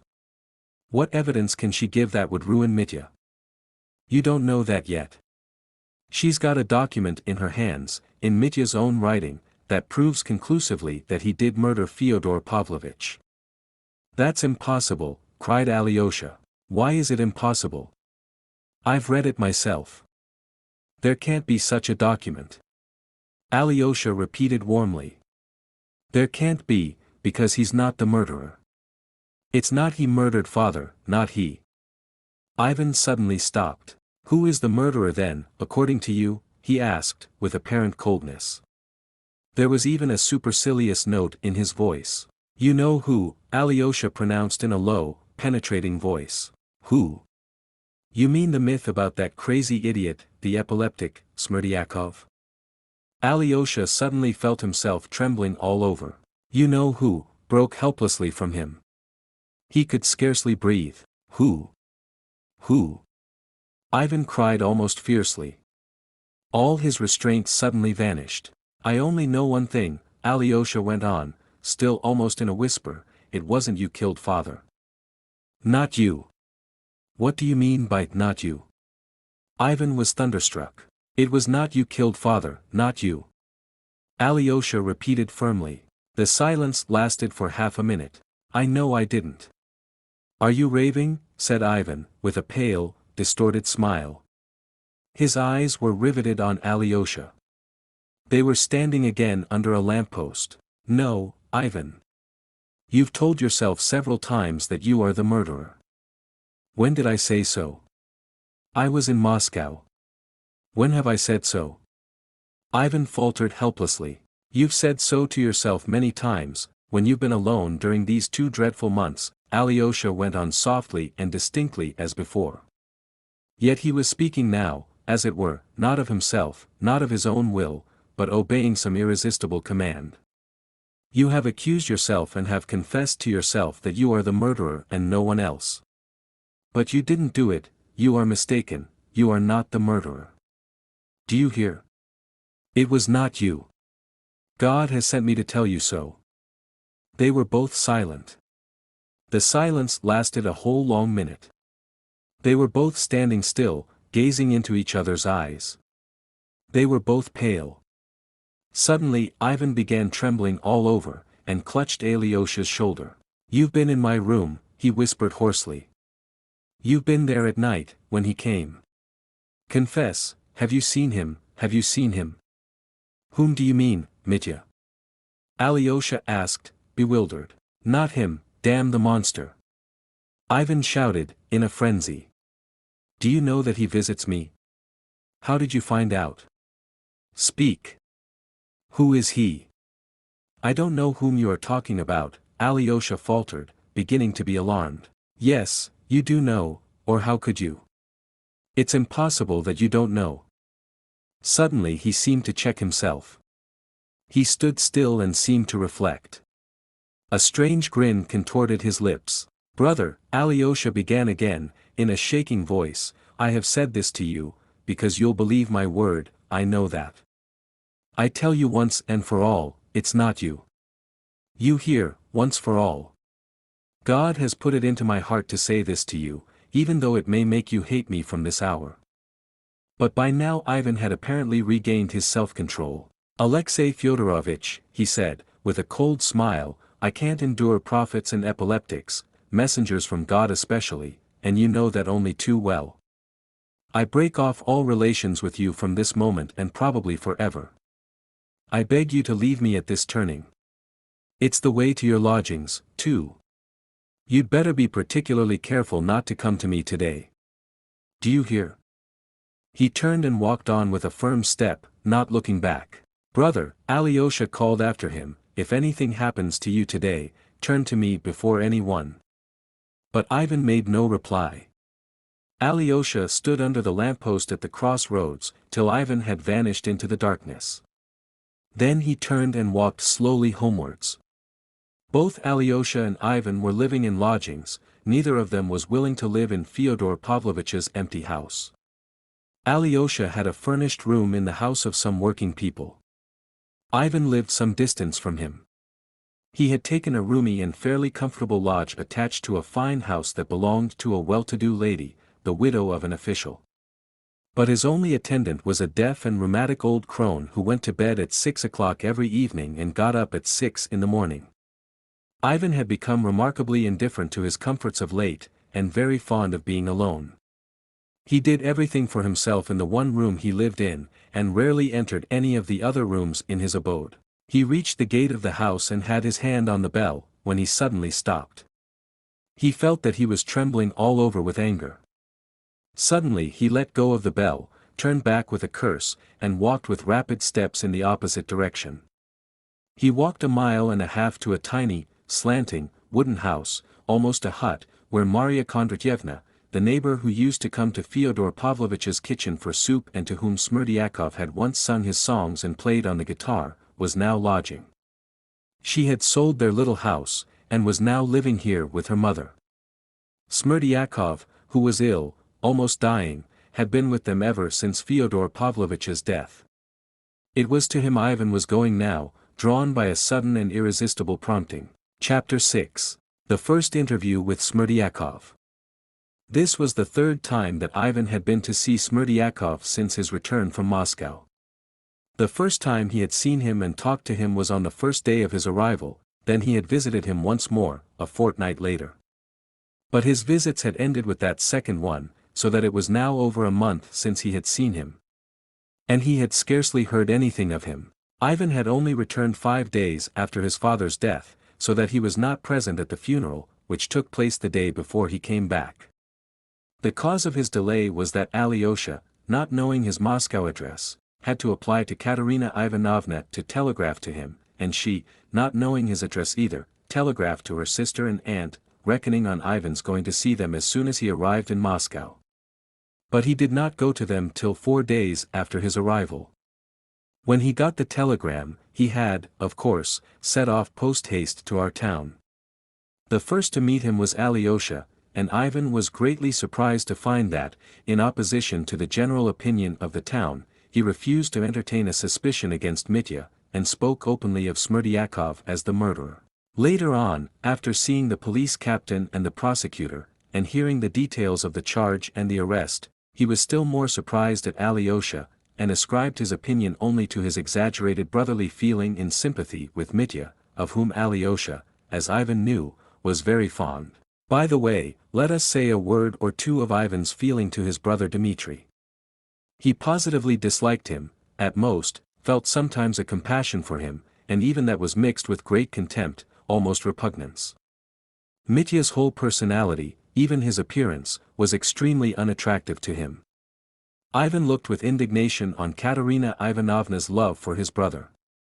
Yet he went to see Mitya on the first day of his arrival, and that interview, far from shaking Ivan's belief in his guilt, positively strengthened it.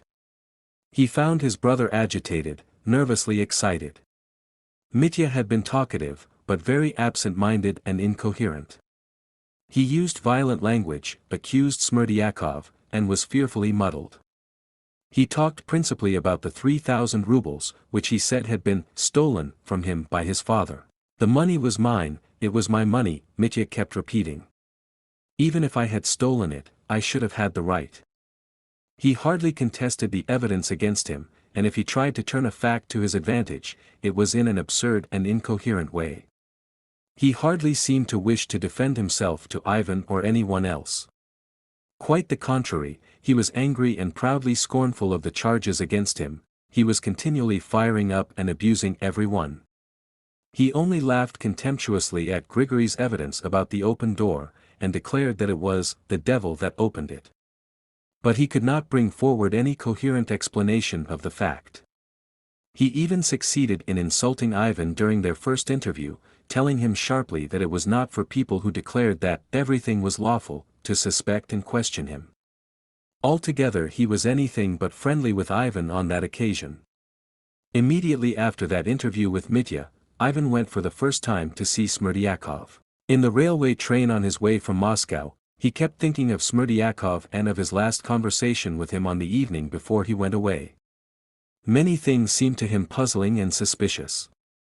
But when he gave his evidence to the investigating lawyer, Ivan said nothing, for the time, of that conversation. He put that off till he had seen Smerdyakov, who was at that time in the hospital. Dr. Herzenstube and Varvinsky, the doctor he met in the hospital, confidently asserted in reply to Ivan's persistent questions, that Smerdyakov's epileptic attack was unmistakably genuine, and were surprised indeed at Ivan asking whether he might not have been shamming on the day of the catastrophe. They gave him to understand that the attack was an exceptional one, the fits persisting and recurring several times, so that the patient's life was positively in danger, and it was only now, after they had applied remedies, that they could assert with confidence that the patient would survive. Though it might well be, added Dr. Herzenstube, that his reason would be impaired for a considerable period, if not permanently. On Ivan's asking impatiently whether that meant that he was now mad, they told him that this was not yet the case, in the full sense of the word, but that certain abnormalities were perceptible. Ivan decided to find out for himself what those abnormalities were. At the hospital he was at once allowed to see the patient. Smerdyakov was lying on a truckle bed in a separate ward. There was only one other bed in the room, and in it lay a tradesman of the town, swollen with dropsy, who was obviously almost dying. He could be no hindrance to their conversation. Smerdyakov grinned uncertainly on seeing Ivan, and for the first instant seemed nervous. So at least Ivan fancied. But that was only momentary. For the rest of the time he was struck, on the contrary, by Smerdyakov's composure. From the first glance Ivan had no doubt that he was very ill. He was very weak, he spoke slowly, seeming to move his tongue with difficulty, he was much thinner and sallower. Throughout the interview, which lasted 20 minutes, he kept complaining of headache and of pain in all his limbs. His thin emasculate face seemed to have become so tiny, his hair was ruffled, and his crest of curls in front stood up in a thin tuft. But in the left eye, which was screwed up and seemed to be insinuating something, Smerdyakov showed himself unchanged. It's always worth while speaking to a clever man. Ivan was reminded of that at once. He sat down on the stool at his feet. Smerdyakov, with painful effort, shifted his position in bed, but he was not the first to speak. He remained dumb, and did not even look much interested. "Can you talk to me?" asked Ivan. "I won't tire you much." "Certainly I can," mumbled Smerdyakov, in a faint voice. "Has your honor been back long?" he added patronizingly, as though encouraging a nervous visitor. "I only arrived today. To see the mess you are in here." Smerdyakov sighed. "Why do you sigh?" "You knew of it all along," Ivan blurted out. Smerdyakov was stolidly silent for a while. "How could I help knowing? It was clear beforehand. But how could I tell it would turn out like that?" "What would turn out?" "Don't prevaricate. You foretold you'd have a fit, on the way down to the cellar, you know. You mentioned the very spot. Have you said so at the examination yet?" Smerdyakov queried with composure. Ivan felt suddenly angry. "No, I haven't yet, but I certainly shall. You must explain a great deal to me, my man, and let me tell you, I am not going to let you play with me." "Why should I play with you, when I put my whole trust in you, as in God Almighty?" said Smerdyakov, with the same composure, only for a moment closing his eyes. "In the first place," began Ivan, "I know that epileptic fits can't be told beforehand. I've inquired, don't try and take me in. You can't foretell the day and the hour. How was it you told me the day and the hour beforehand, and about the cellar, too? How could you tell that you would fall down the cellar stairs in a fit, if you didn't sham a fit on purpose?" "I had to go to the cellar anyway, several times a day, indeed," Smerdyakov drawled deliberately. "I fell from the garret just in the same way a year ago. It's quite true you can't tell the day and hour of a fit beforehand, but you can always have a presentiment of it. But you did foretell the day and the hour. In regard to my epilepsy, sir, you had much better inquire of the doctors here. You can ask them whether it was a real fit or a sham. It's no use my saying any more about it." "And the cellar? How could you know beforehand of the cellar? You don't seem able to get over that cellar." "As I was going down to the cellar, I was in terrible dread and doubt. What frightened me most was losing you and being left without defense in all the world. So I went down into the cellar thinking, here, it'll come on directly, it'll strike me down directly, shall I fall? And it was through this fear that I suddenly felt the spasm that always comes, and so I went flying.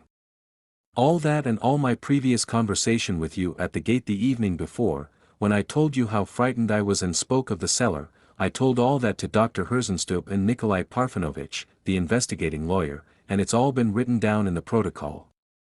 And the doctor here, Mr. Varvinsky, maintained to all of them that it was just the thought of it brought it on, the apprehension that I might fall. It was just then that the fit seized me. And so they've written it down, that it's just how it must have happened, simply from my fear." As he finished, Smerdyakov drew a deep breath, as though exhausted. "Then you have said all that in your evidence," said Ivan, somewhat taken aback. He had meant to frighten him with the threat of repeating their conversation, and it appeared that Smerdyakov had already reported it all himself. "What have I to be afraid of? Let them write down the whole truth," Smerdyakov pronounced firmly. "And have you told them every word of our conversation at the gate?" "No, not to say every word." "And did you tell them that you can sham fits, as you boasted then?" "No, I didn't tell them that either." "Tell me now, why did you send me then to Chermashnya?" "I was afraid you'd go away to Moscow. Chermashnya is nearer, anyway." "You are lying, you suggested my going away yourself, you told me to get out of the way of trouble." "That was simply out of affection and my sincere devotion to you, foreseeing trouble in the house, to spare you. Only I wanted to spare myself even more. That's why I told you to get out of harm's way, that you might understand that there would be trouble in the house, and would remain at home to protect your father." "You might have said it more directly, you blockhead." Ivan suddenly fired up. "How could I have said it more directly then? It was simply my fear that made me speak, and you might have been angry, too. I might well have been apprehensive that Dmitri Fyodorovitch would make a scene and carry away that money, for he considered it as good as his own, but who could tell that it would end in a murder like this?" I thought that he would only carry off the 3,000 that lay under the master's mattress in the envelope, and you see, he's murdered him. How could you guess it either, sir? But if you say yourself that it couldn't be guessed, how could I have guessed and stayed at home? You contradict yourself, said Ivan, pondering. You might have guessed from my sending you to Chermashnya and not to Moscow. How could I guess it from that? Smerdyakov seemed much exhausted, and again he was silent for a minute. You might have guessed from the fact of my asking you not to go to Moscow, but to Chermashnya, that I wanted to have you nearer, for Moscow's a long way off, and Dmitri Fyodorovitch, knowing you are not far off, would not be so bold. And if anything had happened, you might have come to protect me, too, for I warned you of Grigory Vasilyevich's illness, and that I was afraid of having a fit. And when I explained those knocks to you, by means of which one could go into the deceased, and that Dmitri Fyodorovitch knew them all through me, I thought that you would guess yourself that he would be sure to do something, and so wouldn't go to Chermashnya even, but would stay. He talks very coherently, thought Ivan, though he does mumble. What's the derangement of his faculties that Herzenstube talked of? You are cunning with me, damn you, he exclaimed, getting angry. But I thought at the time that you quite guessed, Smerdyakov parried with the simplest air. If I'd guessed, I should have stayed, cried Ivan. Why, I thought that it was because you guessed, that you went away in such a hurry, only to get out of trouble, only to run away and save yourself in your fright. You think that everyone is as great a coward as yourself? Forgive me, I thought you were like me. Of course, I ought to have guessed, Ivan said in agitation, and I did guess there was some mischief brewing on your part, only you are lying again, he cried, suddenly recollecting. Do you remember how you went up to the carriage and said to me, it's always worth while speaking to a clever man? So you were glad I went away, since you praised me? Smerdyakov sighed again and again. A trace of color came into his face. If I was pleased, he articulated rather breathlessly, it was simply because you agreed not to go to Moscow, but to Chermashnya. For it was nearer, anyway. Only when I said these words to you, it was not by way of praise, but of reproach. You didn't understand it. What reproach? Why, that foreseeing such a calamity you deserted your own father, and would not protect us, for I might have been taken up any time for stealing that 3,000. Damn you!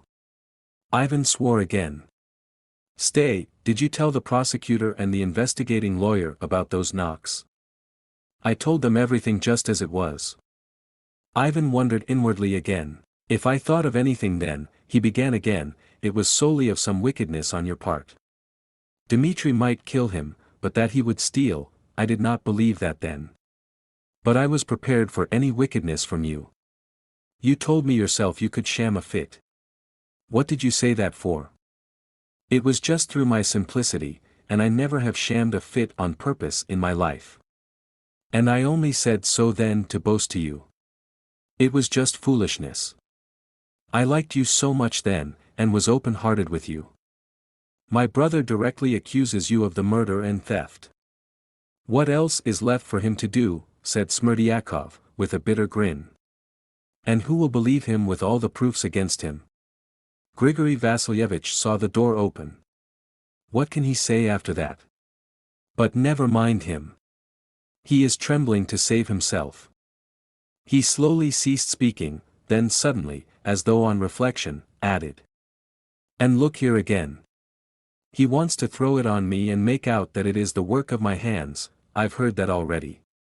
But as to my being clever at shamming a fit, should I have told you beforehand that I could sham one, if I really had had such a design against your father? If I had been planning such a murder, could I have been such a fool as to give such evidence against myself beforehand? And to his son, too. Upon my word. Is that likely? As if that could be, such a thing has never happened. No one hears this talk of ours now, except Providence itself, and if you were to tell of it to the prosecutor and Nikolai Parfenovitch you might defend me completely by doing so, for who would be likely to be such a criminal, if he is so open-hearted beforehand? Anyone can see that. Well, and Ivan got up to cut short the conversation, struck by Smerdyakov's last argument. I don't suspect you at all, and I think it's absurd, indeed, to suspect you. On the contrary, I am grateful to you for setting my mind at rest. Now I am going, but I'll come again. Meanwhile, goodbye. Get well. Is there anything you want? I am very thankful for everything. Marfa Ignatyevna does not forget me, and provides me anything I want, according to her kindness. Good people visit me every day. Goodbye. But I shan't say anything of your being able to sham a fit, and I don't advise you to either, something made Ivan say suddenly. I quite understand. And if you don't speak of that, I shall say nothing of that conversation of ours at the gate. Then it happened that Ivan went out, and only when he had gone a dozen steps along the corridor, he suddenly felt that there was an insulting significance in Smerdyakov's last words. He was almost on the point of turning back, but it was only a passing impulse, and muttering, "Nonsense," he went out of the hospital. His chief feeling was one of relief at the fact that it was not Smerdyakov, but Mitya, who had committed the murder, though he might have been expected to feel the opposite. He did not want to analyze the reason for this feeling, and even felt a positive repugnance at prying into his sensations. He felt as though he wanted to make haste to forget something. In the following days he became convinced of Mitya's guilt, as he got to know all the weight of evidence against him. There was evidence of people of no importance, Fenya and her mother, for instance, but the effect of it was almost overpowering. As to Perhatin, the people at the tavern, and at Plotnikov's shop, as well as the witnesses at Mokrow, their evidence seemed conclusive. It was the details that were so damning. The secret of the knocks impressed the lawyers almost as much as Grigory's evidence as to the open door. Grigory's wife, Marfa, in answer to Ivan's questions, declared that Smerdyakov had been lying all night the other side of the partition wall. He was not 3 paces from our bed, and that although she was a sound sleeper she waked several times and heard him moaning, he was moaning the whole time, moaning continually. Talking to Herzenstube, and giving it as his opinion that Smerdyakov was not mad, but only rather weak, Ivan only evoked from the old man a subtle smile. "Do you know how he spends his time now?" he asked, learning lists of French words by heart. "He has an exercise book under his pillow with the French words written out in Russian letters for him by some one, he. Ivan ended by dismissing all doubts. He could not think of Dmitri without repulsion. Only one thing was strange, however. Alyosha persisted that Dmitri was not the murderer, and that, in all probability, Smerdyakov was. Ivan always felt that Alyosha's opinion meant a great deal to him, and so he was astonished at it now. Another thing that was strange was that Alyosha did not make any attempt to talk about Mitya with Ivan, that he never began on the subject and only answered his questions. This, too, struck Ivan particularly, but he was very much preoccupied at that time with something quite apart from that. On his return from Moscow, he abandoned himself hopelessly to his mad and consuming passion for Katerina Ivanovna. This is not the time to begin to speak of this new passion of Ivan's, which left its mark on all the rest of his life. This would furnish the subject for another novel, which I may perhaps never write. But I cannot omit to mention here that when Ivan, on leaving Katerina Ivanovna with Alyosha, as I've related already, told him, "I am not keen on her," it was an absolute lie. He loved her madly, though at times he hated her so that he might have murdered her. Many causes helped to bring about this feeling. Shattered by what had happened with Mitya, she rushed on Ivan's return to meet him as her one salvation. She was hurt, insulted and humiliated in her feelings. And here the man had come back to her, who had loved her so ardently before, oh, she knew that very well, and whose heart and intellect she considered so superior to her own. But the sternly virtuous girl did not abandon herself altogether to the man she loved, in spite of the Karamazov violence of his passions and the great fascination he had for her. She was continually tormented at the same time by remorse for having deserted Mitya, and in moments of discord and violent anger, and they were numerous, she told Ivan so plainly. This was what he had called to Alyosha lies upon lies. There was, of course, much that was false in it, and that angered Ivan more than anything. But of all this later. He did, in fact, for a time almost forget Smerdyakov's existence, and yet, a fortnight after his first visit to him, he began to be haunted by the same strange thoughts as before. It's enough to say that he was continually asking himself, why was it that on that last night in Fyodor Pavlovitch's house he had crept out onto the stairs like a thief and listened to hear what his father was doing below? Why had he recalled that afterwards with repulsion? Why next morning had he been suddenly so depressed on the journey? Why, as he reached Moscow, had he said to himself, I am a scoundrel? And now he almost fancied that these tormenting thoughts would make him even forget Katerina Ivanovna, so completely did they take possession of him again. It was just after fancying this, that he met Alyosha in the street. He stopped him at once, and put a question to him. Do you remember when Dmitri burst in after dinner and beat father, and afterwards I told you in the yard that I reserved the right to desire? Tell me, did you think then that I desired father's death or not? I did think so, answered Alyosha, softly. It was so, too, it was not a matter of guessing. But didn't you fancy then that what I wished was just that one reptile should devour another, that is, just that Dmitri should kill father, and as soon as possible, and that I myself was even prepared to help to bring that about? Alyosha turned rather pale, and looked silently into his brother's face. Speak, cried Ivan, I want above everything to know what you thought then. I want the truth, the truth. He drew a deep breath, looking angrily at Alyosha before his answer came. Forgive me, I did think that, too, at the time, whispered Alyosha, and he did not add one softening phrase. Thanks, snapped Ivan, and, leaving Alyosha, he went quickly on his way. From that time Alyosha noticed that Ivan began obviously to avoid him and seemed even to have taken a dislike to him, so much so that Alyosha gave up going to see him. Immediately after that meeting with him, Ivan had not gone home, but went straight to Smerdyakov again. Chapter 7. The Second Visit to Smerdyakov. By that time Smerdyakov had been discharged from the hospital. Ivan knew his new lodging, the dilapidated little wooden house, divided in two by a passage on one side of which lived Marya Kondratyevna and her mother, and on the other, Smerdyakov.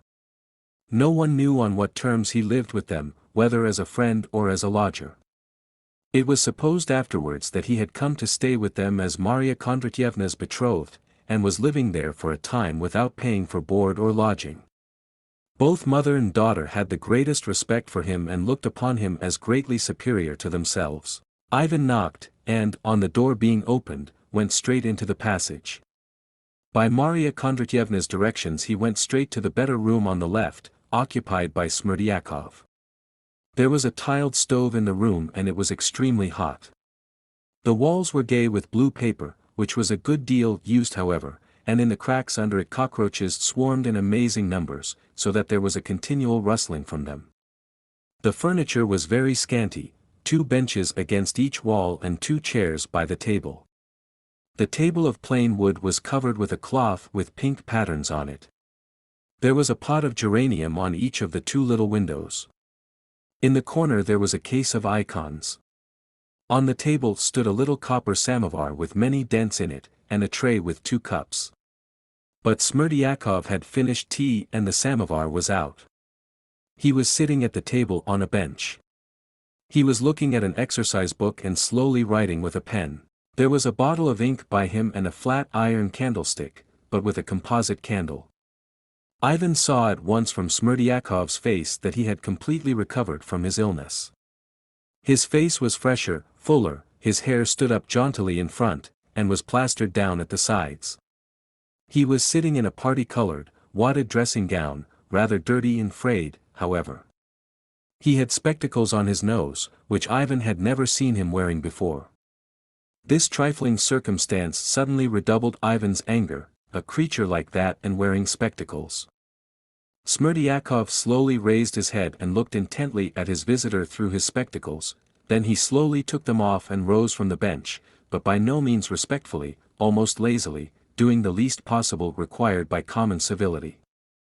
All this struck Ivan instantly, he took it all in and noted it at once, most of all the look in Smerdyakov's eyes, positively malicious, churlish and haughty. "What do you want to intrude for?" it seemed to say. "We settled everything then, why have you come again?" Ivan could scarcely control himself.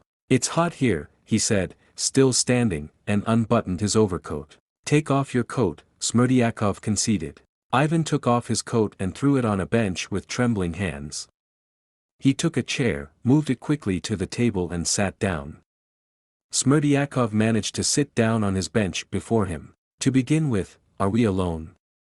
Ivan asked sternly and impulsively. "Can they overhear us in there?"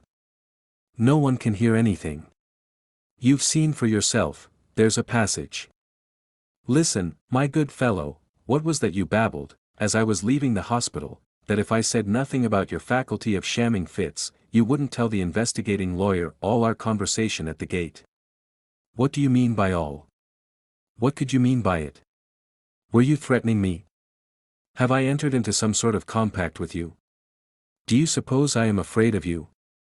Ivan said this in a perfect fury, giving him to understand with obvious intention that he scorned any subterfuge or indirectness and meant to show his cards.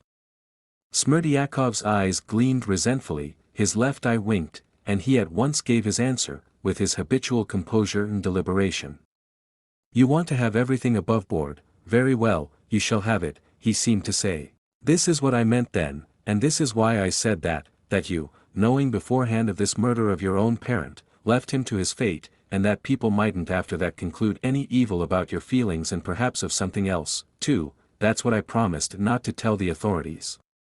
Though Smerdyakov spoke without haste and obviously controlling himself, yet there was something in his voice, determined and emphatic, resentful and insolently defiant. He stared impudently at Ivan. A mist passed before Ivan's eyes for the first moment. "How? What? Are you out of your mind? I'm perfectly in possession of all my faculties. Do you suppose I knew of the murder?" Ivan cried at last, and he brought his fist violently on the table. "What do you mean by something else, too? Speak, scoundrel!" Smerdyakov was silent and still scanned Ivan with the same insolent stare. "Speak, you stinking rogue, what is that something else, too?" "The something else I meant was that you probably, too, were very desirous of your parents' death." Ivan jumped up and struck him with all his might on the shoulder, so that he fell back against the wall. In an instant his face was bathed in tears. Saying, "It's a shame, sir, to strike a sick man," he dried his eyes with a very dirty blue check handkerchief and sank into quiet weeping. A minute passed. "That's enough. Leave off," Ivan said peremptorily, sitting down again. "Don't put me out of all patience." Smerdyakov took the rag from his eyes.